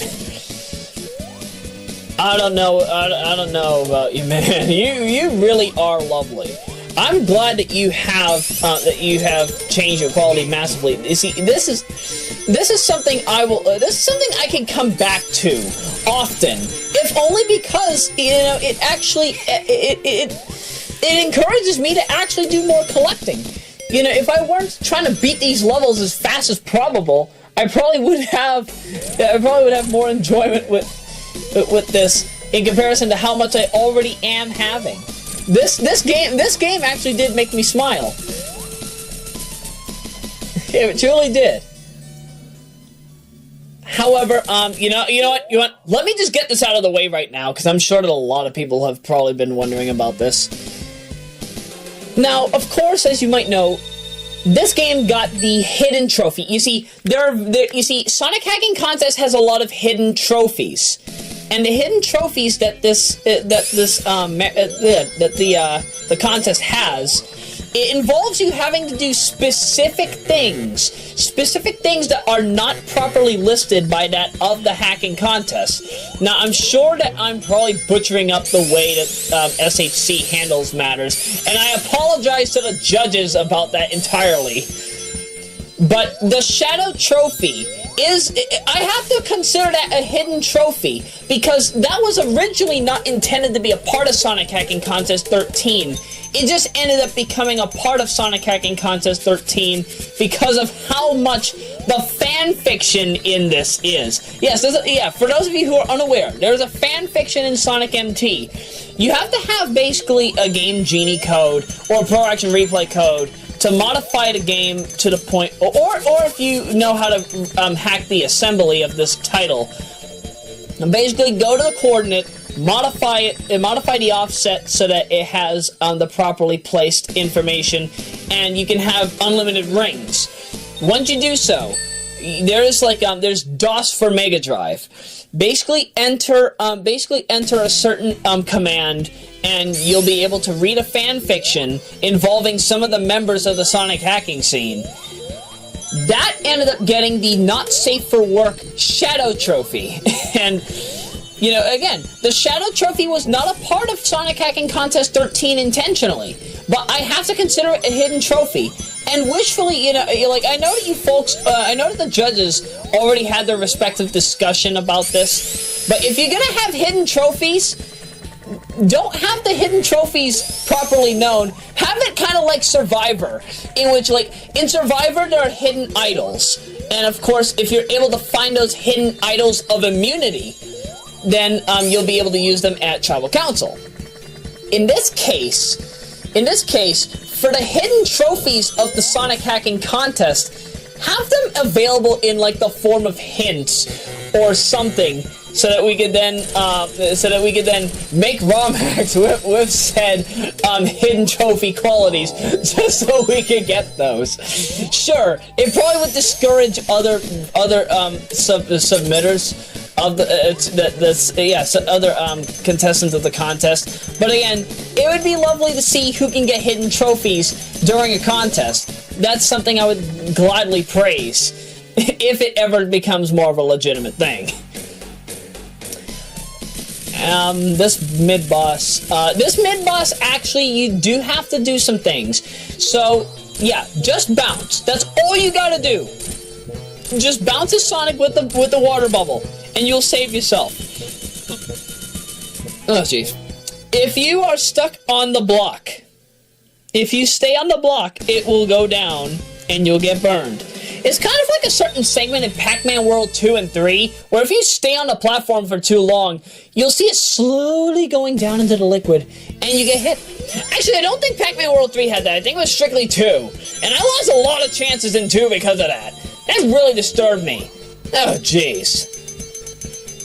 That really was painful. Now you might wonder, I have Tails. Tails can fly. Couldn't he fly up to the top? No, actually. Tails cannot fly as long as he could in Sonic the Hedgehog 2. I mean, 2? No, not 2. 3.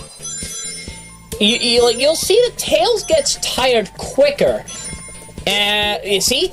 Right there. He just got tired out of nowhere. Completely out of nowhere.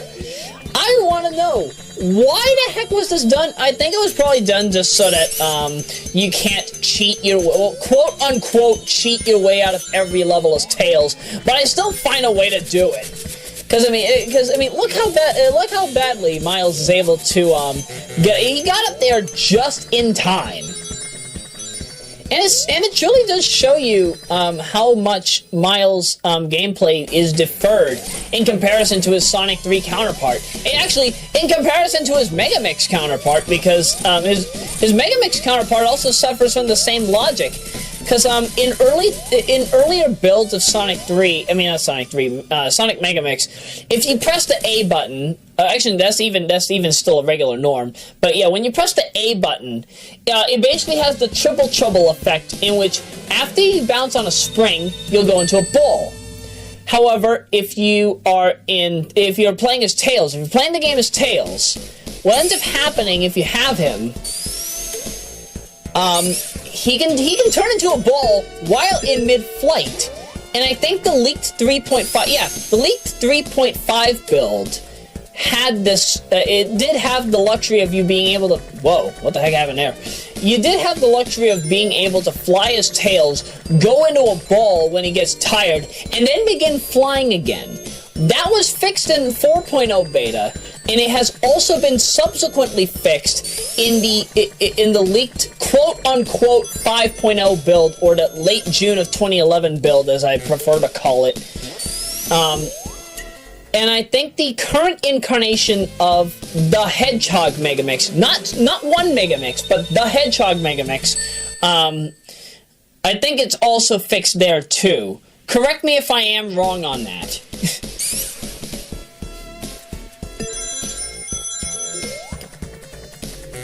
But other than what you're seeing on screen here, this is really just yet another run of Sonic the Hedgehog. Although, could you really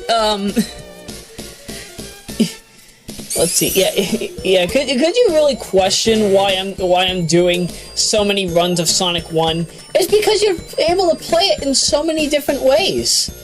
There's just so many different methods that you could play Sonic the Hedgehog that, again, there is a reason why you can just constantly come back to this title. And I think that's why this game is going to become 25 years old on June 23, because, you know, it's still praised a lot. It still has the enjoyment that we all love and know. You see, that's why platform titles get the reception they do. It's for all the proper reasons. And it's because of titles such as this that really do show why Sonic the Hedgehog and other titles similar to it are still alive today. Because you can constantly remodify this game. You can modify this game as much as you want.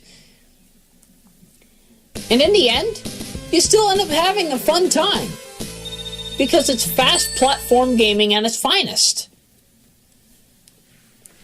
That's why when we ended up getting other titles later on, like such as Bubsy and dang, I can't really think of a whole bunch of others off the top of my head right now at the moment.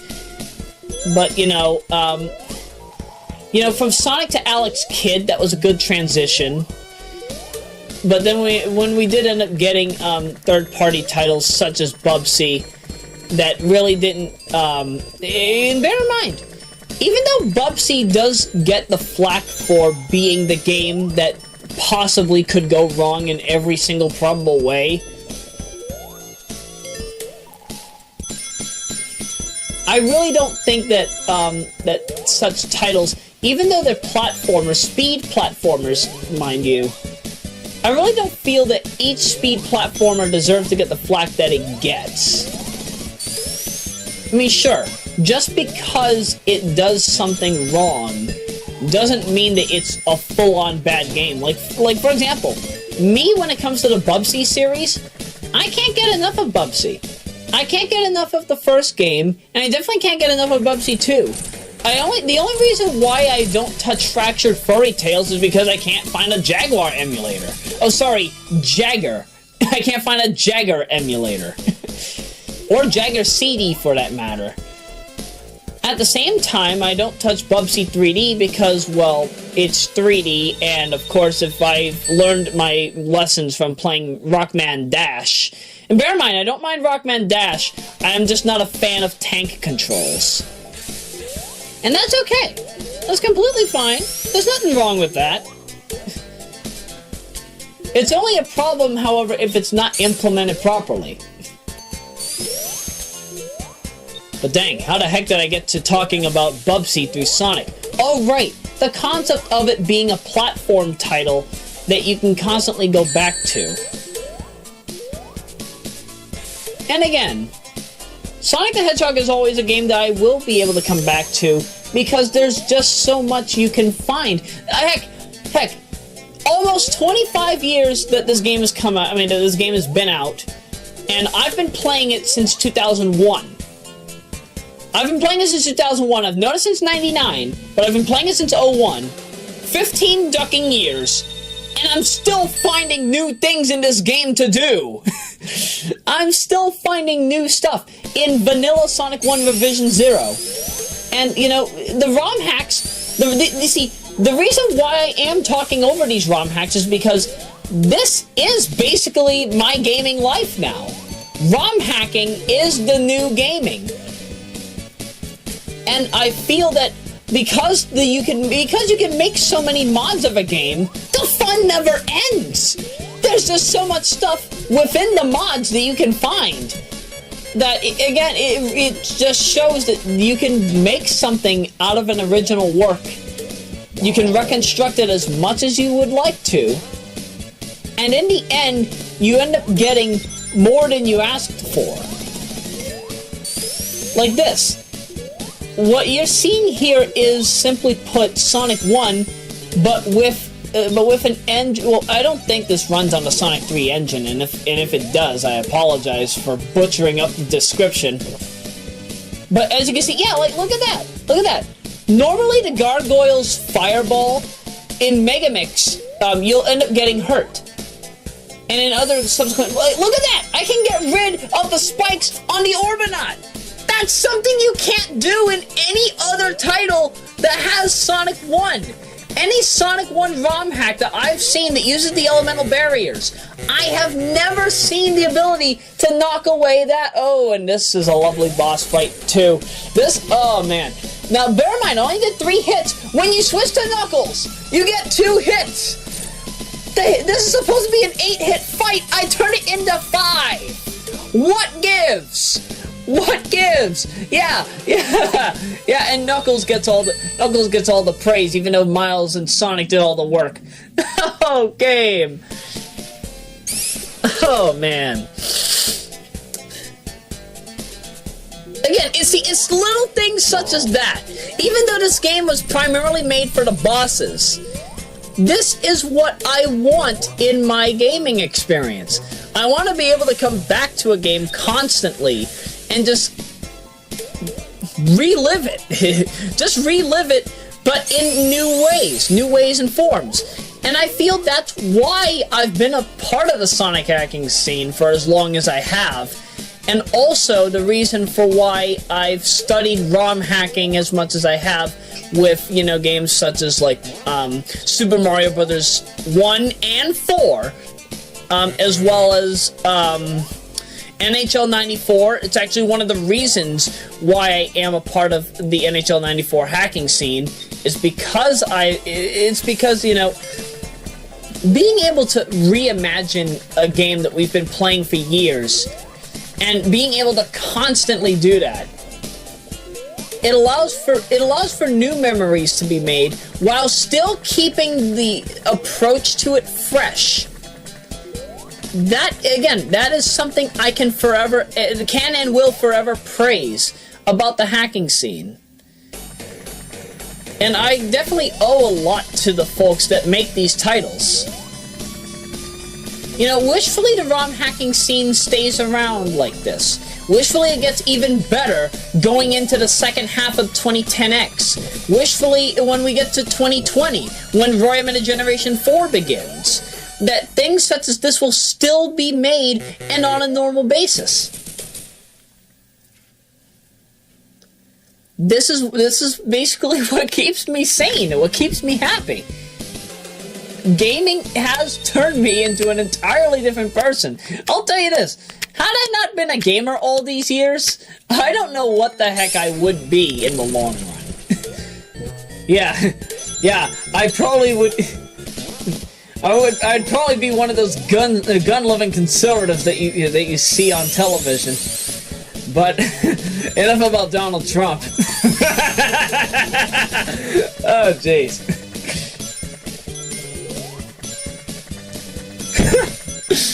Okay. I think I'm probably gonna get hit for that, but I assure you. I love Donald Trump in the regard of him being a businessman. He's a good businessman. I just don't feel that all of his political systems and methods would work for the better of mankind. Or at least for the better of North America in its current form. You know, if you asked me if, you know, like, suppose that Trump was still a part of the Reform Party, or if he were still a part of the Democratic Party, would I probably give him more praise in modern day than I do for Trump 16? More than likely so, if only because I liked Democratic and Reform Party Trump. Trump 2000 and Trump 01 to 09, I don't have a problem with. It's just that his methods for Trump 16 really don't work for what we want. And that's the problem. What? No! What's going on here? I really want to... What? Game! Stop having Robotnik show up twice in the same direction. What does he have? Chaos control? Oh yeah, speaking of chaos control, I finally get the joke with that. And I think this was unintended on the part of Yuji Naka, or Izuka, or whoever the duck worked on Sonic Adventure 2's storyline. Now, Shadow, when he uses chaos control, of course, it allows him to slow down time, it allows him to teleport, it allows him to do a lot of things. However, do any of you remember Get Smart? Get Smart had chaos and control. Had control and chaos. Control had Maxwell Smart and Agent 99. Yeah, Agents 86 and 99. And their main antagonist was Chaos. K-A-O-S. When you put them together, it's Chaos Control. So whenever Shadow uses a Chaos Emerald, or whenever he uses Chaos Control, is he contacting Chaos and Control at the same time? And see, this really makes me wonder now. Does Sonic have any form of continuity with Get Smart? That's a really lovely question that I want to have answered. And, you know, for those of you very strong supporters or lovers of the Get Smart fan base, I'm sure that you'll probably be surprised that I'm even bringing up the logic of Chaos Control in the regard of Chaos and Control being two separate groups. That would have to mean that sometime after the Steve Carell film that Chaos and Control became allies, and then they created Shadow the Hedgehog along with Gerald Robotnik and Maria... Oh, wait a minute. That would mean that, let's see. That would mean that Shadow the Hedgehog will have had to have been made during the 1960s and 70s. Meaning that the entire Sonic franchise would have had to have taken place... Wow. Wow. That really opened my mind up. Wow. Dang, that's kind of a shocker. What a revelation! What a revelation! I really did not think that I would actually say it that way, but wow, it makes so much sense when you put two and two together. Man, that's astounding. I don't know how to put it. That's crazy. That's crazy.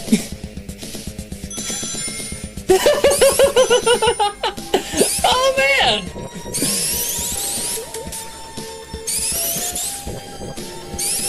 I don't know how else to put it.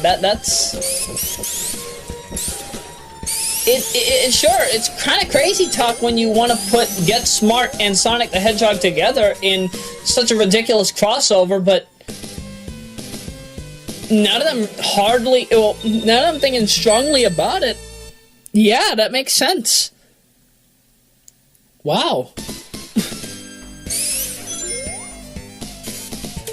I've never seen so clearly in a Sonic Hacking Contest Marathon before. But bear in mind, this revelation, I actually had this revelation a few months ago, back in October. Back in October of 2015. Or maybe it was November, I forget. Either way, though, no, I think it was October. Because I know it was way before I ended up going offline for 52 days. Yeah, I was offline for 52 days. I came back on the 28th, for those of you that are unaware, or did not bother listening to the Hacking Contest Roman numeral 13 Done Quake's opening. I mean, wait. I put an apostrophe S. Why am I putting apostrophe S's where they're not supposed to be? What? Is my grammar gotten so bad that I honestly forget what the heck I'm trying to say? I assure you, however, it's not for the wrong reasons. It's just because I've got something on screen and it's Sonic 1. I'm talking through Sonic 1 for the 6th time. I can't do this. I can't keep talking over Sonic 1 for this channel. Give me a new game. But it's okay. It's okay because it's Sonic 1, and this is actually kind of lovely. I like this. So what we're seeing here is actually, we're seeing entirely different approaches to the way that this level is supposed to look. We're not supposed to have shaking ground and very lovely color changes. Actually, well, that's rather bright. I kind of like that. So, I'm assuming that this is all Sonic 3. I'm assuming this is a hybrid fusion of Sonic 1, but with Sonic 3's coding and certain aesthetics and basically visual movements that the game provides to us. But as for that, I really couldn't understand why we have the ground shaking in Scrap Rain Zone Act 3. By the way, you would think that time happens. No! Final Zone happens now. So, of course, we're at the very end of the game. It's Final Zone. There really isn't much that I could talk about with Final Zone, because, what can I say? It's basically what would happen if Clockwork Zone got, very drilled up the, well, I think you know what I mean. You know what, screw it. This commentary's rated MA-17, I might as well say it. Get screwed up the anus hole so badly that the difficulty, it really does show. But yeah, when you spike a Clockwork Zone to the point of this, you know, the fact that you have no rings to work with, that's disturbing. What is more disturbing is the fact that, oh my goodness, why is GLaDOS here? Oh, why? Why? Don't get me wrong.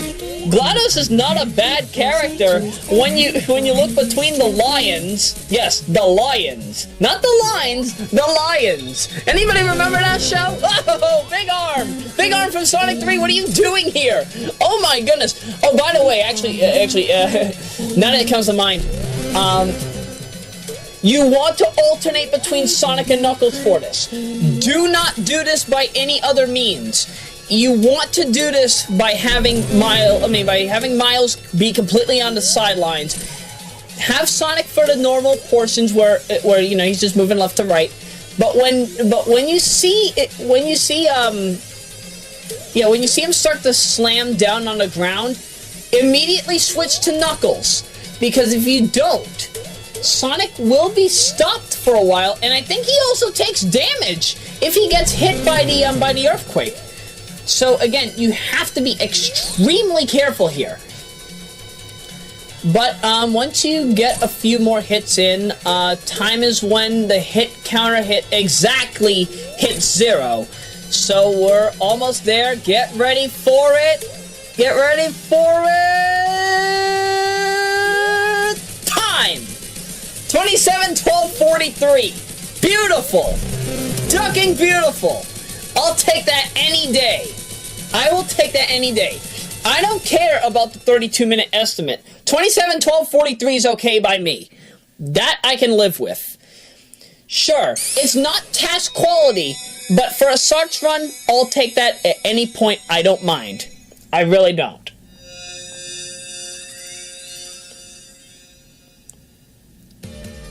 Now we get some Shinobi 3-esque music. I notice it's probably not Shinobi 3, but the music sounds like Shinobi 3 because it's from that era. But yeah, I don't mind this music. It sounds lovely. What I really want to question, however, yes, he is Green Snake. I have proved it, or he has proved it. You've definitely done a good job, dude. Really glad. And of course, please pay attention to the other credits. Most people often forget that these guys also helped out. But as I was saying, what I really don't know is, what the heck is this song? What's this song playing over the credits? Is this song protected by, like, copyright grounds? Do I have to do royalty payments? So that's why I'm going to talk over this, because I really don't want to have to worry about this particular track. And if that's the case, if it is actually a copywritten track where I have to do royalty payments, I'm gonna have to mute this particular portion and just replace it with like one of my remixes, because I don't want to have to worry about that. Obviously, that would have to happen afterward. It would probably have to happen after I edit up all of this. But if that's not the case, then I won't worry. Nothing to worry about. No harm done. I'll just let it be. Let it be. No. No, we don't have a music budget. We can't do that. No. Even though I love the Beatles, we can't sing Let It Be. I'm sorry. It's not because I don't want to sing it. It's just because royalty payments. I don't want to have to do royalty payments. But then again, of course, I run on copyleft standards. We don't have to worry about copyright here in Royameadow and Company. We're copyleft heroes. And for those of you who are wondering about copyleft, please do give it some research. It is very well worth your time. Like, for example, in the case of Royameadow and Company, the reason why we have copyleft in the first place is actually because this was our way of tackling the matter on copyright head first, headstrong. And it actually works for what it's worth. Basically, whenever a member of us makes content, any other member in the group has the ability to use said content whenever the duck they please, even if it's for a profit. And that is the reason why we have copyleft in this group, because it allows us to feel more liberated in what we can and cannot do. And bear in mind, there's a lot that we can do. The only thing that we can't do is not provide credit. If we do not provide the credit of the person that made the content, then we're, of course, in violation of copyleft. At least under my systems. My systems date back to,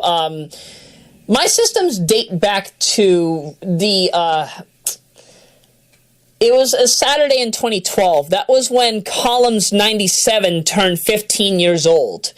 15 or 16 years old. And I'll gladly talk about that more when the time comes. Now is not the time for a copyright campaign. We don't need to discuss this at this point in time. But I'll gladly talk about this after the marathon's over. I'll gladly talk about it in a different video. But for now, we've got another station break to get to. And I think I've actually run out of groups or at least affiliates to promote. So, you know what? Screw it. Let's just say it the old-fashioned way. This portion of the Sonic Hacking Contest XIII station break has been brought to you by the Sonic ROM hacking scene. Wait. Can we please redo that? Okay. Take two. This portion of the Sonic Hacking Contest XIII Done Quick station break has been brought to you by these lovely Sonic ROM hacks. Sonic and Knuckles return in an all-new puzzle game. Sonic collects the blue spheres, Knuckles collects the red spheres. Become one with the Master Emerald. Red Sphere. Only on Mega Drive 2.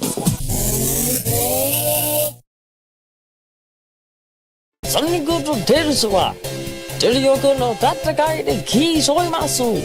いろんな条件の下で天の像の開始で特大映画マンの戦い。あなたの好みに外見のカスタマイズ。ソニックバッシュ。ジェンダーインジュカノ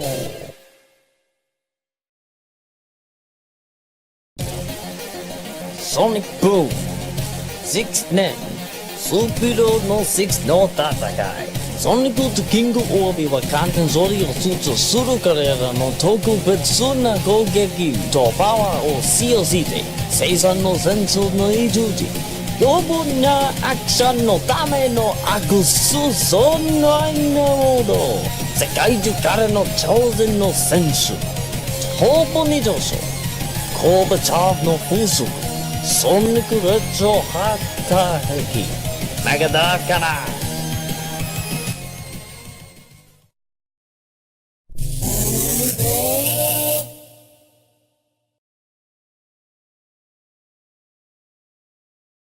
The third music break for Sonic Hacking Contest XIII Done Quick has been brought to you by Michael Staple, better known to most of us as DJ Maxi. You can go to his channel here on YouTube at Maxi Da Man. You can also go to his channel on SoundCloud at DJ Maxi Official.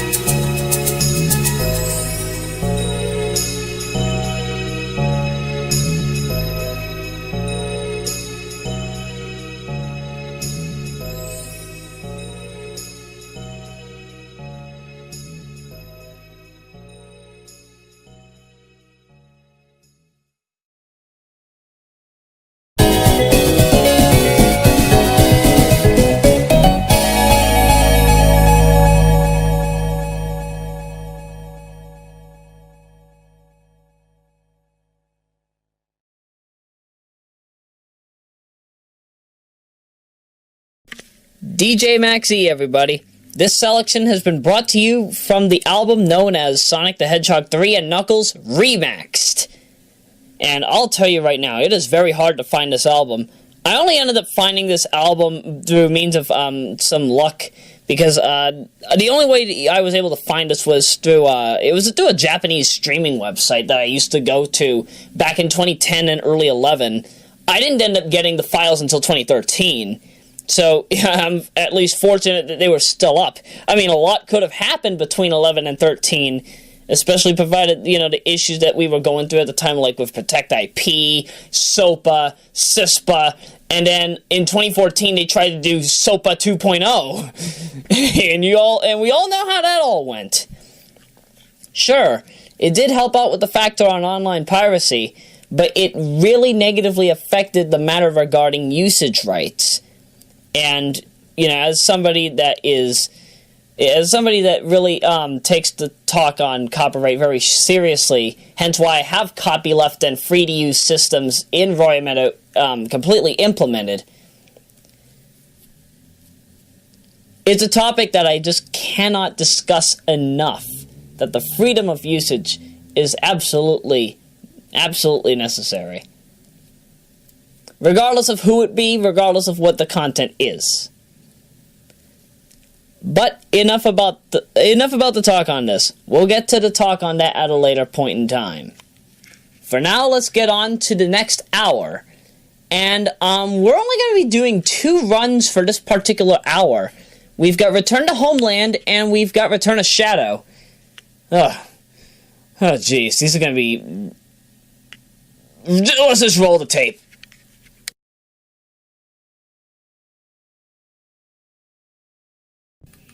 Next up, Return to Homeland. Oh my goodness, I don't even know what to say about this particular title. Hang on a second. Okay. This game is supposed to be taking place between Sonic 1 and 2, just with a lot of very poor deconstruction of the Homeland. Now, I want to know one thing. What the duck is the name of this song? What is the name of Homeland Zone's music? Because I'm truly curious. I really don't know. Because Return to Homeland, when I hear this theme for Homeland, is this the theme to the cable TV show Homeland? Because that's what I've been assuming all this time. Bear in mind, this comes from a guy who has not watched Homeland on cable, because I don't have cable, and I don't bother streaming it, because I can't find anywhere in which you can legally stream it. It's a song that I like. I like this song. Is this from Homeland, or is this another show? Or is this from something completely different? Something that's not even like a TV show or a video game. Is this an original composition? What the duck is this song? Now, the level complete music, that's from Mario, right? What Mario game is that? Oh, let's see. Nope, I'm not sure. Oh no. Somebody killed all the lambs. Oh, Duck, why did you put this song in here? I mean, don't get me wrong, this is a lovely song, but man! You don't do this!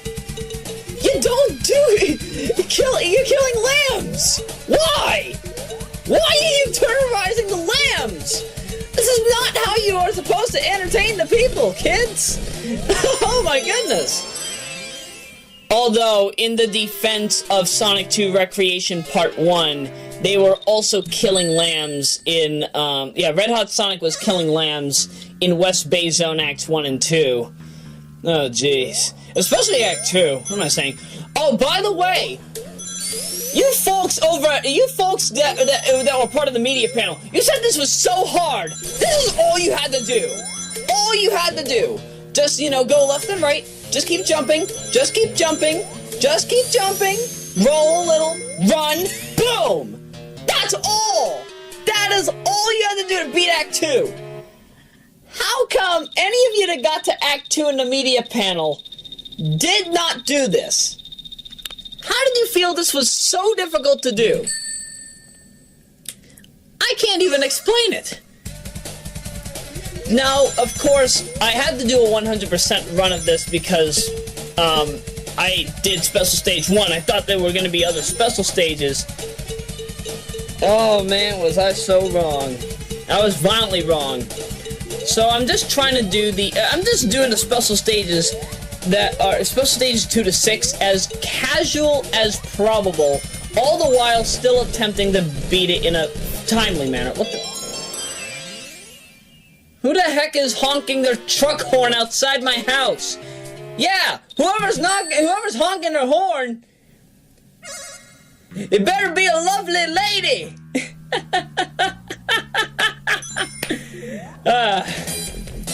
Fun times, fun times.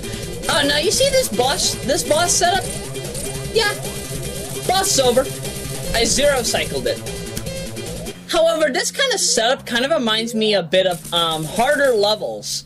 And I don't mean Mystic Gems 13.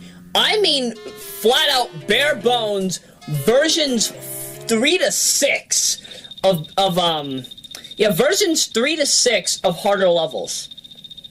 Because if you ever take a look, Green Hill Zone and those particular builds have roughly, I don't even know how to put it. It's just simply put, you've got like a few platforms hanging out that will completely wither away once you land on them.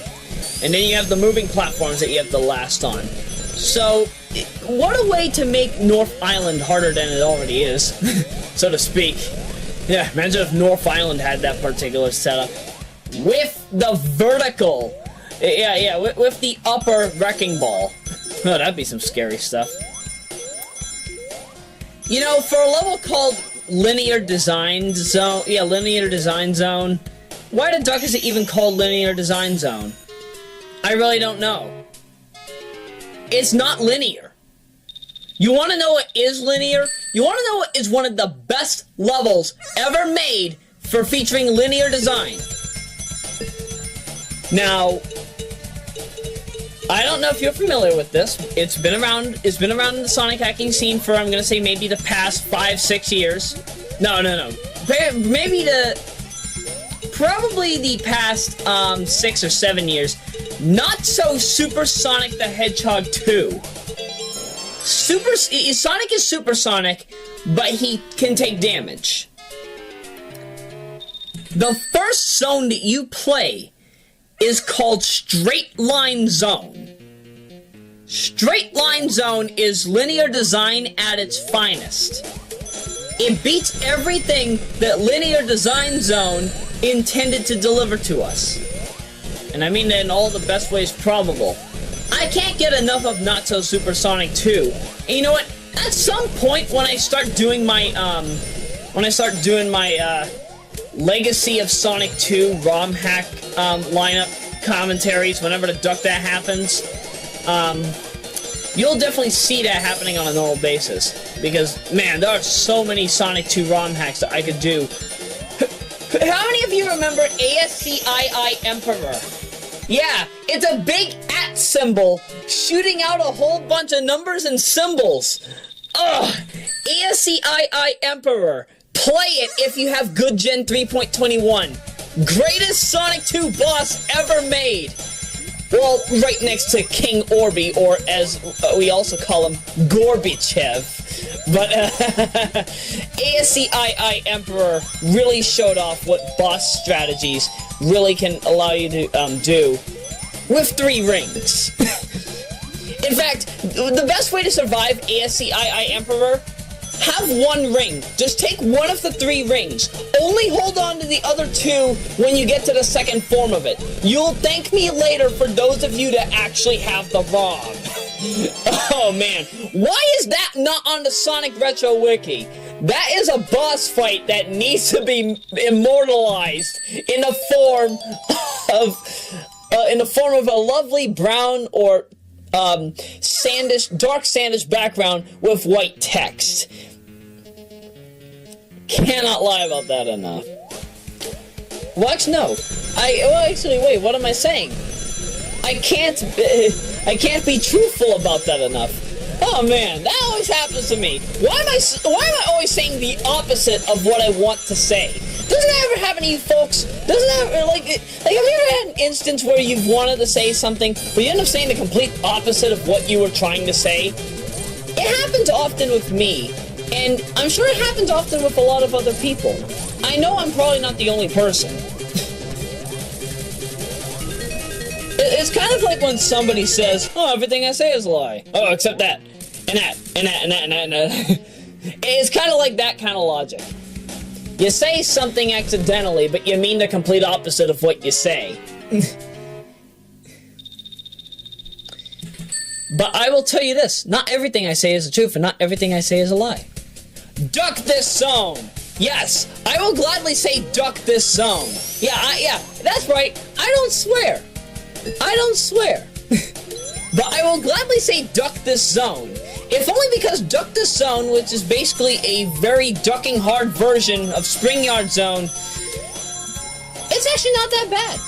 Only until you get to Act 3 and you'll understand why. But let me tell you this, the music is superb. Do you want to know what this is from? If you remember a certain commentary I did back in 2014, early 2014, this is Crazy Shapes. Crazy Shapes from Project MD. Who would have thought that ORG 866's music from Project MD would end up in Sonic Hacks? I guess somebody watched my commentary and thought, hey, this is cool. I'm gonna put this music in my ROM hack. And that's what ended up happening. Somebody ended up putting this in their ROM hack, and I love this SMPS remix. Although if I had to say, I prefer the Echo Driver. But if I really wanted to say, if you want an optimized SMPS version of this track, I would say, don't use the original SMPS driver, that, Sonic the Hedgehog gives you.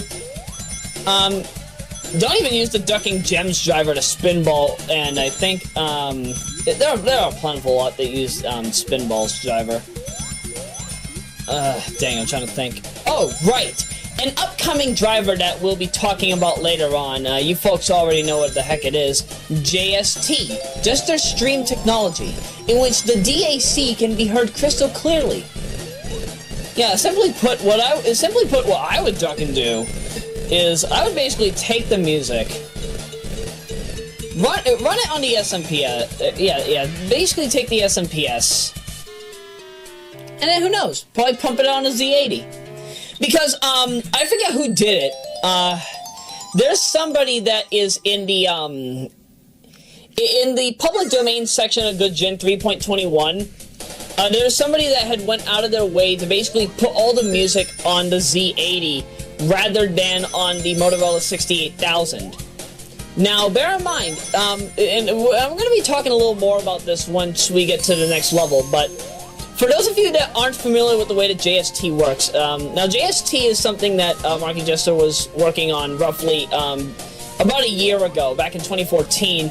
That's that big thing that I think that's that big thing that he said that he wanted to have available for Sonic Hacking Contest 12, but wasn't able to get it out in time. Or maybe he was working on something else entirely, because he was working on Jester's Challenge 2 around the same time, so maybe that was what he intended to have JST available for. But we'll get to that when the time is proper. As for the way that the DAC works, like for example, in the way that the DAC works, sure, the music is still in 8-bit, but the audio is heard crystal clearly. And that is through methods of, as how he had put it in a conversation I had with him, the method of interruption. So rather than using specific methods that the Z80 would normally use, he had to find a way to properly use it in which it would be a rather balanced way, so to speak, so that the audio segments are not too big, but are big enough that it can allow the music to be heard and played in a fairly decent loop without error. He can explain it easier. If you ever want to take a better listen into what I'm talking about here, you can take a look at his video on his channel, which is respectively named Marky Jester. It's in the comments section of Gust Planet Zone Act 2, that particular video. If you're wondering what the music is, it is known as Take Me by, what the dog is his name? Alex Lee. That's his name. The song was made back in 1992. I actually have the remixes for that. I have the entire extended play. It's a very darking, lovely. It's a very darking, lovely song. Ah, that lovely saxophone. Can't get enough of it. And going back to this, you folks can clearly see what's wrong with this stage. So many bobbins. Oh, but the fun really begins once the invincibility wears out, and you'll understand what I mean. Get ready. Get ready. Good. Great. Awesome. Outstanding. Amazing. Oh my goodness. How are you still doing this? You must be the king. Crazy. Ho. Oh. Oh. Oh. Oh. Oh. Oh. Boom shakalaka. I fucking love Tim Kitzrow. What? I can't get enough of NBA Jam. I play NBA Jam practically every single week. That's right, every single week I play NBA Jam and I can't get enough of it. Oh, by the way, these spikes are placed in very poorly coordinated positions. Please move them. This looks horrible. They expect you to survive that, you know. It's insane. I don't know why, but it's insane. You can lose your mind, kids. I'm not losing my mind, that's for sure. I'm just an old man. Utopia Zone! How ironic! This is called Utopia Zone, yet ironically, it doesn't have Utopia, the, you folks might know what the heck I'm talking about. Utopia is a MIDI file that is in a specific version of Windows. I forget if it's Windows 98 or if it's ME or maybe even 2000. No, wait, no. I don't think that 2000 uses the MIDI player. I know that 95 does it. I know that 98 does it. Microsoft, all incarnations of Microsoft Plus use it. I know Windows ME also does it. I don't think Windows 2000 does it, though. I'd have to double check. But still, that's kind of disturbing. It's disturbing about the fact that, you know, it's called Utopia Zone, yet there's no sign of the Utopia music. But don't get me wrong, I do love this track. This track is a very lovely track. I can't get enough of it. It really is worthwhile. Lovely in the background, too. Lovely tiles. Blue tiles. Also, now that I think of it, hang on a sec. Because we're about to go into Act 3. I think Act 3 has something extremely lovely about it. Wait for it. Wait for it. Yeah, Utopia. We're already done. We're already done with Utopia Zone. Now we're gonna go to this game's incarnation of Starlight. And my goodness, the background art in this upcoming incarnation of Starlight. Love the palette, but it scrolls very ugly. Especially, you'll see what I mean. It scrolls in a very obscure pattern. Simply put, it was very oddly placed. See? That's not supposed to look like that. Not at all. Not one single bit. Let's see, it's 4:44 p.m. on January 4. Let's see, what can I talk about right now? Since I really got nothing more to say about this, except I'm gonna probably kill some Orbinauts. Oh! So, one of our hopeful, I say hopeful because, I haven't appointed her to, co-head administrator yet, but Alyssa Attridge, her older sister, Stephanie, if my memory serves correctly, she finally got a wish that she's been longing for the past matter of, years, and that is to skate with the Bruins. Yeah, very lovely story. The folks over, the good folks over at NBC shared the story, and of course, she definitely said, like, even though she went on to skate, yeah, she went on to skates, I think, yeah, I don't know if this was, like, the first time she's ever been on ice skates before, but Fortunately, you know, she didn't slip. The only time she fell was, well, she fell into Patrice Bergeron. You know, it's lovely stories like that. You know, I love when any of my team end up on soft news on any form of television. Whether it be CBS, whether it be ABC, NBC, Fox, or even when Boston's WB had a news network. Yeah, remember when Boston's WB was a thing? Yeah, Warner Brothers had their own Boston unit, and it went discontinued back in 2006 and became the CW. You know what's also a shame, though, about the CW? The CW ended up taking a lot of good things, sadly. It sadly got rid of a lovely channel that I love to call UPN 28. Yes, UPN 28. Because while I was in Mattapan, Mattapan is a region of Boston, for those of you who are not familiar. In the Mattapan region of Boston, we could get UPN 28, which is basically, I think that's New Hampshire's incarnation of UPN 38. It's either Connecticut, Rhode Island, or New Hampshire's incarnation. When the CW took over, what ended up happening was they ended up getting Channel 28 as a part of that deal. So UPN basically kind of died out. That's why UPN actually became TV 38 for the longest time. It was like a white box with an orange circle and it said 38 on the inside. It kind of was reminiscent of the April of 1999 WGBH2 Orange 2 logo. It's very weird and very confusing.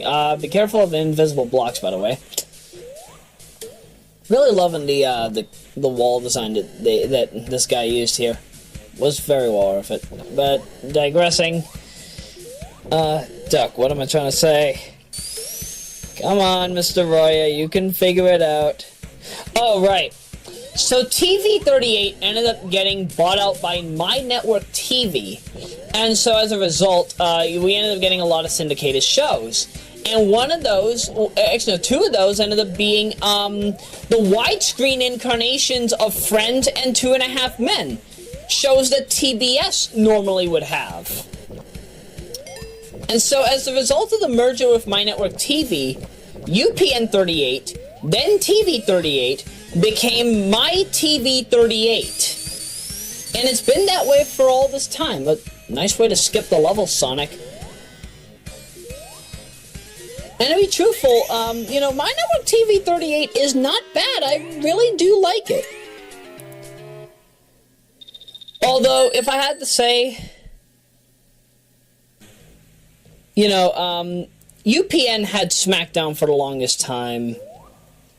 Then the CW got it, followed by My Network TV 38 getting it, then regular My Network TV got it, now it's on Sci-Fi.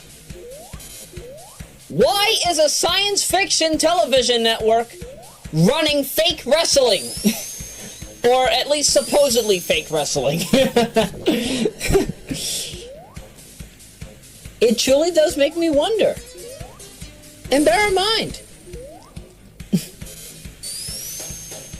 as my great-grandmother Alexi put it, I don't mind watching wrestling. But, you know, you have to put it on a network that I can always watch, or else I won't be able to watch it.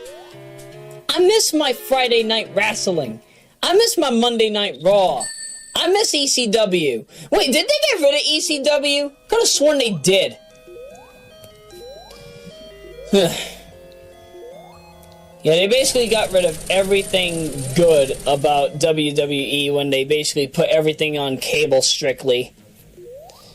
Now I'm strictly subject to having to watch that one Z Morning Zoo phone scam. You know the one that I'm talking about. You know, it's a married couple. You know, the husband was kind of unallowed to watch a pay-per-view event, so he basically had Z Morning Zoo do a phone scam, and it involved well, let's just say, are you ready for this Sunday night when WWE Champion John Cena defends his title in the WWE Superstar? Order right now at the very low price, $59.99. Oh, man. I was so ready to do that. I'm ready for anything. I'm ducking ready for anything. So yeah, I won't lie. I was laughing my anus off when I first heard that. Very fun times. Speaking of which, you also want to know what I was laughing about when it came to this game? The drowning track is the Jaws theme. Yeah, it kind of took me some time to figure it out. You know, it took me a few minutes. But I was like, wait a minute, that sounds familiar. And then I had to listen a little, and then it went, and then, you know, by adding certain, oh wait, no, not Jaws, oh, Duck, I'm so sorry, I am so sorry, it's the theme song to Psycho, you know, and the guy with the knife is, murdering the main character, yeah, not even a few minutes into the film, you know, why does Alfred Hitchcock do that?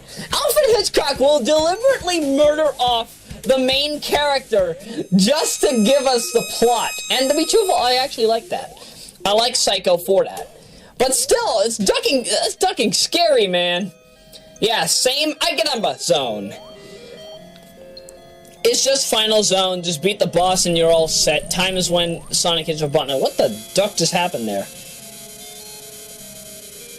You know, this particular build is glitched up the anus hole. I'm really glad that Return to Homeland version 2 is actually getting fixed. It's fixing everything, and also, I really do like the new background art that's being used for Homeland Zone. If you have not seen the previews, please do! Very well worth it.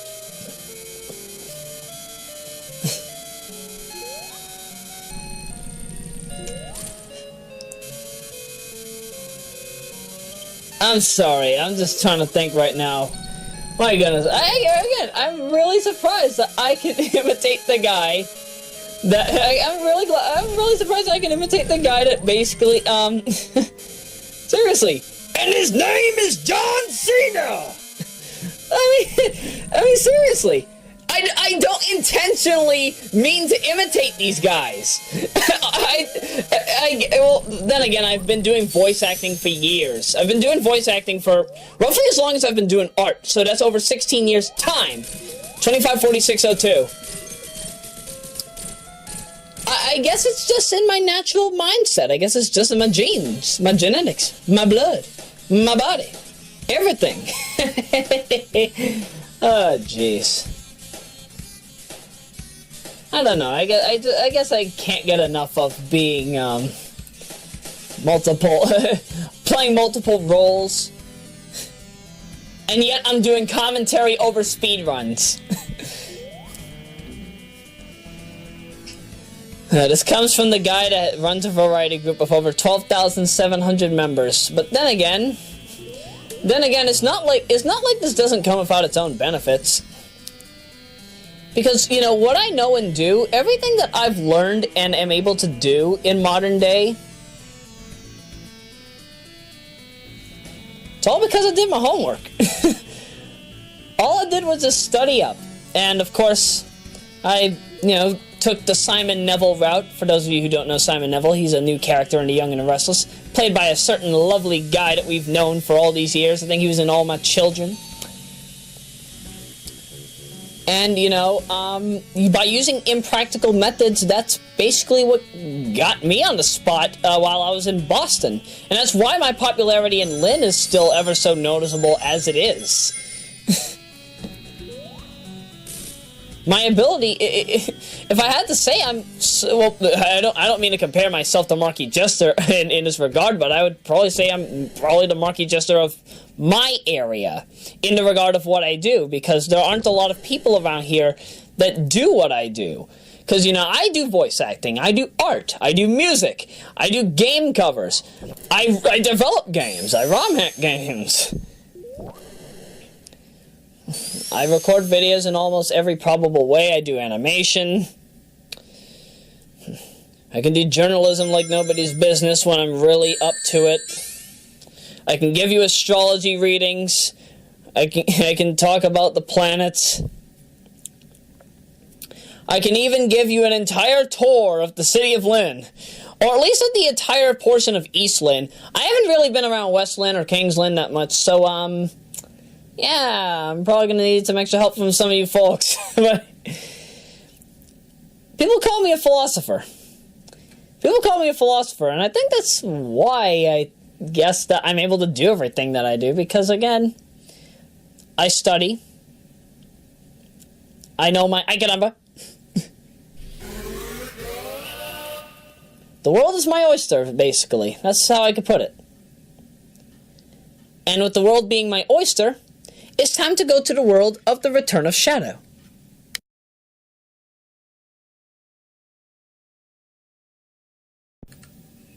Oh, jeez.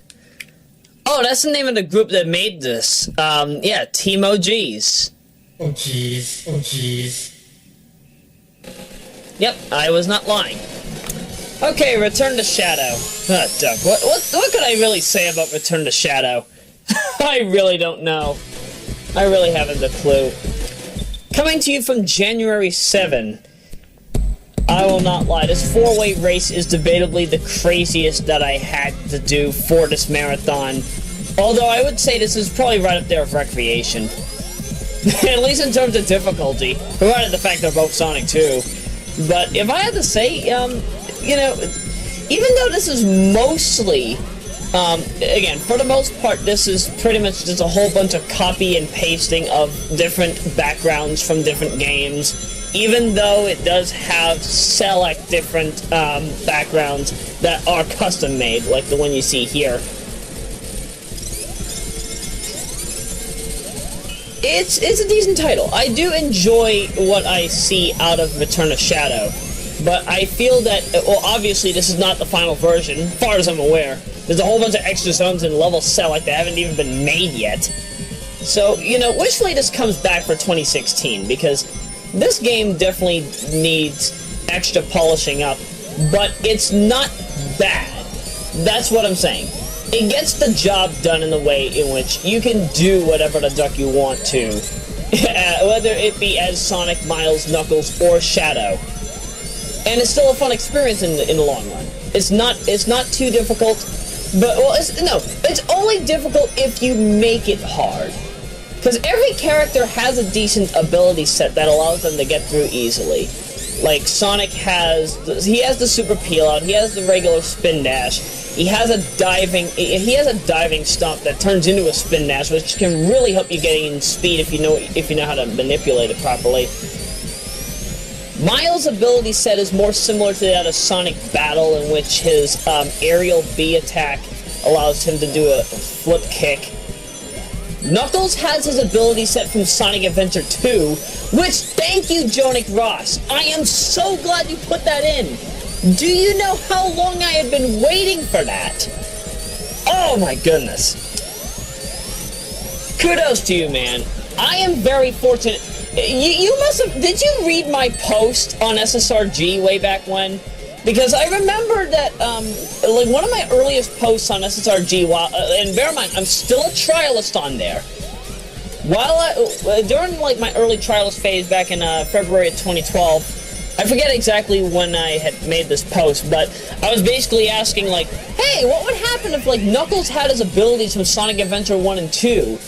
And in this case, even though Knuckles, I don't think in this build he has the ability to punch, and I know he doesn't have the maximum heat Knuckles attack, but hey, the fact that he can still glide even after dropping from being in midair, that's lovely. The fact that he can dig through both the ground and walls, the fact that he has Drill Claw, that's all lovely. I am extremely glad that this was implemented, and wishfully, come Knuckles Emerald Hunt version 2, whatever the heck that comes out, I would love to see this kind of ability set be implemented. Sure, I do wonder how the heck Tikal, Chaos Zero, and Rouge will be implemented, assuming that all 3 characters will be added. I don't know as of yet. I can't say anything. I think you'd have to talk to main memory about that. Now, let's see, going back to abilities, of course, you got Shadow, who, of course, has, for the most part, his ability set from Megamix. Give or take a few things, and he can hover, he can use Chaos Absorb, and he can also use guns. Yep. I don't know where the continuity of this game would take place, though, if I had to say. Where does Return of Shadow take place in the entire Sonic continuity? Because I have to count every single ROM hack as a part of the main series. And as a result, I don't know where this particular title takes place. I'm assuming that it takes place between Sonic Adventure 2 and 3 Complete Trinity, or as you folks better know it, Heroes. But I still am kind of questioning where its significance is, because, I mean, Sonic still uses the elemental barriers, but at the same time, he also has this gold barrier from 3D Blast, which gives him the homing attack. So it's clear to me that this probably might be non-canon, provided the fact that there's a whole bunch of abilities and items here that kind of contradict themselves. But it's done in a way in which makes the gameplay interesting, yet it still makes me question, where does this take place in the story? It truly is questionable, and I really would love to have that answered at some point. By the way, you might be noticing, especially as Shadow, that I am using certain methods to handle certain bosses in a much more faster way. Sonic and Shadow handle the bosses practically the same, except, of course, Shadow uses Chaos Absorb when he can, which definitely does come in handy, I assure you. Tails, I think, has a slightly higher jump, and, of course, Knuckles, provided the fact he has a lower jump, he does have to use the gliding to his best ability, whether or not it be in regular stages or in boss fights. It works either way. You might also notice that every character has the trick style. I mean, not the trick style, the trick feature from Sonic Advance 2, 3, and both incarnations of Rush. Now, unfortunately, the trick style is running more on Advance 2 and 3 setup, which means that you have to properly time when you press, I think it's the B button. It's either the A or the B button. Somebody in the comments, please fix that for me, because I really don't remember what button that is. I don't remember which button it is to do tricks. I'm assuming it's the B button, because I am. You know what? Scratch that. Don't even comment. I know, it is the B button. I remember now. I've had to do this on plentiful occasions as Shadow. Also, here in Wacky Workbench, you can apparently go forward or back in time. However, please be careful if you decide to go back in time and you're at the bottom of the level. Because, yeah, this happens. You get the background glitch. I don't know how the heck this happens. But yeah, if you go back in time or forward in time, because there also are future posts here, you can apparently glitch up the background to end up having Shadow at the top of the level rather than the bottom. And the same thing applies to Sonic, Miles, and Knuckles, but it all depends on when you go forward or back in time. So, yeah, this is obviously a glitch that I know can be fixed. But that can be fixed at a better point. Although I do have to ask, why the heck is Robotnik using Marble Zone's boss?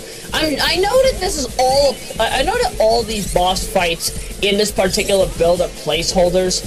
I know that eventually, once the game can be properly coded to the extent that we can have unique bosses, similar to a style that, I don't know, maybe Megamix, Brother Trouble, or Next Level have been able to deliver to us, or maybe even similar hacks.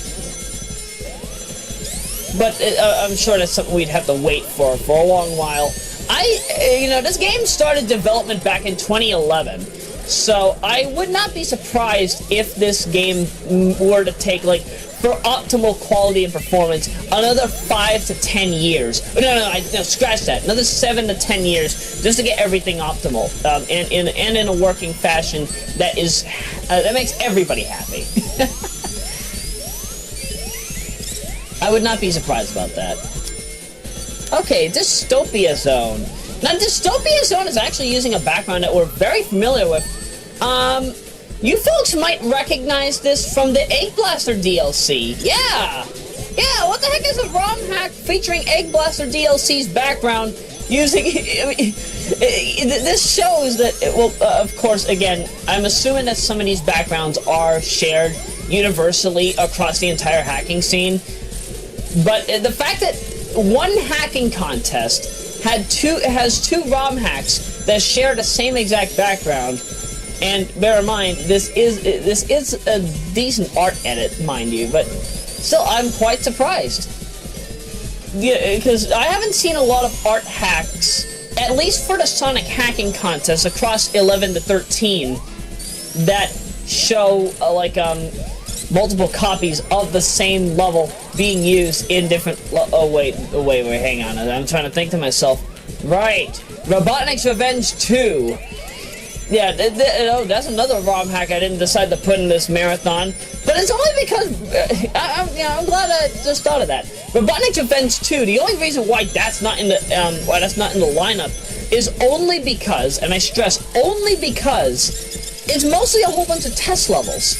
There aren't really a lot of enemies in those zones, and if there are any enemies, it's at a very low amount.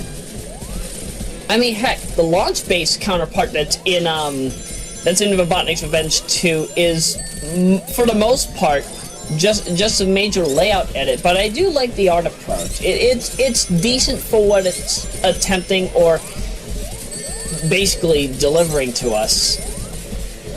But again, you need to give a decent amount of enemies in your ROM hack if you really want me to play it. The only reason why Return of Shadow ends up getting the treatment of being able to have a major speedrun such as what you're seeing here is particularly, for lack of a better word, variety. And at the same time, that variety is also delivering to us major benefits and major quality, as well as a decent challenge. Robotnik's Revenge 2 sadly doesn't have that. And sure, I will play an easy ROM hack, but it has to have a lot of stuff going on. It can't just have one zone, and then the rest of the zones don't have any enjoyment in it. That's kind of what kills it for me. Also, by the way, you might have noticed that there was blood red water in, what is this, Massacre Temple? I think it's Massacre Temple. I didn't fully check the title cards. But assuming this is Massacre Temple, yeah, you might have noticed that there was a lot of blood red water rising up. You actually have to be careful, because I did not notice this until, I was doing the Shadow run and I had to do some extra save states. Yeah, what apparently happened in Massacre Temple is that if you get stuck in the water, your ring count starts to deplete. And over time, it starts depleting faster. The faster it depletes, let's just say you're gonna be losing a chance to complete the game rather quickly. Very quickly, actually. You might have also noticed in the water segment of Tidal Tempest Zone here as Shadow that... Oh, whoa, he actually has white and gray quills. Oh my goodness. That's not what I was trying to say, though. Let's see, yeah, let the water go down. What I was trying to say here was that, yeah, apparently Shadow, while in, the automated water segments in which, you're constantly being pushed forward and you have to grab on a poles, kind of like Labyrinth Zone, and even the original Tidal Tempest for that matter, what you might have noticed is that Shadow actually moves rather quickly in water. Yeah, his air shoes, which are actually different, I forget which incarnations of soap shoes they are, it causes him to go, I think, roughly twice as fast. So there are areas that are unavoidable to get hit on, aka where those spikes were. And that's not surprising. That's not surprising at all. That's regular protocol, I'd say.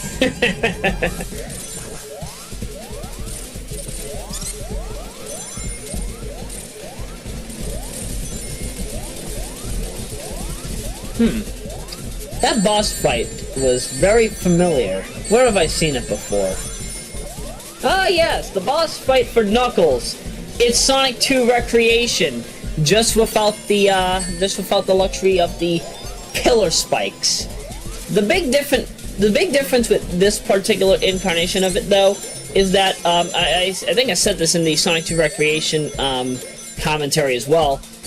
Yeah, for Sonic 2 Recreation Part 1's Aquatic Ruin boss in Great Gate Zone, you know, it had the water come up when it went into pinch mode, and at the same time, you might have also noticed that there was a significant change in the way that the spears started showing up on the pillars. The big difference, however, in Return of Shadow is that they explode if you stay on them for a while, which actually damages you. That's clever programming. Why hasn't that been used in any other Sonic 2 ROM hack up to now? Heck, long version would have thrived from that.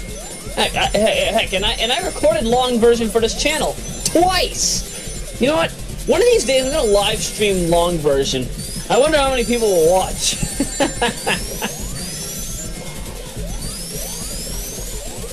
Let's see, now we're on Mount Inferno as Shadow. We've got some lovely music here. You might recognize it. What is that lava stage that is, you know which lava stage I'm talking about. It's the one you have to take on to get the neutral ending. Oh, wishfully, actually, no, wait. Is it that, or am I thinking of one of the... It's either that particular level, or it's the cyber level in which you have to have SBO. I can't fully remember off the top of my head. I think it is the lava level though that you have to get the Shadow Android neutral ending. Why do they even call it the neutral ending? Is it just because you did all the neutral missions? You know, I never can understand that up to now. Also, by the way, you might notice it as Sonic, and I think also Tails and I think also Tails, that they're gonna try to take the lower route as Shadow just took for Mount Inferno. That's because if you take the upper route, there is an RNG moment where you might not be able to access the upper route's shortcut. And unfortunately, I don't think I got that as Shadow, so I decided to take the lower route anyway. That's normal. That happens a lot in this game, and it really is confusing as to why it does happen. I don't understand it myself. I never could. Sonic 1 and 2 primarily Sonic 2, has very weird ways with how it handles the ability to go through secret passageways, either to go to shortcuts or get hidden items. Very, extremely confusing.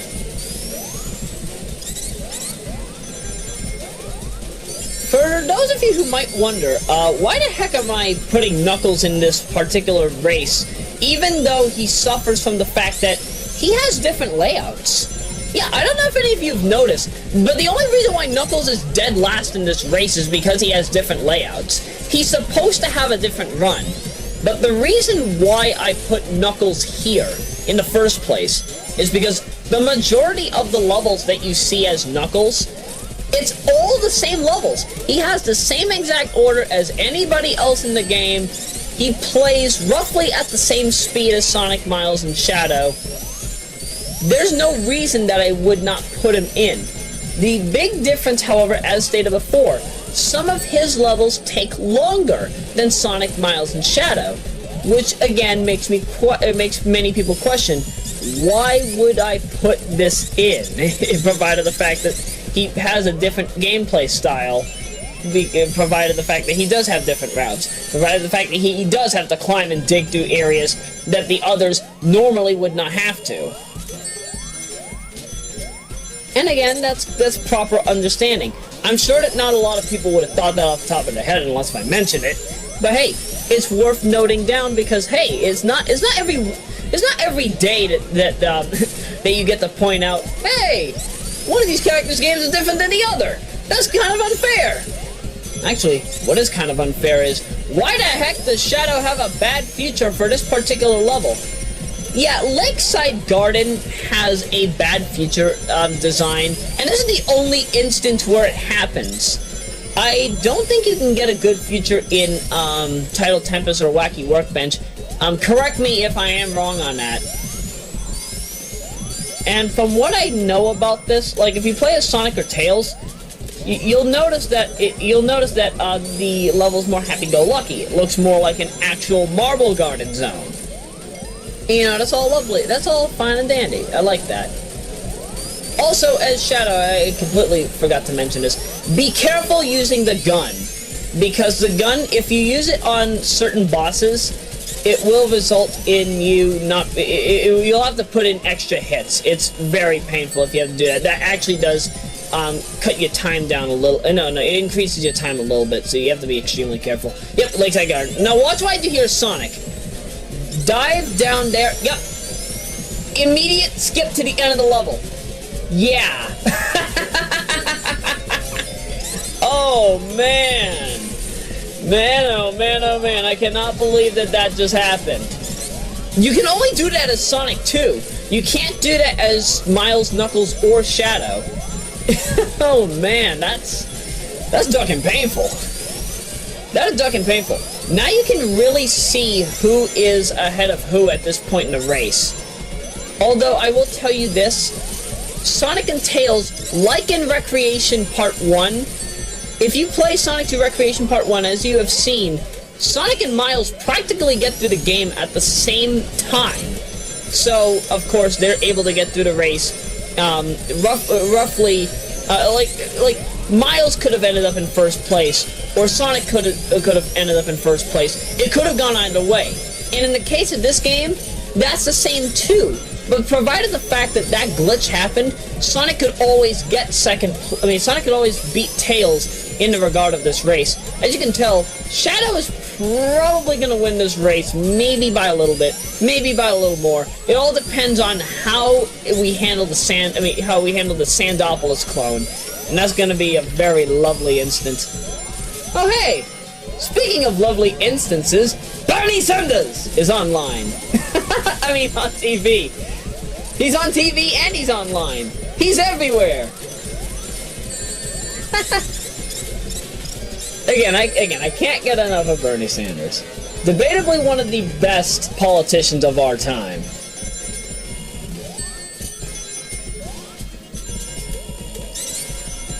Oh, I completely forgot to mention this. Lovely background. I'm loving that teal incarnation. It looks like the Emerald City in the background. I know it's the floating island, but still, I mean, the fact that oh my goodness. I've never seen Nightfall look so lovely in a Sonic hack before. Although I kind of would love for the transition to look a bit better because I mean, we have seen who the heck. Somebody on SSRG released a day transitioning hack. I don't know if it was Mark Gordon or if it was one of the other newer members to come to the table, but I do remember that there was a ROM hack of Sonic the Hedgehog, and it strictly played only through Green Hill Zone. Simply put, if you went through the entire level and you just stood through the entire, not stood through the entire level. If you went through the entire level, like just letting time progress, what ended up happening was you could see it go from, like, dawn to daytime to afternoon. Dawn to morning to daytime to afternoon to dusk to night to dawn. Simply put, it's kind of like how Sonic Adventure 4 Several Wills, or the 2006-2007 game, for those of you who do not know me, are familiar with. You might remember at the Tokyo Game Show 2005 demo, one of the things that they had shown was the fact that if you stood around during the day, they showed a time-lapse video of how quickly time would progress in regard to, like, daytime, how the weather would be and whatnot. And to be truthful, I think I understand now how that would have worked. I think in Sonic Adventure 4, the way that would have worked would have been that, obviously if we were running on the Tokyo Game Show 2005 setup, I feel that the daytime and nighttime progression would have worked either in regard to the game, or if you had the game hooked up to the internet as it was originally intended to, you would have been able to play the game by having the daytime and nighttime happen by means of the real-time clock. And that would have been lovely. it's also kind of depicted in Sonic Adventure 5 Planetary Pieces, or Unleashed, or World Adventure, as you folks know it as, in which it also ran on its own real-time clock, in the regard that some of the early betas had a real-time clock in which you would transition from day to nighttime in the adventure field, and you didn't have to hit the wait until day or wait until night button in the options menu. It would happen automatically. Sadly, however, that was not implemented. And I feel that it was a missed opportunity on the part of the developers. That's something that, let's see, I've always had the ambition to hack that back in, but of course, I'm not an Xbox 360 homebrew developer. I'm not a PlayStation 3 homebrew developer. So sadly, I have to, sadly we'll have to either wait for somebody to do it, or we can, or if he's not busy, we can just ask Mil Poncho to get onto that almost instantly. If you have not followed Mil Poncho's works yet, please do. Mil Poncho is one of the, he is debatably one of the better modders of 3D titles of our era. And I don't know how long he's been doing mods of, like, Sonic Adventure 4 and 5, or even Sonic Adventure 7 and whatnot. There are so many titles that he's worked on over the years, and especially within the past 4 years, actually, that truly do show how you could set a PC game, or even a console Sonic game, to its limits. And heck, from the looks of it, apparently a good amount of the games that he's worked on apparently have some lovely level importing that you can do. Heck, you can import Green Hill Zone Modern from Adventure 7 into the nighttime levels of Adventure 5. If you haven't seen that video, please look it up. I honestly don't remember to link to it. I'll probably link it in the description if I remember to do so. But very lovely site, extremely lovely site. I enjoyed that. I had a blast with that. Shadow, why didn't you destroy the Master Emerald? You had the opportunity. You could. Oh, jeez, why the heck did I say it that way? Oh my goodness, I'm sorry. I'm sorry. Why am I saying it that way? Oh no. Oh no. Oh no. Why am I Mr. Bill? Why am I portraying Mr. Bill? I haven't a clue. Time 26/18/92 for Shadow. Not bad. That was extremely not bad. I'm very glad about that. That was a lovely finishing time. Now, I do kind of have one problem with the credits, and it's only because I don't know about the standards regarding the fact that because of the fact it's in an SMPS version, I don't think I'll have that much of a problem.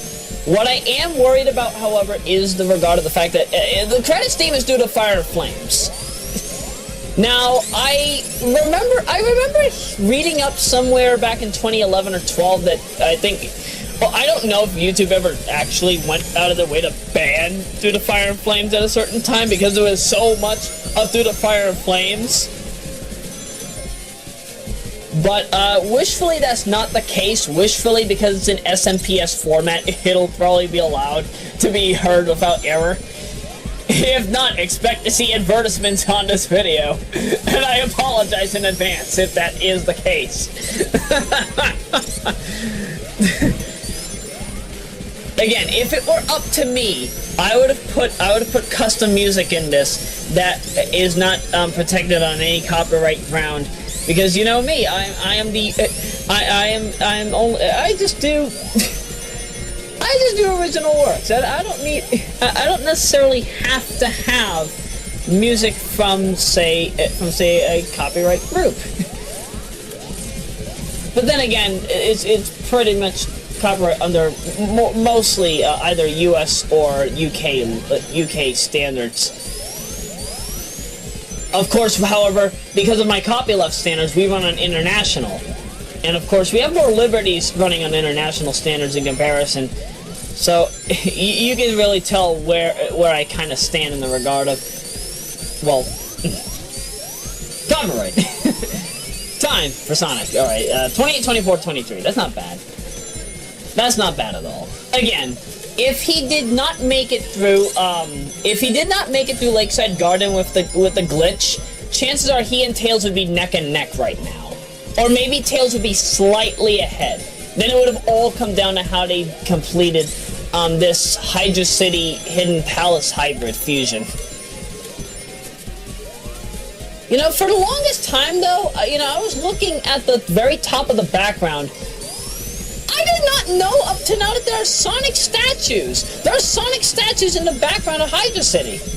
I really did not notice that. I mean, look at that. Yeah, there's a statue of Sonic. I did not know what the heck that was from, and then I saw it imported into one Megamix with Dark Fortress Zone, and oh my goodness, I was shocked. I was extremely shocked. A shocking surprise. Whoa, whoa, that text looked ugly. As you can see, we got time for Tails, 29, 23, 18. Not bad. So it's roughly a 59-second and change difference between the two. That's not a problem. That's not a problem at all. I'm very glad about that. Yeah, maybe 59.05 at worst. And of course, Knuckles is gonna take his sweet anus time. Take your time, Knucks. You got all the time in the world now. You're gonna be dead last no matter what time you complete it in. But hey, with a 34-minute estimate, I think he'll be done in no time. Now, provided the fact that we're pretty much at the end of the race, what could I say about Return of Shadow? Return of Shadow it's a good concept, and I do love what has been done with it over the past 4 years. What I do have a problem with, however, is the fact that Return of Shadow is by no means of the word, optimal. And I don't expect it to be optimal for a long time. That's okay. That is entirely okay by me. One of the big issues, however, that it does suffer from, and you've probably noticed this with select levels, especially Dystopia, well, especially if you've got water running in the background, lag. This game is violently lagful. It will fill to the rim with lag.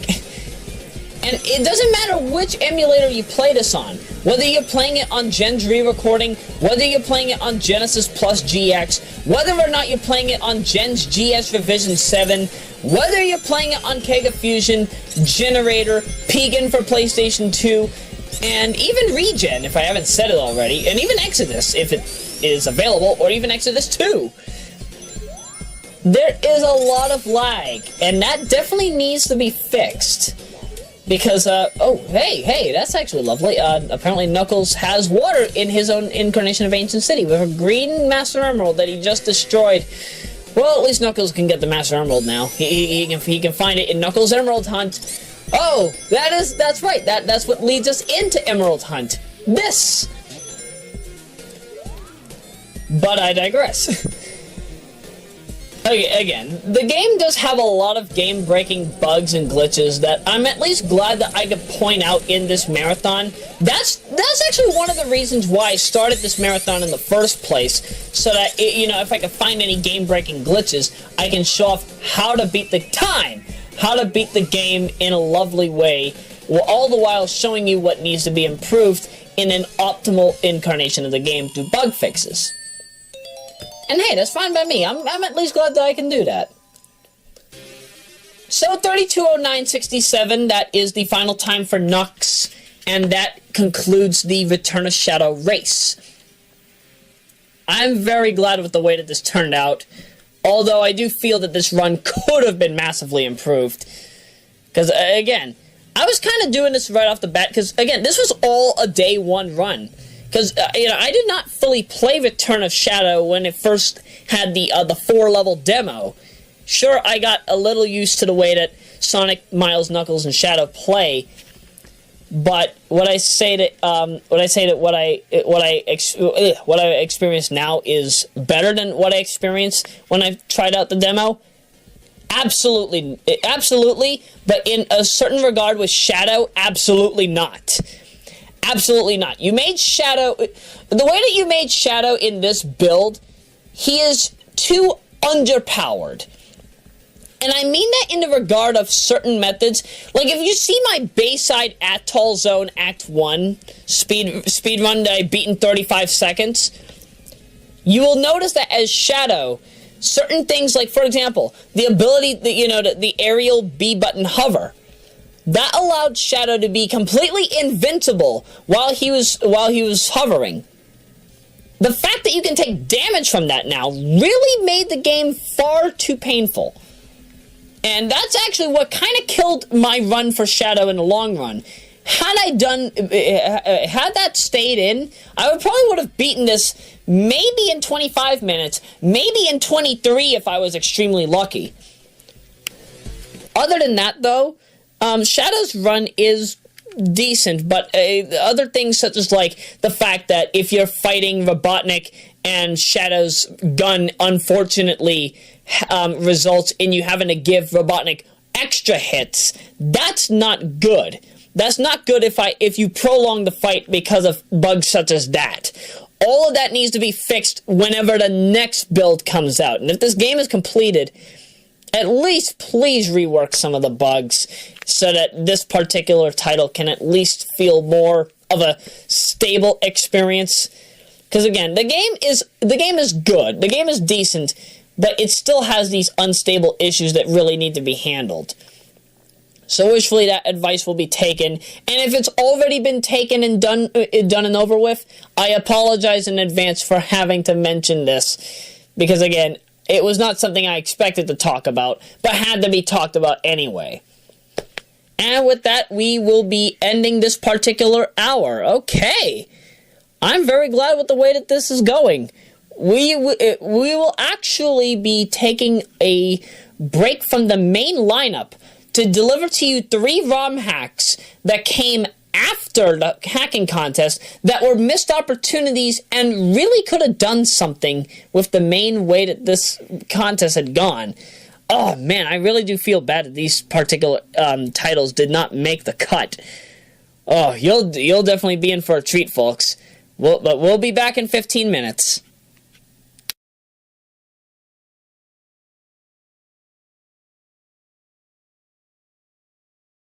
Closed captioning for Royameadow has been brought to you by Luna. The speedruns for Sonic Hacking Contest XIII Done Quick have been brought to you by Oshumeadow, Gorbichev, Doug Riss, Luna, Kelsey Evans KSEV, and Royameadow International. The final music break showcases music brought to you by Master Jace, DJ Maxi, and even yours truly. Hoping you love the selection that we've got for you here. We'll be back in 15 minutes.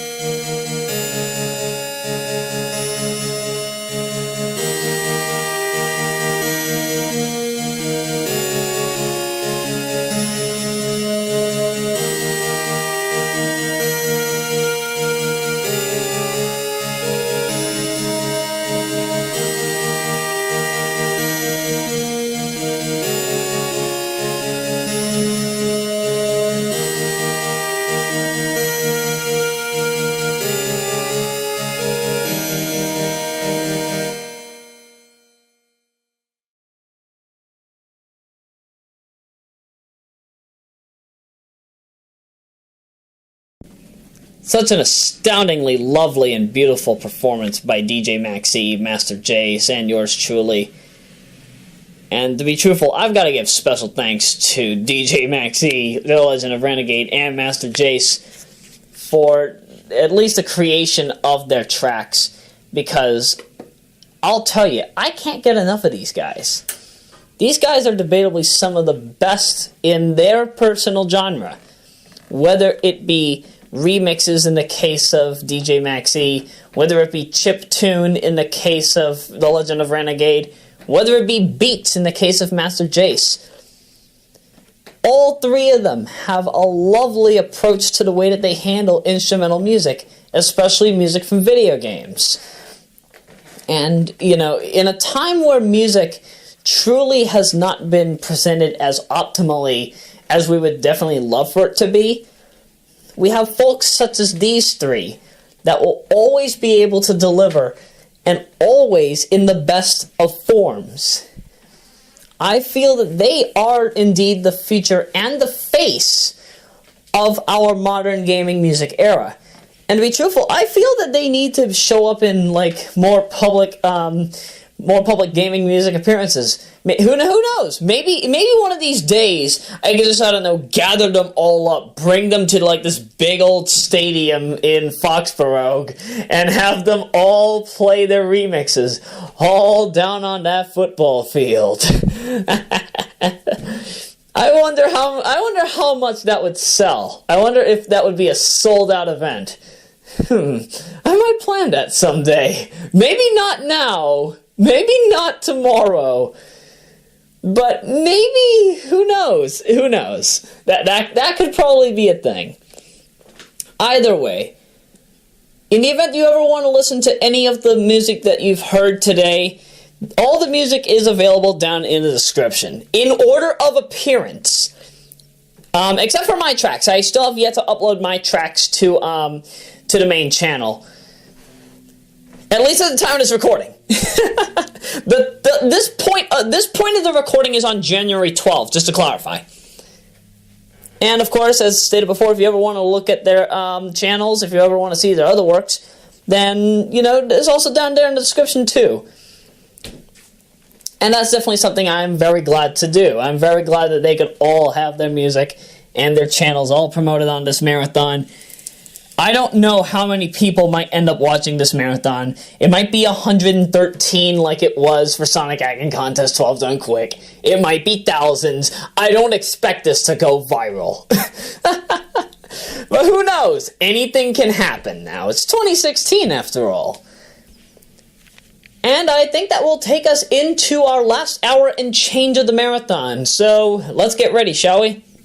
Now, before we begin, I would like to personally apologize to Sam Winton, Dalek Sam.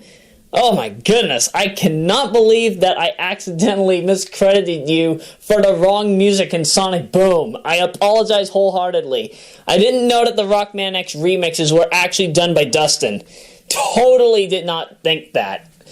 Because, again, you and Dustin have a similar sound. I think that's why I kind of got it a bit confused. But to you, the audience, in the event that you ever do want to listen to some of the stuff that he's worked on, again, his stuff is available in the description as well. I've got a link. The link to his SoundCloud is there, and also for the one particular track that he actually did work on, A Certain Big Blue Bastard, currently only available in Gorbichev's Revenge, more than likely will be available in the event that Sonic Boom 2009 is still being worked on. But yeah, just wanted to clear that out of the way. Just wanted to clear up any confusion in the event that anybody was trying to look for Rockman X remixes that were actually made by Tweaker rather than Sam. So yeah, just wanted to get that out of the way. I apologize, many apologies. Wistfully, my apologies are accepted. I swear, I'm doing this on the fly. That's how you can tell I'm very, very frustrated. I assure you, however, I do not have stage fright. Although it probably has happened maybe once in a while. Oh, grade 6, how I missed thee. Or how I loathed thee when on the theater stage. But I digress. Let's get to missed opportunities. So, missed opportunities, this is going to be a block of just 3 different ROM hacks. And these 3 particular hacks did not make it into Sonic Hacking Contest XIII, either because they were not ready to be released, or because there was a specific reason for why they didn't show up, and you'll understand for the 3rd one. Sonic Warped, however, at the time of this recording, has not come out. So, unfortunately, we will not be having Sonic Warped with this particular marathon. And, of course, I would have done Sega Homebrew Competition done quick. But sadly, there wasn't enough entries in order for me to do stuff. Plus, I apologize to Razor and Xenon about this. I actually have never played Dune. So, eventually, I might get around to doing the Dune Razor missions. But at this point in time, I sadly had to leave that out of the marathon here. So, yeah, you'll get your love eventually, just not with Dune. Again, I'm not really one who can understand Dune. Dune reminds me a lot of Rampart, from what I've seen of it. That's the only reason why I can't get into it as much as I would love to. And, of course, the rest of Sega Homebrew Competition was MIAA Women's Hockey 2015, Volume 1, Volume 1 Tournament Edition, and Volume 2. So, of course, with Sonic Warped being the only partial private entry, of course, sadly, there wasn't really anything else I could add into the marathon, except for what you will be seeing upcoming. So, let's begin with BakaSonic.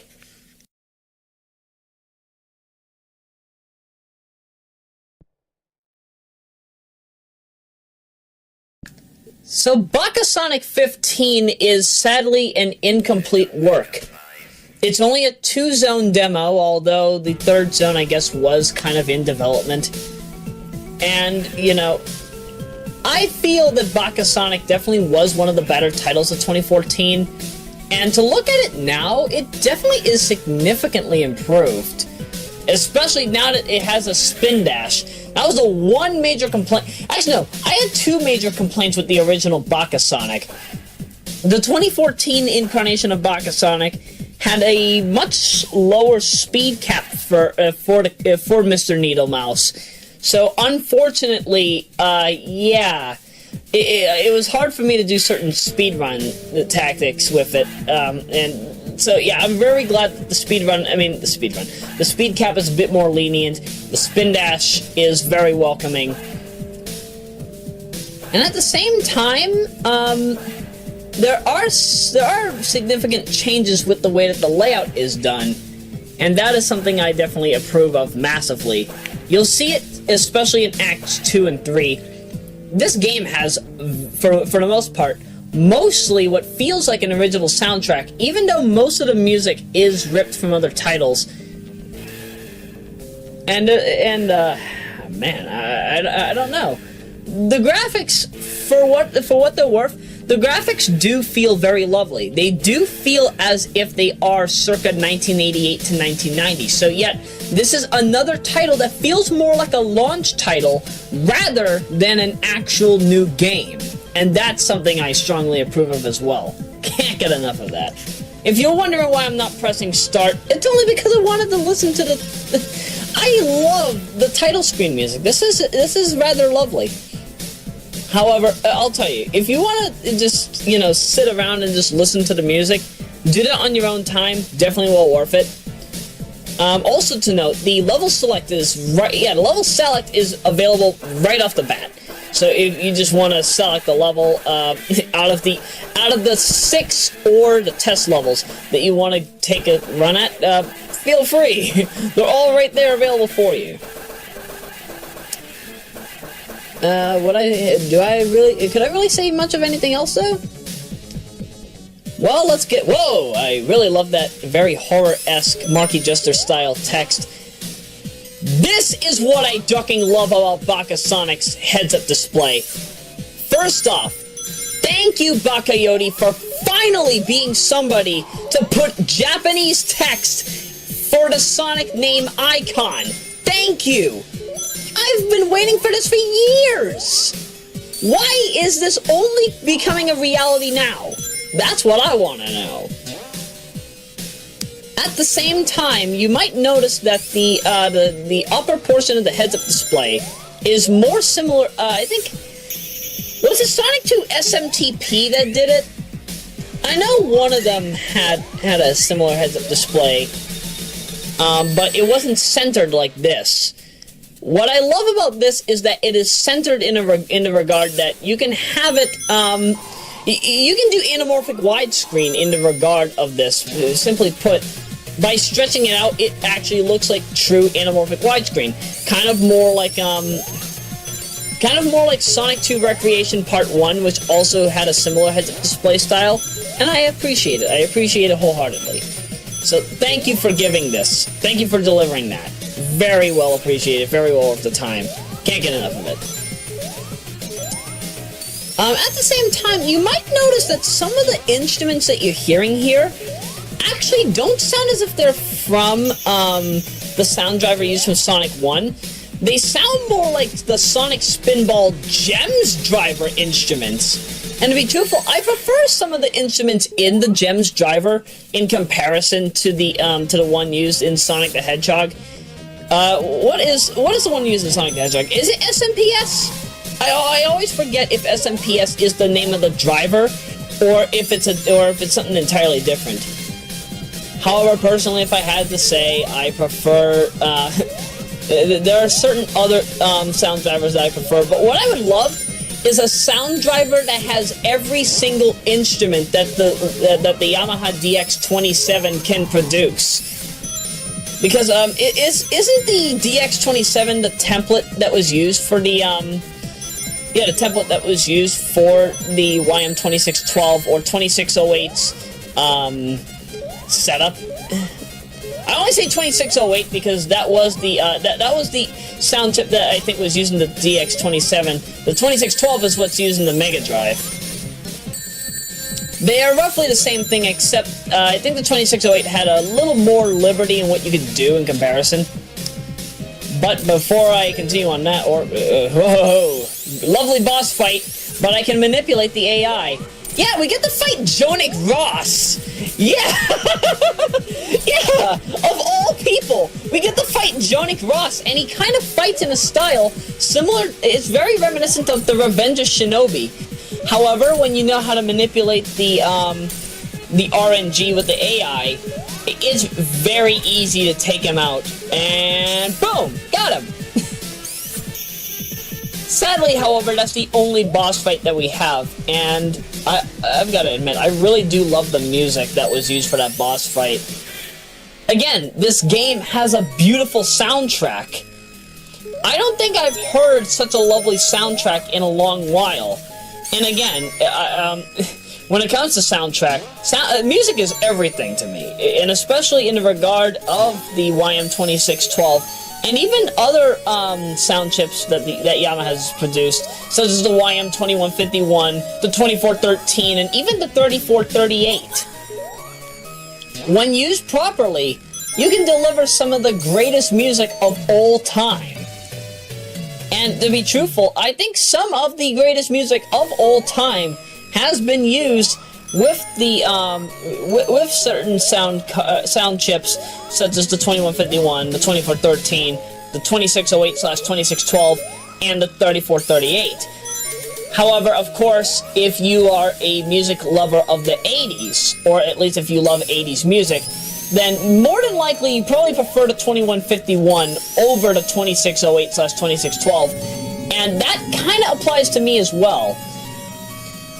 What I want to see from a sound driver as well is, I want to see a way to emulate all of the YM2151 instruments in YM2612 form. I mean, we have that presented in, like, Phantasy Star 2, NHL 94, and a whole bunch of titles circa 1989 to 1993. But it's not common nowadays. Oh wait, hang on, RBI 94. I need to add that in too, because RBI 94 also has that.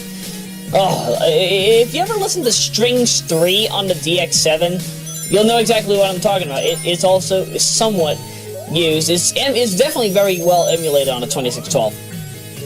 It has a lovely sound.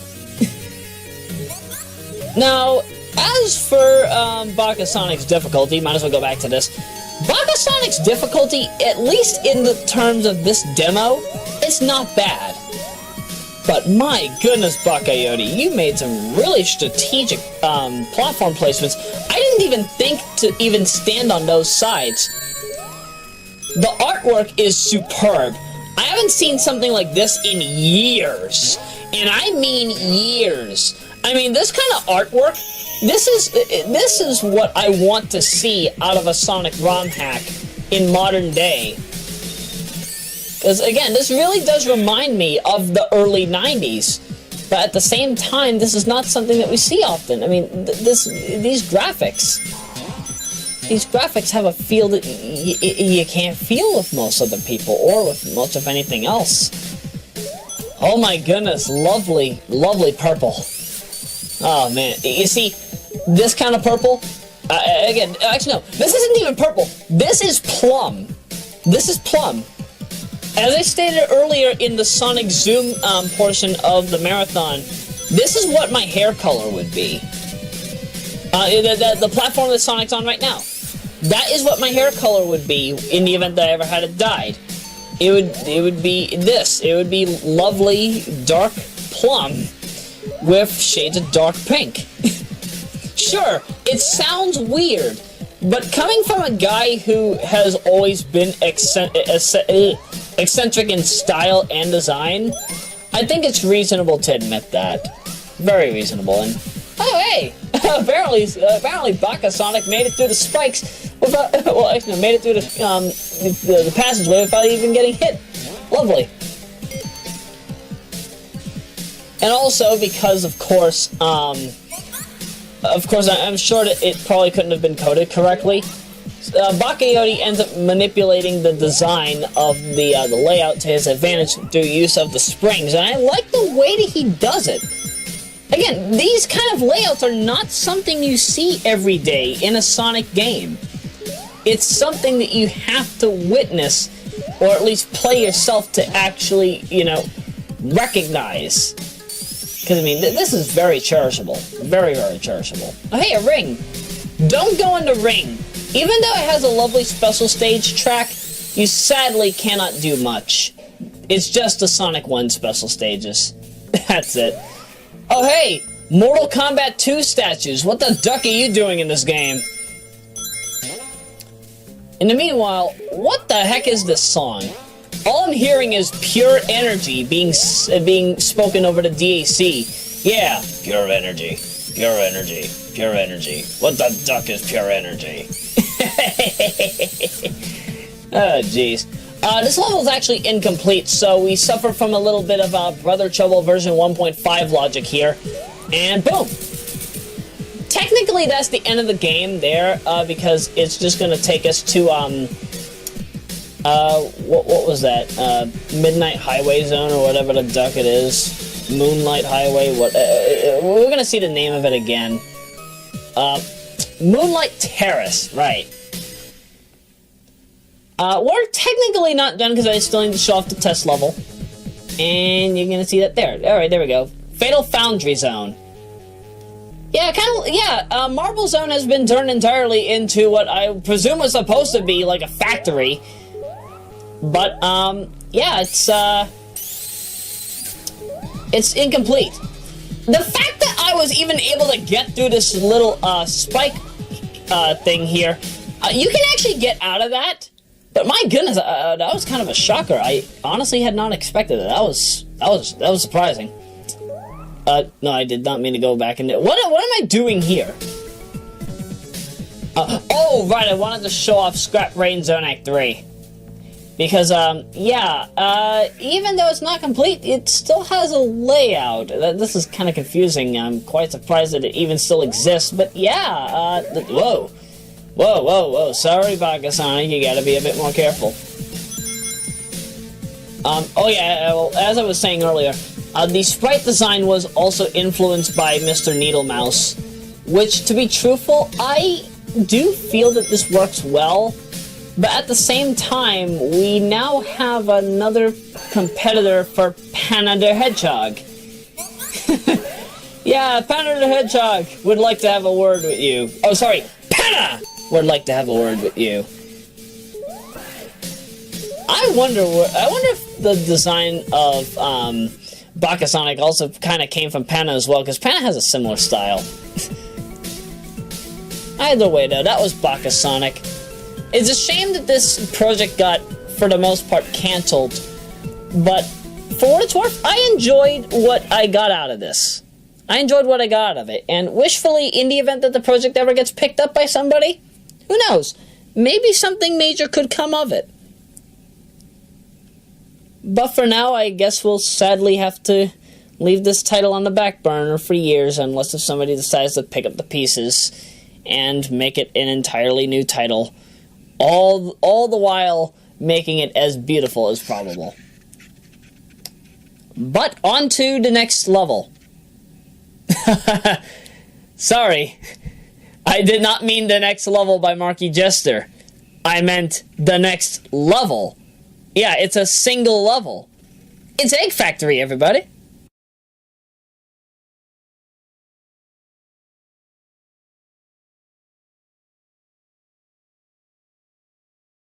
So this is Egg Factory by Shooter, with music brought to you by Ivan Yo. Oh my goodness, I can't get enough of this particular title. This is also where I would say it is, for lack of a better word, launch title territory. Because, sure, it has some things that are very reminiscent of Sonic CD, very reminiscent of Sonic the Hedgehog. Plus, I don't know if any of you remember Sonic Plus. It had colored shields, and it allowed you to do things kind of like the elemental barriers. So, yeah, you can do that here, except in this particular title, you can do homing attacks, you can attract rings, you're immune to certain things, you can double jump. All depends on the barrier that you've got. And, as I stated before, the launch title territory factor of this particular title is because of the very simplistic background, if I had to say. Because, you know, even though the design of this, it all pops out like 1989, 1990. This does not feel like 91. None of this feels like 91 here. And I don't know, maybe it's because of the impact that Winter Adventures gave me, but who knows. Like for example, see there? Squeezed sprites. That's actually very well crafted. I am very surprised that was actually done. I think this is one of the first ROM hacks of its kind to do this. One of the things I really don't like about this particular ROM hack, though, if I had to say, again, Egg Factory is beautiful. This is debatably one of the best titles, and I really do feel bad that this did not make it into Sonic Hacking Contest XIII. The one thing I dislike about it is actually the fact that, I saw Marky Justice stream, and he said that he had trouble with the enemy placement. Personally, the enemy placement is not bad if you know how to handle it, but of course, I'm not really speedrunning this. I'm kind of playing this a bit aggressively, so you'll see me get hit constantly, but that's okay. The issue that I suffer from with this, though, is actually the timer, and Marky also had this trouble in his stream. You can go through this entire zone, and what ends up happening, like, once you get to Act 2, it's an automatic checkpoint, but the timer doesn't reset. The timer does not reset at all. That's what kind of depresses me about this battle. I mean, not this battle, this particular stage.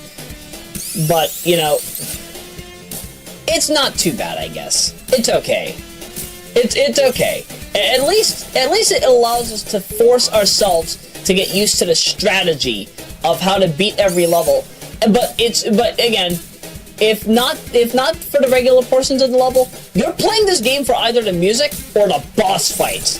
And my goodness, this boss fight, I mean, it starts out kind of similar to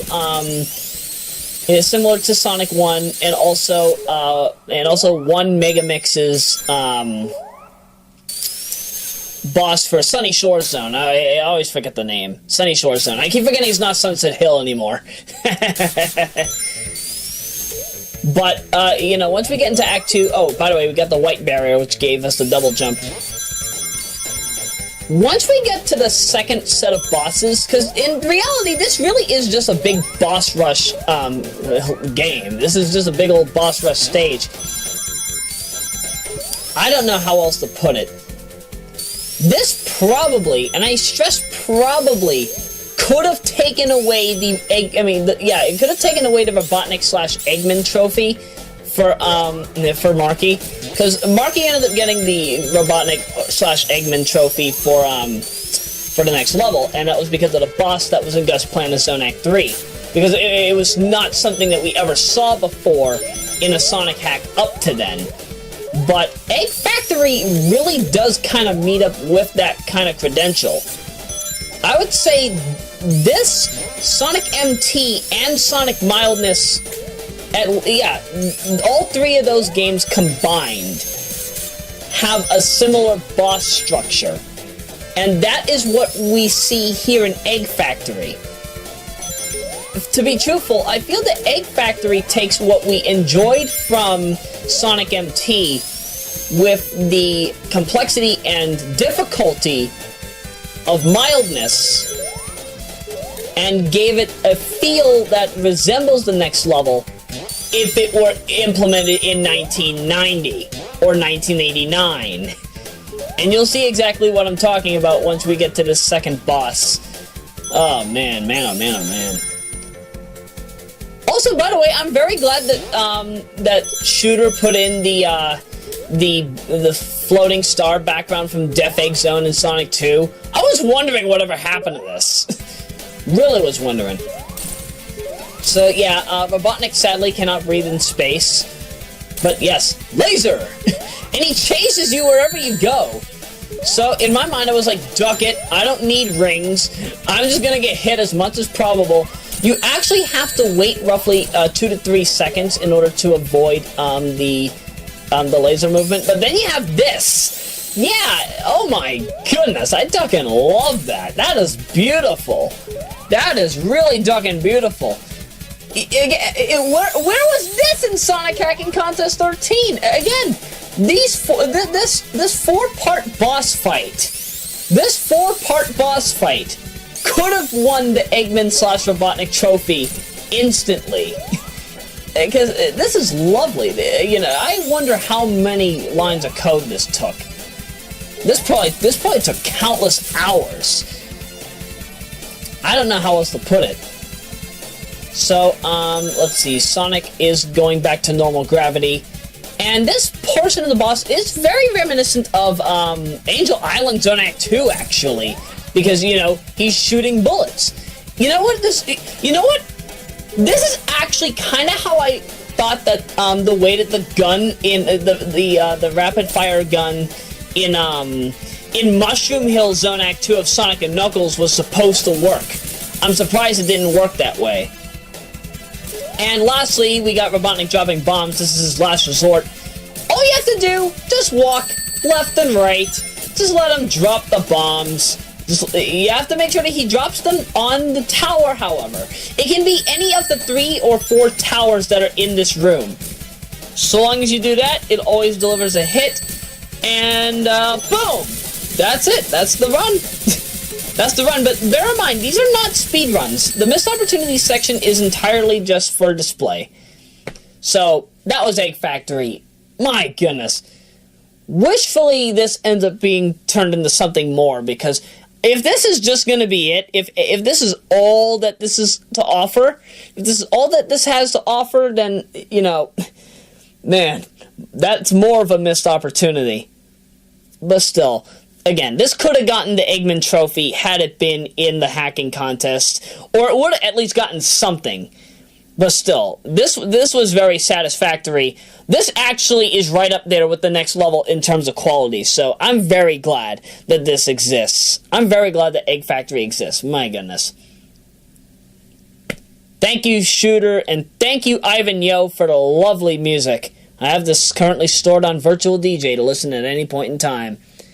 But now it's actually time for a certain ROM hack that I made an advertisement out of. Oh, jeez. But I mean that in a good way.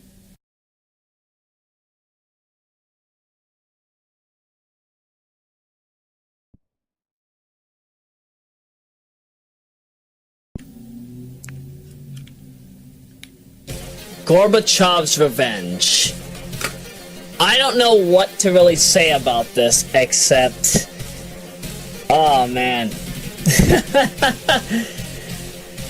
You know, Sonic Boom 2009 Gorbachev's Revenge came completely out of nowhere. And I was shocked when I saw this. Again, this is a bombshell out of left field if I really had to say anything. This could have competed with Sonic Bash. You know, if there was a trophy for best multiplayer, best local multiplayer ROM hack, this would have gotten that trophy. This also, if I had to say, is yet another instance of would have this gotten the Eggman trophy? Because Sonic Boom 2009 is debatably one of the utmost recognized Sonic ROM hacks of all time, at least for its time. And, you know, the fact that you have a fully playable Gorbichev here, not to be confused with Gorbachev, but still, the fact that Gorbichev is, the fact that he has all of these different abilities that you can just select which one you can use at the... Gorbichev, what are you doing? But the fact that he's able to do all of these different abilities, and the fact that you can play in any way, shape, or form, it's astounding what you can do with this two-player experience.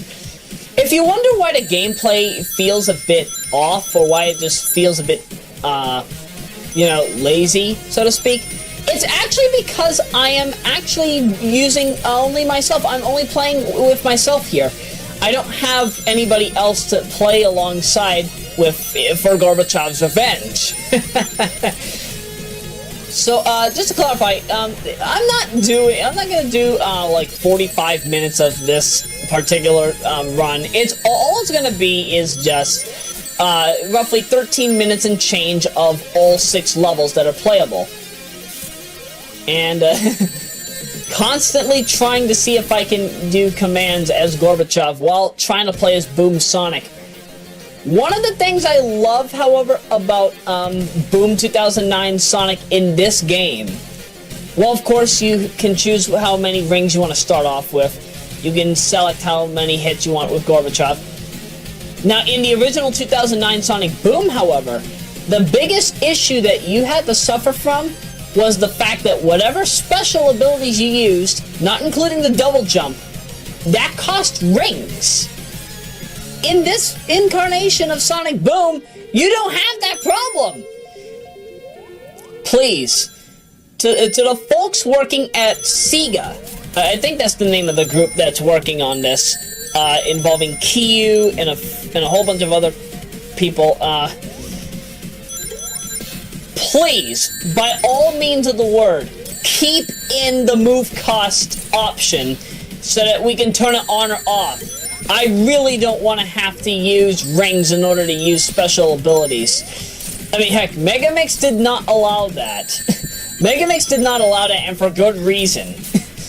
So I personally do feel that eliminating the feature of eliminating the cost of rings to use special abilities, it will definitely allow the game to prosper more better. More better? That's the second time since Project MD that I've said that. It's better off with the elimination of the move cost. There's no reason to have rings in order to do an ability. That's what I'm saying here.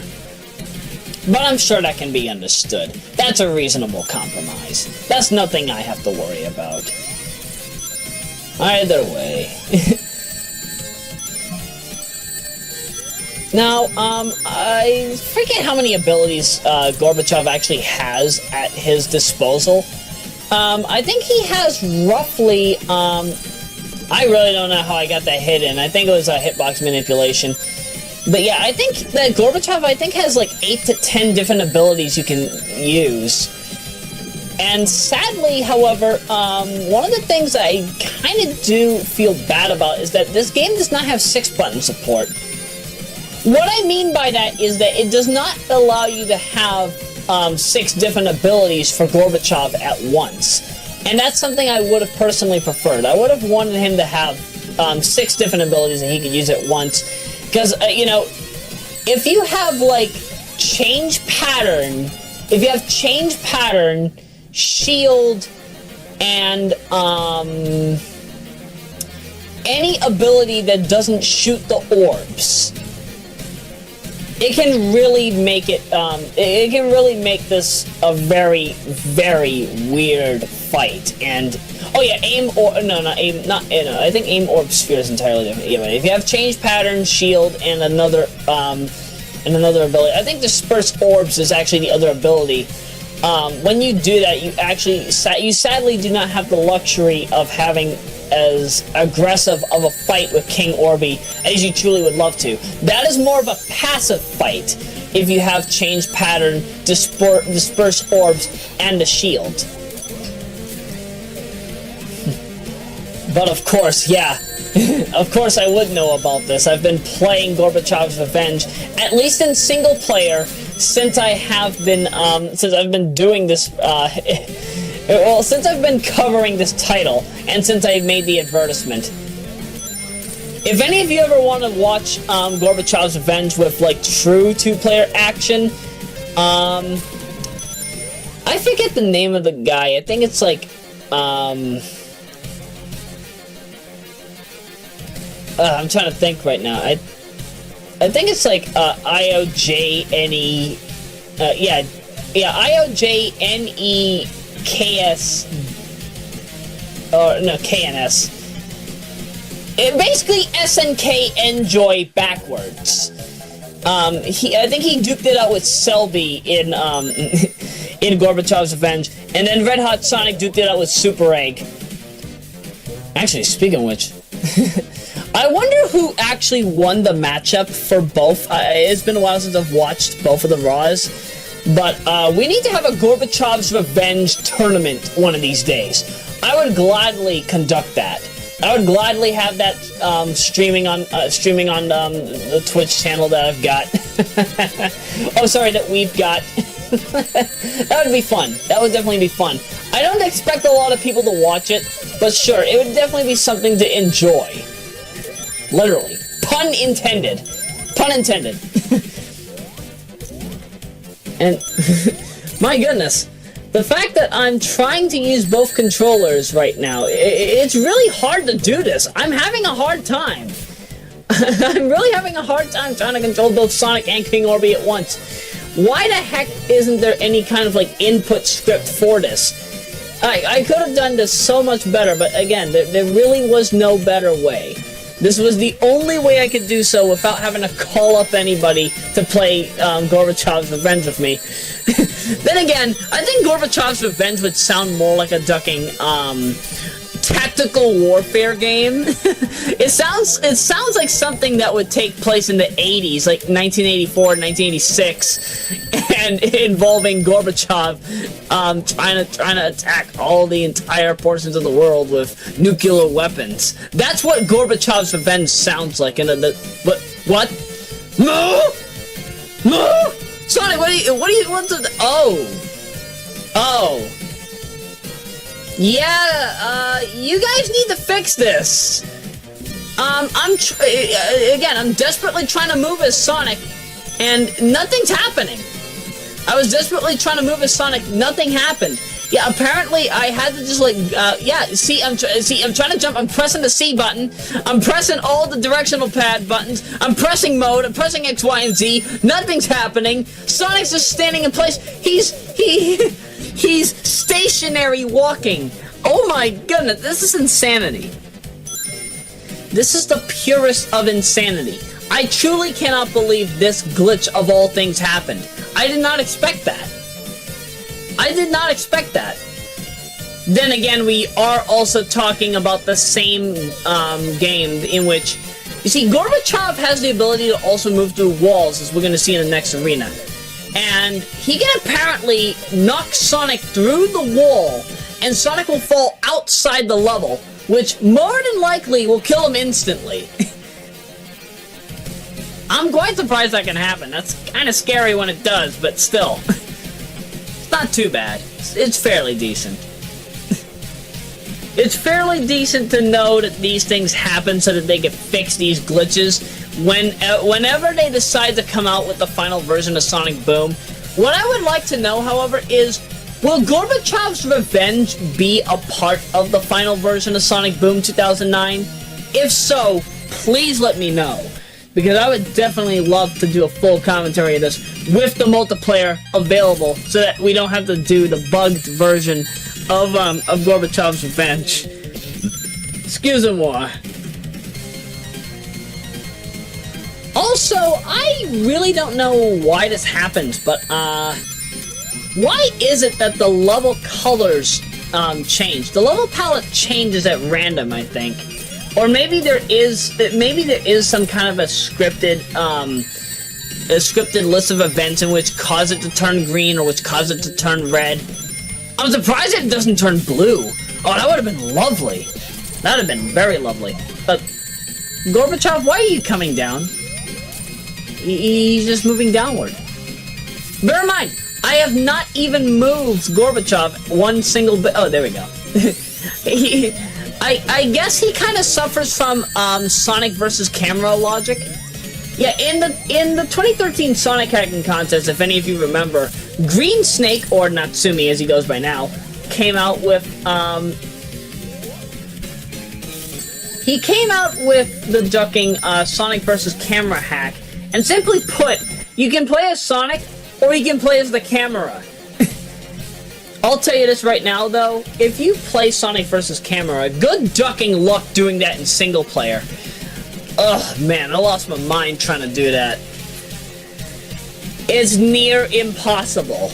And I'm sure that Razor and Xenon by now have probably come out with Sonic vs. Camera, the full playthrough, but still, it's very ducking painful trying to do that.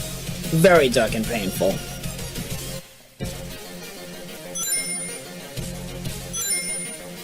And let's see, I think this is going to be the most aggressive fight. Yeah, of all the stages, why is this the most aggressive fight? In single player, mind you. Again, I did not expect to have to do this with only one with one controller and one keyboard. You know, had there been somebody else to play with me, I would have gladly played as Gorbachev. I mean, sorry, Gorbachev. Again, I keep messing up on his name. I apologize, everybody. I honestly apologize.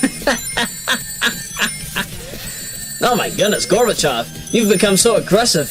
Why? Why? Is this because of the final battle? Ah, jeez. Again, this two-player experience definitely is fun.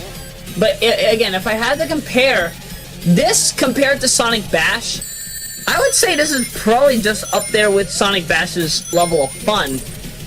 And the fact that this only took roughly 2-3 months to make.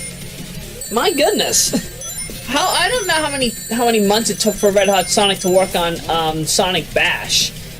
But if I had to compare, you know, again, the quality of both are lovely. But if I had to choose, you know, for regular daytime play, chances are I'll probably do Sonic Bash. But for nighttime play, you know when the cool kids are out, you know them cool hipster 1995, 1996 kids that you see hanging out in the back alleys in New York City. you know the ones you see after a rock concert. A local rock concert at your not so local music hall.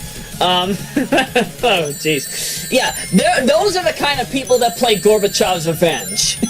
Those are the kind of people that I expect. And oh, I see what I'm doing here. But okay. Yeah, I think what I did here, I think this is what Red Hot Sonic did. Yeah, that's similar to what Red Hot Sonic did at the end of his run with Super Egg. He basically made it harder for Super Egg to actually defeat him on the final hit. So I kind of tried to see if I could replicate it, and I kind of did. But, you know, I don't know. I guess I just had a fun time watching this, and at least trying to play it in as great of a way as probable. But still, that was Gorbachev's Revenge. A very strongly missed opportunity. This was to celebrate the 6th anniversary of the 2009 Sonic Boom. Why the duck didn't you guys put this in the hacking contest? This would have gotten the multiplayer trophy if there was one. This would have probably gotten the Robotnik trophy. Oh, jeez. Oh, man. So many missed opportunities. And all of them Eggman trophy material. Oh, man. Man, oh, man, oh, man. Oh, jeez. Either way, wishfully we get to see these ROM hacks go somewhere in the future, even though all 3 of them probably are in a complete state by now. Except for BakaSonic, of course, but still. Each of these need more love than they actually get. Play them. Please go out of your way to play them if you can. They are well worth your time. And hey, if you ever want to do some online net play, you know, chances are, more than likely, I'm probably online, but of course, I don't know how to use Chimera, so I'm going to need some help from you folks in order to master how to do that properly, but that's another story for another time. We can always do that whenever we want to. So, let's get back to the main marathon. Shall we?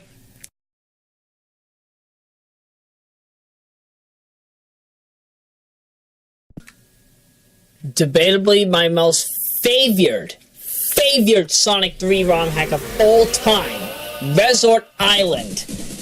Oh man, this is debatably the best of the Sonic 3 ROM hacks to date.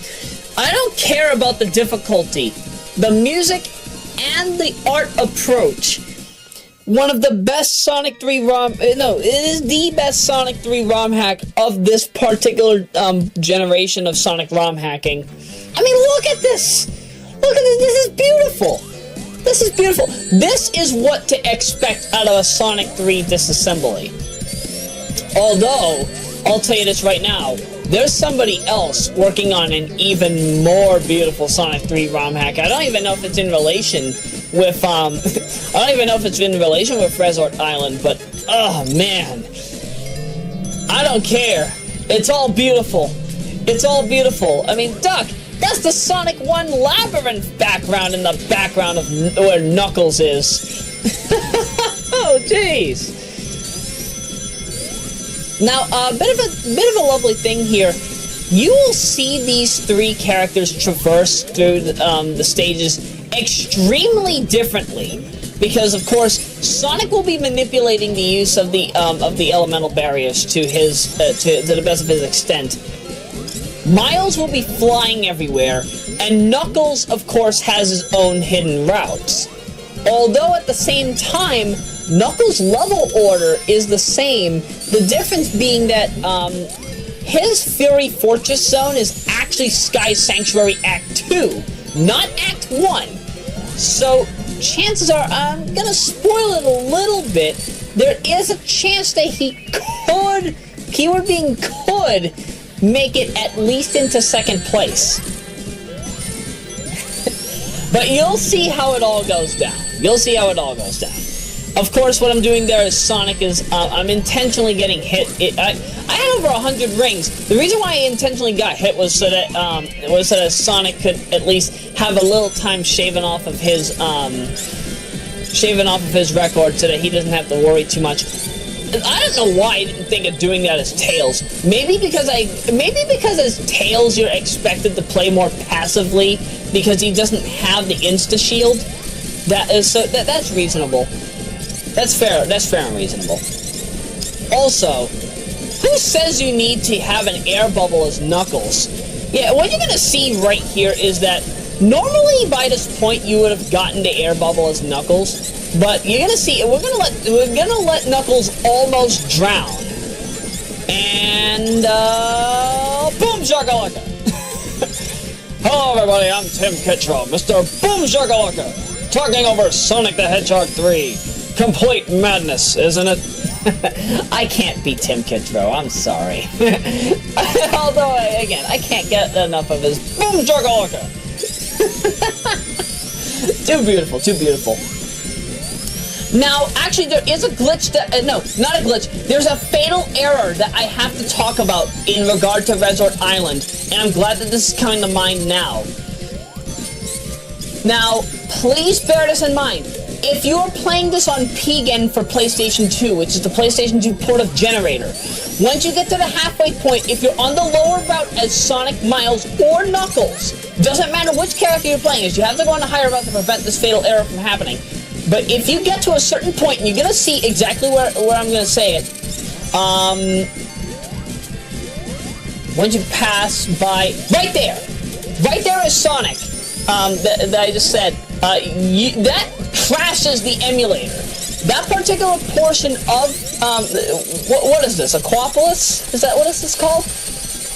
Whatever this is called. This particular act, I don't know why, it doesn't happen with any of the other acts, but when you get to that particular point, whether you're Sonic, Tails, or Knuckles, you will see that the game will crash, and that is a fatal error in PGen for PlayStation 2. So, yeah, I don't know how to remedy that. All that I have to say is, play as Tails or Knuckles if you're going to play this level, in Act 2 at least. Take the upper route as much as you can. Do not take that lower route. That is indeed the cause of the fatal error. And it doesn't matter which version you're playing. Whether you're playing version 1, whether you're playing version 1.2.1, whether you're playing any incarnation of version 1.5, this glitch, this fatal error is present in all of them. Actually, speaking of which, PGen actually has a lot of other troubles too. PGen suffers from a lot of emulation troubles. So, like, I'm just in the menu of NBA Live 98, right? And what ends up happening in NBA Live 98, well, let's just say this, it crashes. It just crashes while you're in the menu. Same thing also happens if you're in the options menu for Gunstar Heroes, oddly enough. Well, then again, it did say you can only play 98% of all Genesis and Mega Drive games, regardless of region, so I guess it's forgivable. But still though, jeez. You made a Genesis emulator for PlayStation 2. At least make it playable with everything. Or at least almost everything, jeez. But enough of that. We're on to Sunset Vista, and Sunset Vista, even though it's mostly Marble Garden Zone, the mountains and background design, you see Knuckles statues. Wait a minute, but this place is called Resort Island. Why is that? Not really sure. I really am unsure as to how the art direction to this works. I really don't. Oh wait. Oh, sorry. I think the Knuckles statues show up in Act 2. I gotta apologize. Now, as you might have seen, for this particular passageway to get to the spinning top to take us to the next portion of the level, you might have seen that, yes, Sonic, Miles, and Knuckles have extremely different methods for getting through there. In the case of Sonic, he had to go all the way around. Miles and Knuckles, all they had to do was climb and fly and climb their way to the top. So yeah, you see that they have extremely different ways to handle this game, and you're gonna see that it will definitely change up the entire course of the race come later zones. But they're pretty much all gonna be neck and neck, at least all the way up to the end of Radon Ravine. Is it Radon or Radon? I've always called it Radon. And this is where Sunset Vista changes up for Knuckles, as you're gonna see. Yeah, Knuckles ends up having to take the right-hand route rather than the lower route, and for good reason too. I do feel, however, that Knuckles kind of has a bit of a run for his money with the hidden areas, or at least his unique passageways. Sure, it gives a good challenge, but there's a difference between challenge and unforgivable. And there are portions of this where it is unforgivable, but it's tolerable for me because, of course, this is a SARTS race. This isn't a normal real-time speedrun. It's a Savestate Assisted Realtime Speedrun. So, of course, I can have an easy time. Alright, let's see. Tails is on the mid-boss fight. Sonic's already done. Knuckles is just about ready to get to the mid-boss fight, I think. I really don't know. I honestly don't. Oh, jeez. But if I had to say, though, there aren't a lot of enemies as I kind of expected that there would be out of a Sonic 3 ROM hack. Because, you know, when I think Sonic 3 disassembly ROM hack, I think excessive amount of enemies. But I guess Radon Ravine kind of makes up for it, because where both Aquapolis and Sunset Vista don't really give you much of any benefit in the enemy zone. At least with later zones, such as Bon Bon Bonanza and Radon Ravine, it at least gives you more of a welcoming approach. So, it's forgivable. And, my goodness, dang, Tails! Actually, I actually do need to talk about this for a bit, because every character does have a fatal issue with their run, which gives them a bit of a disadvantage. While Sonic and Tails go through the same routes, of course, Tails is able to fly, which causes him to be ahead of Sonic most of the time, but also allows him to go through his own unique approaches as well. While Knuckles has to take his own secret routes, which again usually take up roughly the same amount of time, even though they're almost equally as difficult. The difference, however, is actually bosses. Yeah, because Sonic and Miles go through the same bosses. Sonic has a balanced experience with all the bosses. Miles and Knuckles have a specific boss or mid-boss in particular, which will kind of kill their run, if not beaten in a fairly decent amount of time. And you'll definitely see that come later on. Actually, in this zone, you're gonna first see it as Tails, and you'll understand why. And you'll see it as Knuckles when we get to Bon Bon Bonanza. What a name for a level, Bon Bon Bonanza. Yeah, does anybody ever remember having bonbons as a kid? You know what I'm talking about, bonbons. They're those candies, like, remember when you would ever go and visit, like, your aunt's house, and you'd see, like, there's, like, a strawberry, there's, like, a wrapper, and it looks like a strawberry, and inside it's kind of like a semi-hard candy, which has a lovely strawberry taste to it. They also had it in cherry form, too. That's what I mean. Those are bonbons, and they're not easy to find nowadays. But, actually, no, I take that back. They're easy to find, but they're so ducking expensive. I mean, duck, $15 for, like, what, a 2-pound bag? I mean, geez. Of all things sacred, why that? Why that of all things? Why do I have to have such an expensive bag of candy? Heck, the candy that I get from Walgreens, it's ducking cheap. It's ducking cheap. I mean, you'll probably only see me pay maybe roughly $8 to $10 for 2 bags of cherry sours, 2 bags of Lifesavers gummies, and 4 bags of Skittles, assuming they're all on sale. Which is not bad. That's not bad. Alright, it's definitely worth the investment. However, I think CVS actually got cherry sours back, so I might end up going back to CVS for once. But, enough of that. Boss time is Sonic. Whoa! I did not expect that when I first saw that happen. Oh, man. Sadly, however, the entirety of this boss fight is not speed-based. So, yeah, Sonic has a balanced experience with this fight. It's nothing really to worry about. But yeah, in the event you want to manipulate the uses of Tails, definitely do so. I think I'm going to intentionally get hit as Sonic just so I can get... Yeah, I think I do intentionally lose my rings too, just so I could save myself some time. I think that Robotnik actually has either 12 or 16 hits in this fight. I think it's 16. And that's also kind of one of the other reasons why Tails' run gets killed.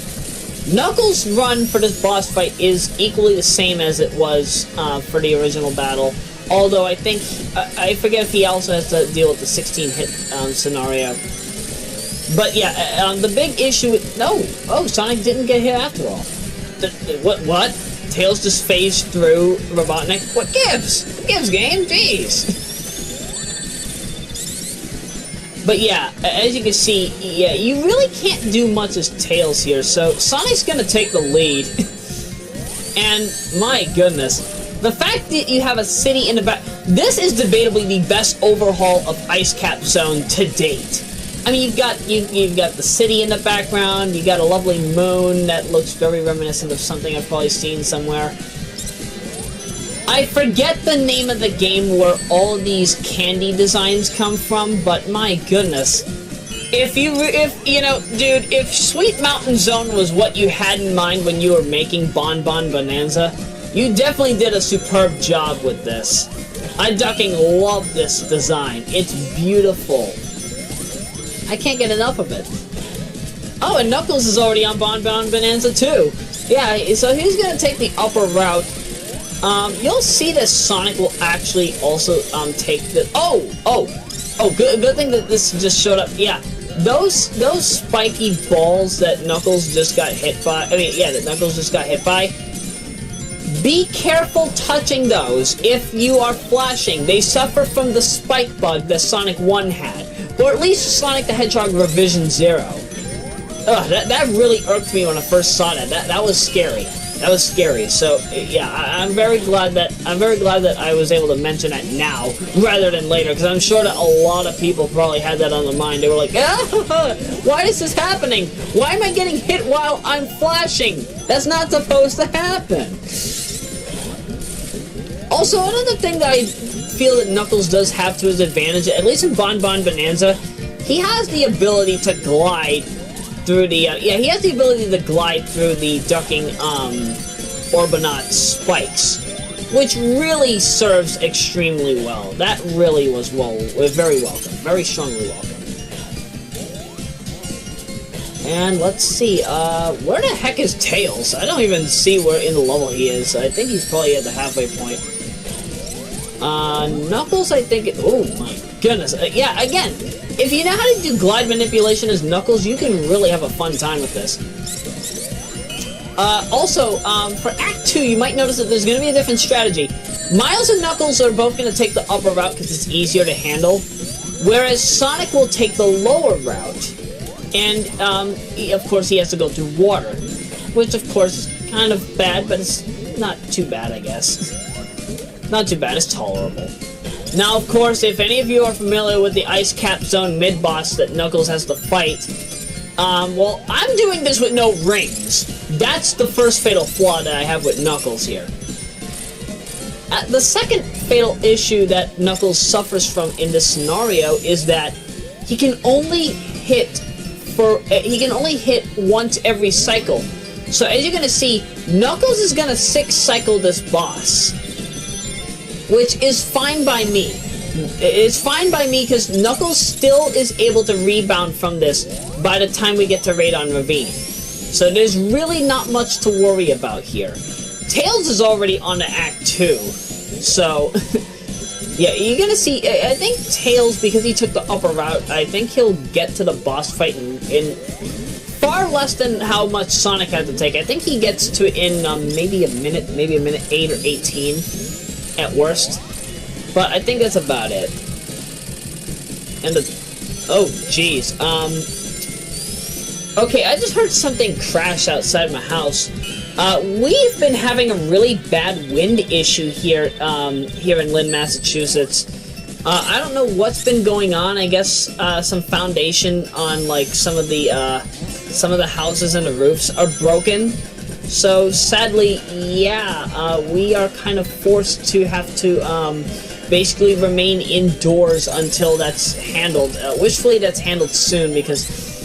You know, the fact that we have to deal with so much bad wind, it's really scary. And oh, I was right. Tails made it to the boss fight in 1 minute and 8 seconds. Wow, man, my predictions are lovely. Bear in mind, this is my first time watching this since I have since I had recorded or at least edited up the race.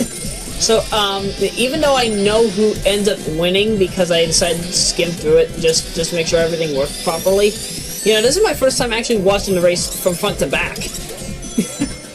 And yeah, Knuckles is really picking up speed. Yeah, you can really see that, yeah, he has a fun time in Act 2. I'm really glad that he didn't take the lower route. That really would have killed his run. What do I do here? Okay, I'm just gonna spring around as Knuckles. Of course, Sonic and Miles have a different route if you're playing, Radon Ravine. They have to take the upper route. And, oh, man. I don't really know how to say it, but I would say this level was made with Sonic in mind. Because all the black Orbinauts can really only be destroyed by Sonic's Insta-Shield, or a Super Form if you have it. Dang! Knuckles even made it faster than Tails! Roughly, what was that, a minute 4, 5, 6, or 7? Jeez. But I digress. Again, because Launch Base was always made with Sonic in mind, no matter which version of the game you were playing, you could always ensure that you would have an easy time. I don't really have much of an easy time with Tails in this in comparison to Sonic. Actually, I think Tails has a harder time with the mid-boss for Act 1 in comparison to Sonic or Knuckles. And that's only because, well, Sonic has the Insta-Shield, he can just attack as much as he pleases to. But Tails has to take this in a much more strategic way, and of course Knuckles has to still deal with the two. Ooh, that's a bad challenge there. I like to call that the Orbinaut Chase Challenge. Also, one of the things I really don't like about Knuckles' incarnation of Act 1, there are a lot of Robotnik monitors, because you see a lot of skull and crossbones symbols hanging around. In order to traverse, like right here, I intentionally get hit just so I can not worry about getting hit by the spikes. That's bad level design. That is bad level design. Why is that even there? Sure, I'm sure that's made to give challenge, but still, please adjust this level a little bit. Give it a slight difficulty balance that makes it easier for Knuckles to actually get to where the duck he needs to go, rather than make it just a massive load of difficulty and Dick Cheney-ish placement of either objects or enemies. Actually, no, the enemies are entirely okay if you know what the duck you're doing. But again, it's the spike and item, spike and Eggman monitor placement. It's not easy for me. It's not easy for a lot of people to play this. I wonder how many people rage quit when this game came out. To be truthful, I mean, you know, the territory that you put with this game, I feel that this deserved the Genocide City trophy. Duck whatever was done in other ROM hacks. I mean, because to be truthful, I feel that when you play this live in comparison to, say, like well, any of the other ROM hacks that I've shown up to now, even harder levels is more forgiving than Resort Island, if I had to say. Because Resort Island, I feel, is more... It's more on the cusp of Master Edition 2 kind of hard. Not to be confused with the first Master Edition, and definitely not Mystic Gems. I feel that Mystic Gems / harder levels and Master Edition 2 are, well, sure, it's not as, well, of course, they're probably not as easy by comparison if you were to compare them side by side. But I still feel I still have more of a fun time playing Mystic Gems, although I do love what Resort Island delivers. You see, Resort Island delivers a somewhat more of, I'm trying to think of the word, more of an, elemental. It delivers more of an elemental feel because of the proper colors chosen. And, you know, because of these darker colors, because they feel more like, you know, nighttime, or late evening, rather than daytime or any other kind of palette choice that you could think out there, it feels like something you want to experience even if it is painful or difficult. And again, that is why I do enjoy listening, or, well, actually, yeah, that's why I do enjoy playing Resort Island. But again, I do feel that the difficulty does need to be balanced, if only because there's just so many Dick Cheney placements. I mean, look at this! Look at how much Knuckles has to go through there! Jeez! If that was the entirety of the game, I mean, look at all these spikes! Do you really expect that, that newcomers to the Sonic series would probably play this? No. Those that are coming into this, please be a veteran of Sonic 3 of Resort Island, okay. Please be a veteran of the Sonic franchise, or at least if you played harder levels, Mystic Gems, or if you played Master Edition 1 and 2. You'll at least know exactly what to expect coming into this. Even, also, what you might also notice, actually, I don't know if it is, nope. Sorry, I was actually thinking of Master Edition 2 here. The mid-boss, and of course, as I stated before, it's probably easier to do this as Knuckles and Tails. Master Edition 2 actually makes it so that those arms that flail out are actually much larger. Yeah, much larger.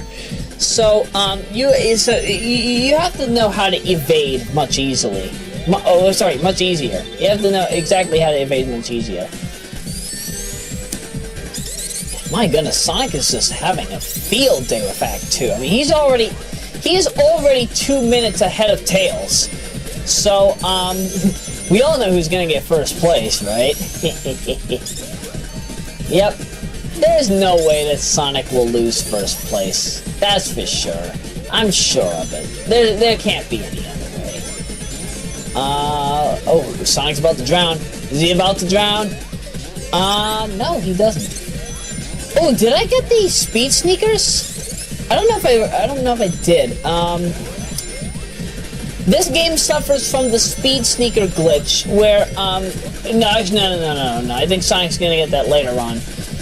Yeah, this game suffers from the speed sneaker glitch, where if you have speed sneakers, and you decide to go in and out of the water. Oh no, I think that happened earlier. Yeah, if you are in the water and your speed sneakers cancel out, you actually run faster than you would if you were on regular ground. And that actually really comes in handy for speedrunners. So in the event that you do end up obtaining that, put it to your advantage. You truly will thank me later for it.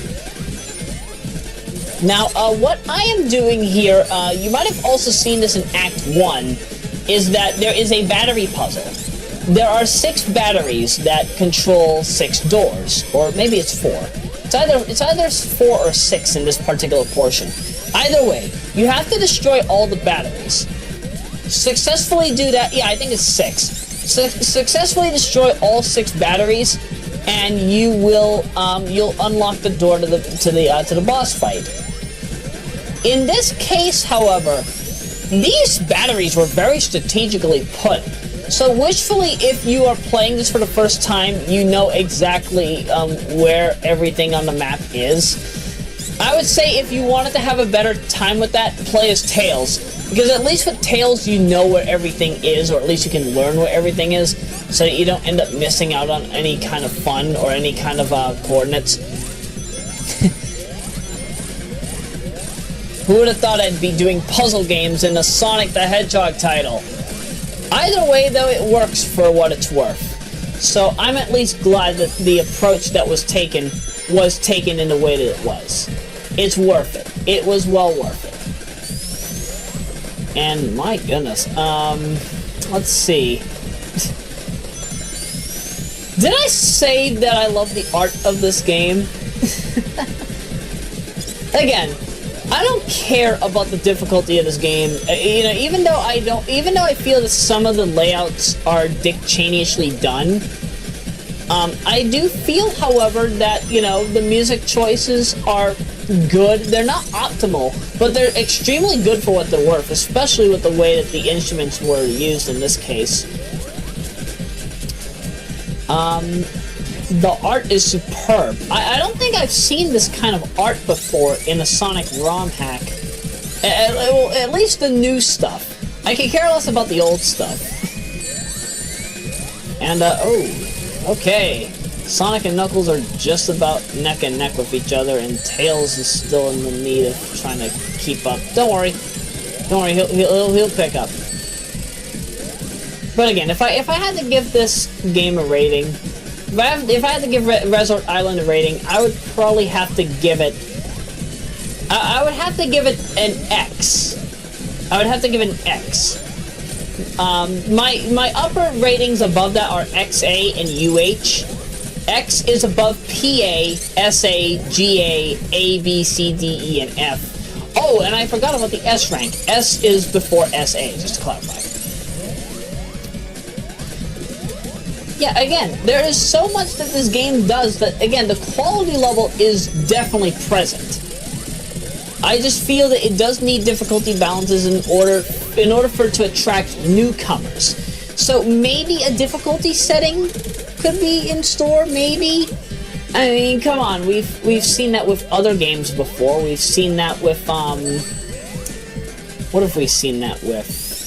We've seen it with Sonic Jam, so maybe we could do that, but who knows? Well, then again, you'd probably have to hack Sonic 3 Complete Collection or something.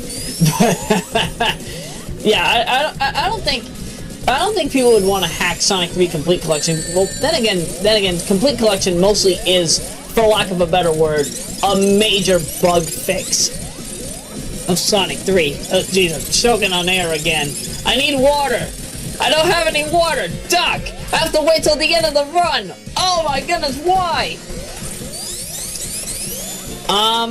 Yeah, Knuckles won the run. Knuckles won the run! Oh my goodness!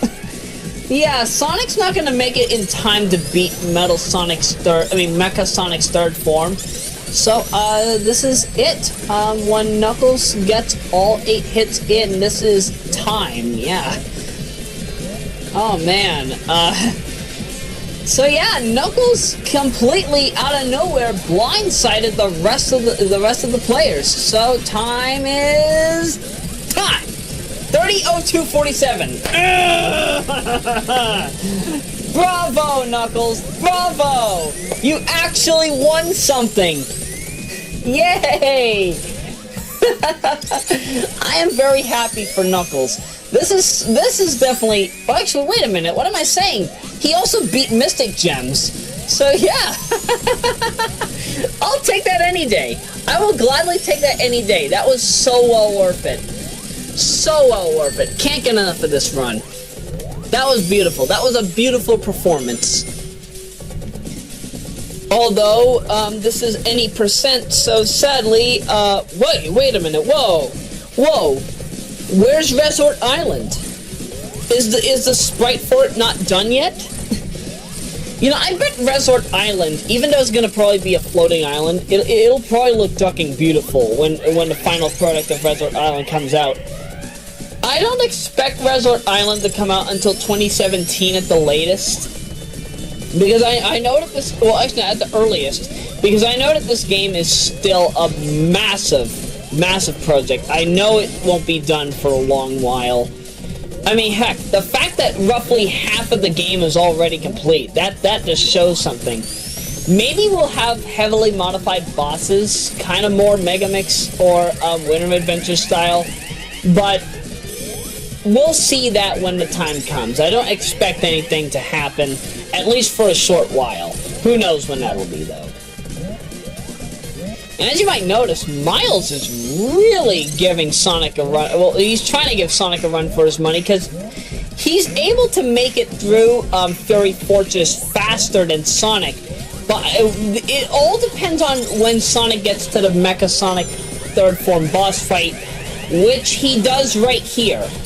So Sonic's going to end up in second place as a result of this. There is no way for Tails to make it to the third form earlier than how we're getting to him. So yeah, time has already been done for Sonic. 32:13:87.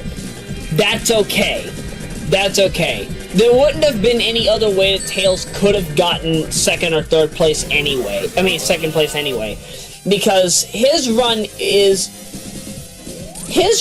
ends up getting killed by the fact that he unfortunately had to suffer from what Knuckles had to suffer from earlier on, and that was the factor of the Marble Garden boss, or in this case, the Sunset Vista Act 2 boss, which sadly, again, it gave him a run for his money because 16 hits, and Tails had to fly.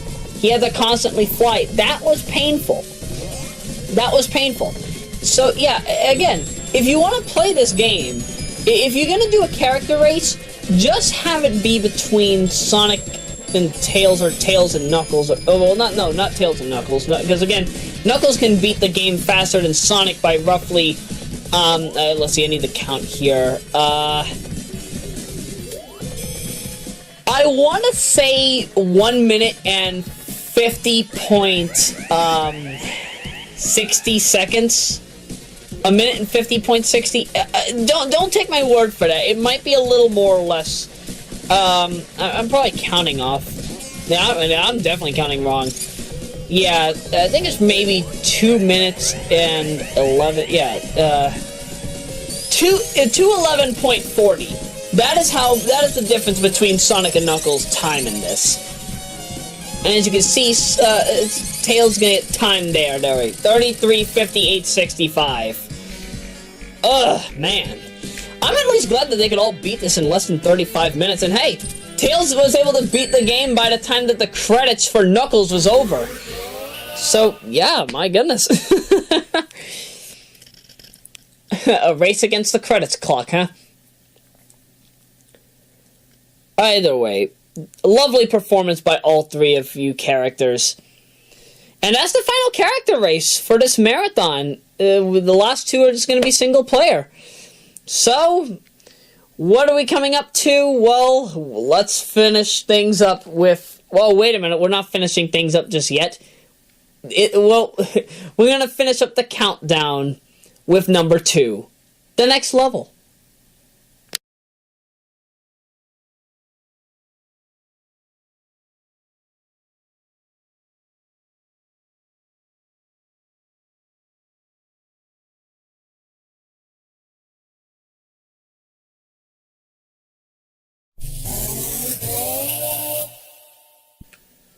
The Jester. Once there was a jester. He threw a decade of his life at hacking Sonic. Sonic, you're so fine. How easy it must be to criticize someone when you lack talent. To the head of Sega, this is how you do it. Welcome to the next level. This is my day 1 recording for when it first was released on SSRG and on Sonic Retro. There was a lovely, and I express strongly, very lovely donation pool that had gone in as a part of a music contest to figure out what the origins of each track were. And I'll tell you, a good amount of these tracks, I probably could say that I didn't know about. All that I thought was, hey, I wanted to beat this game as fast as possible. And sure, 7 minutes is reasonable. 7 minutes definitely is a reasonable time. I'll tell you right now, though, the run has significantly changed from what you're seeing here. I will definitely upload an updated incarnation of this run when I have the opportunity. I just didn't want to have to re-record this because, again, this was a day 1 run. If I wanted to do an up-to-date run that's kind of near task quality, sans, of course, all the Slowdown and Lua Scripting, then I would gladly show off that when the time comes. The music that you're hearing here, that is Rapina Brothers' Reach to the Top. Although, as you might have noticed through a certain video I did with a dancing Vegeta in the background, yes, I mashed this up.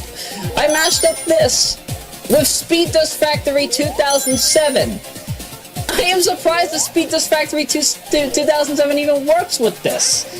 The fact that Speed Dust Factory 07 and this go together so perfectly, it's beautiful. But of course, let's not just talk about the music, let's also talk about the features. You know, we've got anti-gravity. Sonic is on Jupiter. He's on the planet Jupiter, supposedly. So, you know, you got the anti-gravity button. And that will cause the timer to still run regularly, but Sonic Sonic will have a higher jump in exchange for a slower speed, which it kind of does pay off in the long run. What you might be wondering, however, is, why is the music so lovely? That's because this game runs on JST, Jester Stream Technology, the DAC heard crystal clearly, running only on the Z80. Yeah, normally, when you listen to DAC music, it runs on a Motorola 68000, whereas on JST, and also in, another title, I think it was called, like, Time Warp or Time Zone or something around... Time Tracks! That's what it was called. It ran on a similar sound driver in which, music such as what you hear on the DAC would instead run on the Z80. So how is this done? Well, as I stated before, in Marky Jester's video on his channel, involving Gus Plan to Zone Act 2, he talked about how JST works, and it involves the method of interruption, which simply put, you're interrupting the 68,000 from actually doing what it's supposed to do, and instead having the Z80 run everything. That also goes for the audio. And in the case of the DAC, that's perfect. Now, I don't know if the preview for Jester's Challenge 2 had this, and I definitely don't know if the Chaos Layer used JST either. But I know that JST definitely will be used in subsequent titles that Marky makes from going further in. So wishfully we can learn more about how this is definitely the future of listening to music on the Genesis and Mega Drive. To be truthful, you know, if I ever wanted to make a homebrew work, I would definitely want to use this whenever this ends up becoming a part of the Mega Drive homebrew scene's public domain directory. Because, man, this driver is beautiful. This driver definitely is beautiful. And, you know, he chose some of the best possible music to go with this. So, this is definitely, of course, it's not a tech demo. This is a single level game, but it's well worth it. Definitely well worth it. And I would love for this to be a I would love for this to be a fully fledged game. I would love for this to be worked on, although I'm sure that Marky doesn't have all the hours of the day to be able to work on this, as much as he would definitely love to. But hey, eventually, I'm sure that will probably become probable for him to do full-time. Also, glitch! Yeah! If you jump just right and hold back, if you hold the right button when you do that, you will clip through actually, no, I think you hold forward. You clip through the ground! That saves you a few seconds, but still. Wow, I found a bug in a Marky Jester ROM hack. Well, then again, I'm not surprised. Not all of the ROM hacks that he makes are intended to be glitchless. Especially provided the fact he only had like 2 or 3 months to work on this. Because originally for the homebrew competition, he wanted to release the Choo Choo Rocket homebrew title, but sadly that didn't come to be, so he ended up taking the rest of his time to make this. And the fact that this only took a few months, and you get to view, debatably, the best boss fight in Sonic the Hedgehog history. This guy. 25 hits this guy takes. 25 ducking hits! And I make it look like nothing. All you have to do, avoid the arms. Just keep rolling in a ball.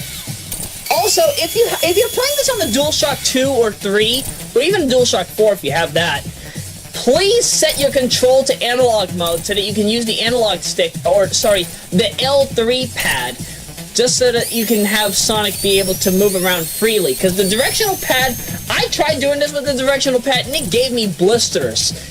Dang it, Marky. The fact that you can give me blisters from a boss fight. And you're not even here. Oh my goodness. And that's time, 6:37:50. And debatably the best message of any game. There you go, see? It's all glitched out. See, I'm pressing the C button, you can see something changing there in the word, illegal, line. That's all you can do. And then it stops, it just sparks. You can't play it. Can't get enough of that. There you go. See, it's all glitched out. See here, I'm pressing the C button. You see a little something changing there among the illegal line. And then it just stops. There's nothing else you can do. It just stops. It just stops. You can't play it. You can't play it. Oh, man, no. Again, right next to Egg Factory, the next level definitely is a masterpiece within itself. And it truly is a shame that this is not complete. This is a near complete single level ROM hack. But to be truthful, I know that the footage for this is already over. But I want to go further into this. The next level definitely has potential of becoming a fully fledged Sonic title. And unfortunately, I feel bad that Marky does not have the time to be able to, do this from front to back, because from what I've read up from him over the years, he doesn't seem to have as much time as he definitely would love to in order to work on these titles. And to be truthful, if he definitely did have more time to work on these, then who knows? Perhaps we could have a full version of the Chaos level. The Chaos level. Oh, Duck. Yeah, combining the next level with the Chaos layer. Lock on technology, anybody? Actually, that would be an 8 megabyte ROM. Oh, jeez. Well, then again, BizHawk can run up to 32 megabytes now, so I think that would be okay. But I digress. I don't think that would work on hardware. Unless if it was using pure solar style technology. But as I was saying, if Marky was able to have more free time in his days, then maybe we would see a full version of the next level. Maybe we would see a full version of the Chaos Lair. Maybe we would even finally get Jester's Challenge 2, which is something he has wanted to give to us for a long while, but I'm sure that he's probably had to have that on hold, or he's probably still working on it behind the scenes as we speak right now, or as I speak right now. I'm the one talking. I'm Judge Judy. Oh, Judge Judy. I can't... it's been a while since I've actually watched an episode of Judge Judy. Very fun times. Very, very fun times. But again, how many trophies did the next level take home? It took home I think it took home, at least 4 of the community trophies, and I think at least 10 or 11 of the judge trophies. So, yeah, this took home at least 14 trophies in the long haul. That's a major win-win for Marky, and I'm very glad that Marky Jester definitely is the face of modern Sonic hacking, and Sonic Hacking Contest XIII is debatably where he shines. This is where he has shined the most in recent time, and we can't get enough. We can't get enough of the guy. Kudos to you, Marky Jester. If I had an available bottle of water to drink right now, I would gladly take a sip and say, that was some good water. All in your honor. But, unfortunately, folks, all good things must, at least all good marathons must come to an end. So we will be finishing up with a little special brought to you by Vadi and Ikadia. Welcome to Cybernetic Outbreak 15.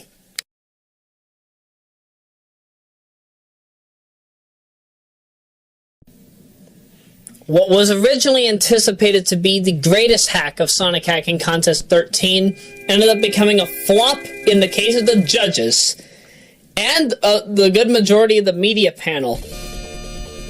It truly is a shame the Cybernetic Outbreak 15 did not get the love that it did, but I'll tell you, as one of the only Super 32X entries right next to MIAA 2015 to have been released for this contest, I would gladly say this debatably is well worth the time that I had put into it, at least in the regard of me playing this. Because, I played this for countless hours just trying to get this right.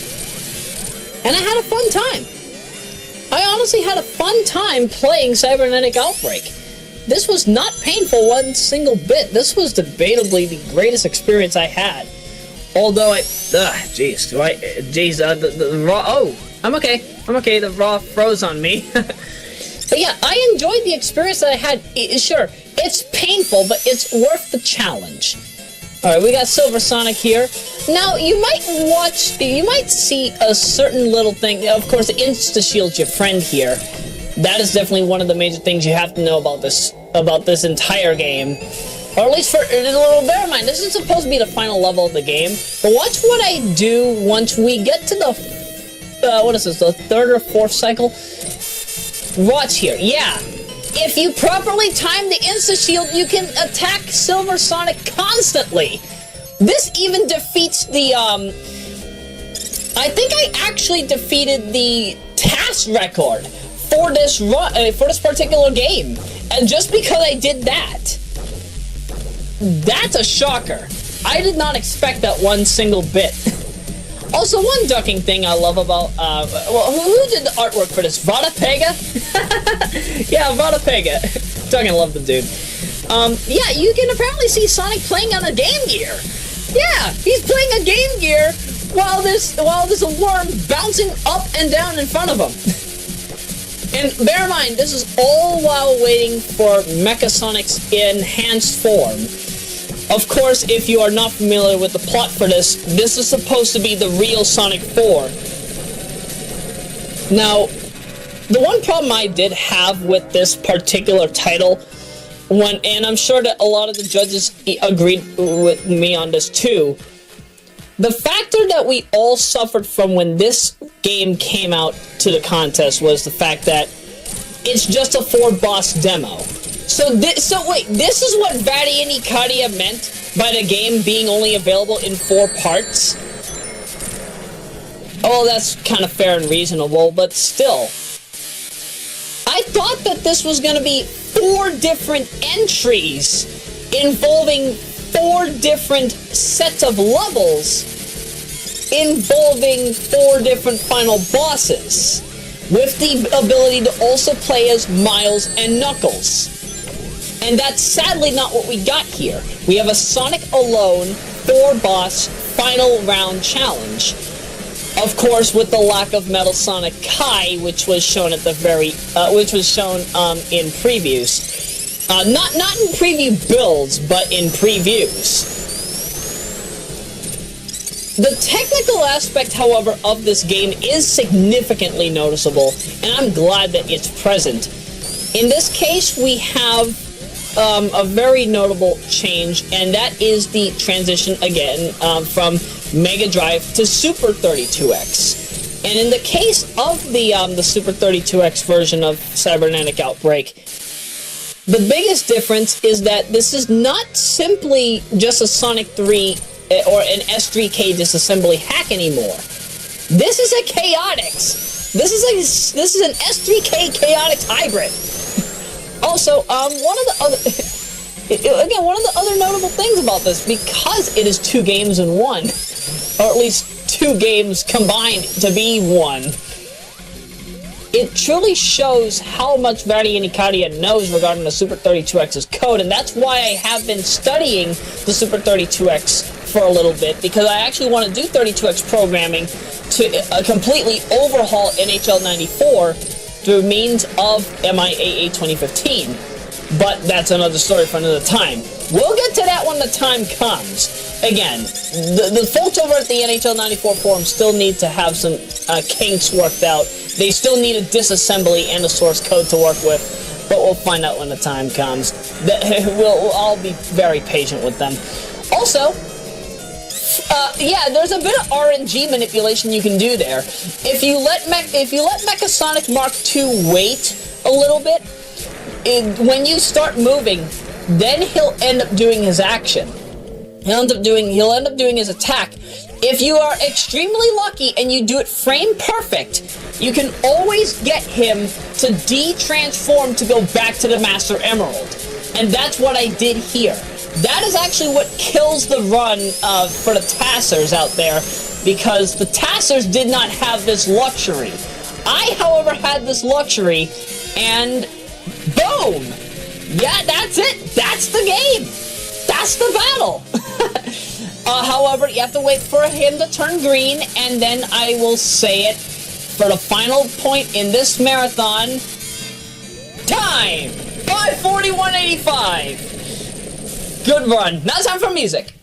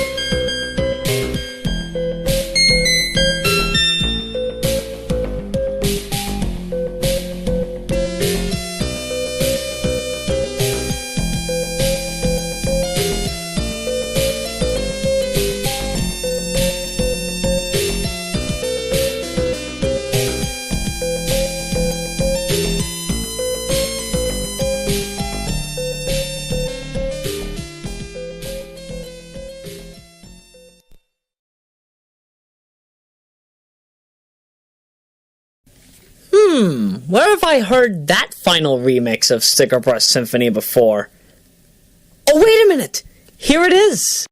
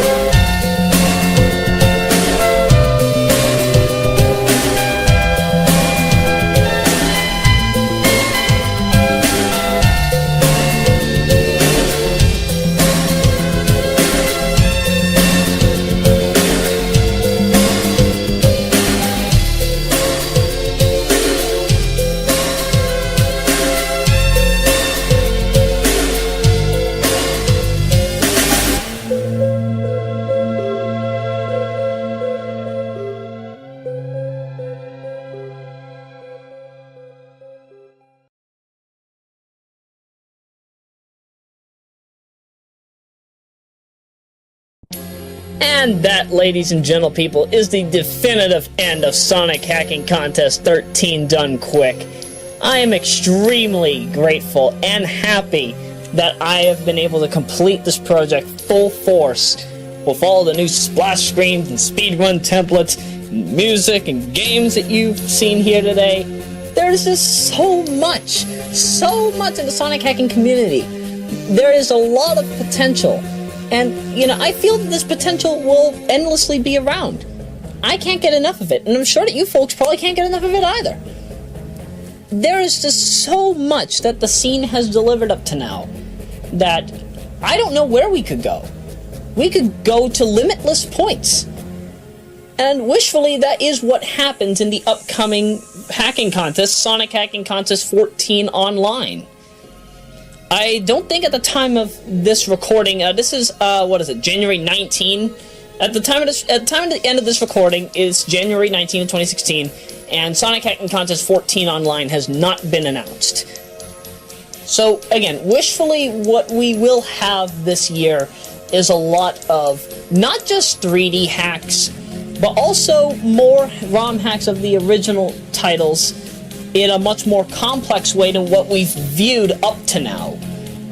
Because, heck, if Sonic Hacking Contest XIII has given me anything, I'd say that if we don't have anything such as what we've seen here in the 14th contest, we'd be missing out. That's definitely for sure. So wishfully, come Sonic Hacking Contest XIV Online, we'll be able to have things such as, maybe more Sonic Adventure 8 Without Boundaries, Lost World, hacks, maybe a few more Sonic Adventure 2 texture packs. I'm actually working on one right now. If you check, you can check it on SSRG if you really want to get some updates. We also have like a Pantufa the Cat update. There's a whole bunch of other works that are going on right now, both publicly and behind the scenes, that you'll be very surprised as to what to expect from this year come October. And at the same time, you will also be probably surprised at what Sega Homebrew Competition 2 will be delivering. I'll be back in Sega Homebrew Competition 2 with MIAA Women's Hockey 2015 Volumes 3 to 5, and maybe even a preview of my JWHL works. That will come back. That will all come in October. If you want to follow those works, those will be on the NHL94.com forum when I can get back to everything. But for now, though, focusing on the main projects, this is done. I feel that we'll be getting into other things when the time comes. But at this time, I'm going to take a break. Then I'm going to start working on projects once more. One thing at a time. That's all I can promise you right now. Just one thing at a time. I will gladly get to each project in a timely manner. But eventually we'll all be getting things back to normal, and then who knows? Maybe I'll come back and do some commentaries of other games I had promised to do many years ago.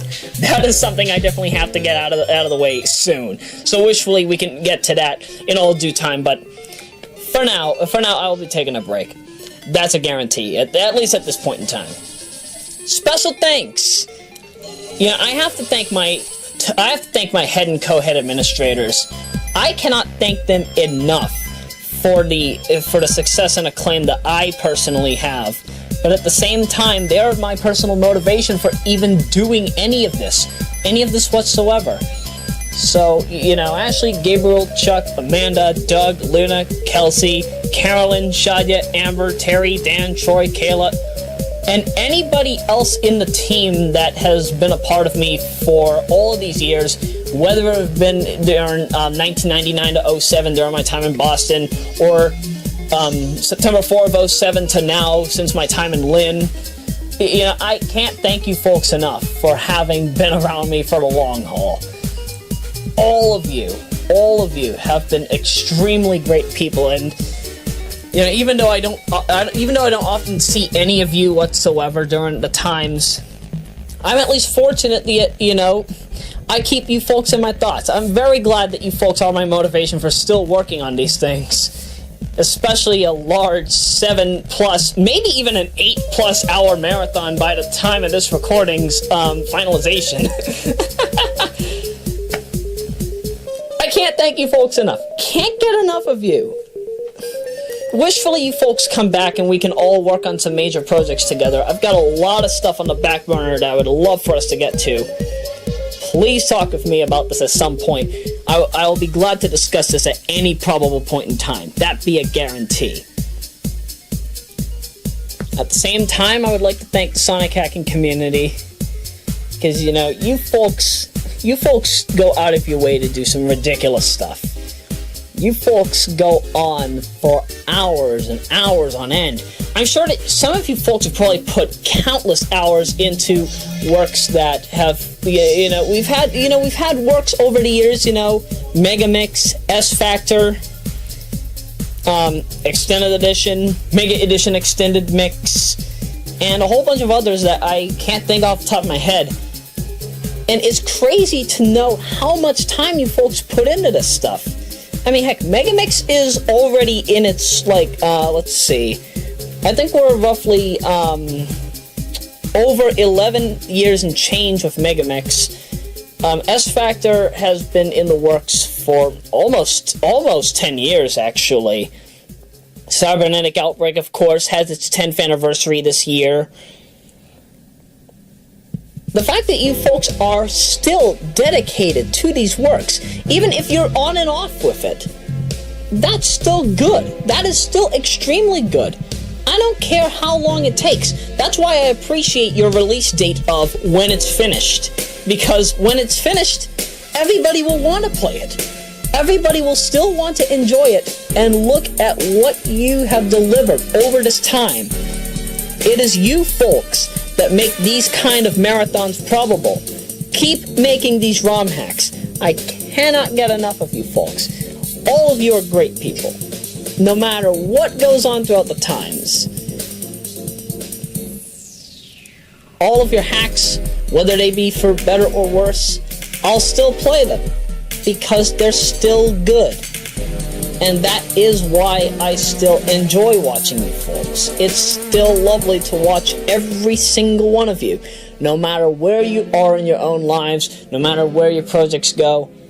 Everything has a positive approach, and that is what I approve of. That is what I love. That's what I always love to see and know. You folks definitely are the fate of the future of modern day video gaming. And the fact that we can always come back to Generation 4, 5, and 6 gaming as we see it, or as we have once known it, and then reliving it in the form of new methods that were not originally available in a Sonic ROM hack before, that is what keeps us coming back. That is why we still continue to love you folks, because you make it new every time. And wishfully, who knows, maybe I could contribute in some of your works at some point. Because, I might not be a master of coding, but art is definitely my hot spot. So, if you ever need some new artwork done, then who knows, maybe you might see my artwork in a public ROM hack, in a fully fledged ROM hack. That might turn into a reality in future time. Or maybe even a homebrew work. Oh, and speaking of which, the folks over at Sega Homebrew Competition 2 that will be showing up, wishfully there will be more of you folks in the Sega Homebrew scene joining this year. Because, my goodness, 5 entries, with 3 of them being from me. Oh my goodness. Wishfully we do have more in the Sega Homebrew Competition, and wishfully it is more expressed, because I know that Sega Homebrew Competition 1 definitely didn't have much going for it, provided the fact that, it was a Sonic ROM hack, it was a Dune ROM hack, and then 2 NHL 94 and an NHL PA 93 ROM hack. So again, wishfully we can get more people in the Sega Homebrew Competition. Wishfully we can see more people that work on stuff such as, on a Mega Drive, or even that lovely Dreamcast 3D project that I had seen a while back. Wishfully more folks will be able to show up, and wishfully I'll be able to praise them just as much as I'm praising you folks here. That's a guarantee. Lastly, for music performances, I would love to also personally thank DJ Maxi, The Legend of Renegade, Master Jace. I cannot believe that I've been following you folks for the past matter of years, and especially DJ Maxi. I've been following his work since 2009, 2010, and all 3 of you are the definition of music for your genres, of your eras. As you know, DJ Maxi, he does remixes that you would see, that you would hear an OC remix, and I mean it in a good way. His music feels as if it would be what you would experience in like a Sega Saturn title, or like a Sega CD port of a 2D Sonic game. In the case of The Legend of Renegade, his chiptune remixes, they are so gracefully presented that they feel perfect. They feel perfect, console perfect, that is. Because whether it be, a YM2612 plus PSG plus DAC, Mega Drive remix, or one using a Super Famicom sound font, or even Capcom's, CPS1, there's just so many remix styles that he is able to deliver through means of chiptune that when you pit him up against other people that work on like Commodore 64 remixes or any other kind of sound font out there, The Legend of Renegade, I would say right up there with Yuzo Boy, definitely has a sense of quality that definitely is underlooked and definitely needs to be far more appreciated than it truly be. And Master Jace I've always felt is the master of beats. I can't get enough of his beats. I have pretty much every single one of his works, at least from the Master Jace Beats channel, on my hard drive, if only because I can't stop listening to stuff. Like, the results are in, which is Adult Swim Bump Series number 28, if my memory serves correctly. Debatably one of the best piano tracks I have heard of all time. It's music such as this that it just warms my heart every single time. If I'm feeling bored, or if I need to let off some steam, boom! This music's just gonna be popped on a virtual DJ. Just crank up the pitch to 2.4%, 2.4 plus percent. Positive 2.4. And I will gladly listen to that using my respective sound core. What you're actually hearing now, this is running on Roya Core 16. Very lovely, very, very lovely music. All three of you, cannot thank you enough. Cannot thank you enough for the lovely music and the lovely memories over the years, and I'm glad to have promoted your works in this marathon. And wishfully I can do this next year. This will definitely be something that not next year, next contest, next marathon. Because this is definitely something that, I want to make be a regular thing. I want to keep promoting your works because you folks are the future of our era of music. And it's folks such as you that need more love than you actually do obtain on a normal basis. And as I've said, audience, if you ever want to follow their works, just go to their respective channels, whether it be Master Jace or Master Jace Beats, The Legend of Renegade, or Maxi Demand. I actually don't know if DJ Maxi has a new channel. Feel free to let me know down in the comments, dude. I'll gladly add it to the description when the time comes. And with that, we are done here. We are completely done. I will deliver the credits reel. Yeah, even though the credits reel will mostly involve me. And of course, anybody else mentioned here. I will definitely have a fun time with the 14th hacking contest. Can you believe that this is going to be 15 years old in 2017? Oh my goodness. I'm thinking on the horizon here, but there will definitely be so much more with the Sonic Hacking Contest. Come Sonic Hacking Contest 14 Online. Come Sonic Hacking Contest 15th Anniversary. There's just so much that we have yet to experience and wait for that, my goodness, you will be ready. You will be happy for whatever events are to come. There's just so much that you've yet to view that, trust me, it will be all well worth the wait. With that said, I'm out. I'm Roya Rockwood, your host, saying, keep on hacking. Ready, set, procrastinate!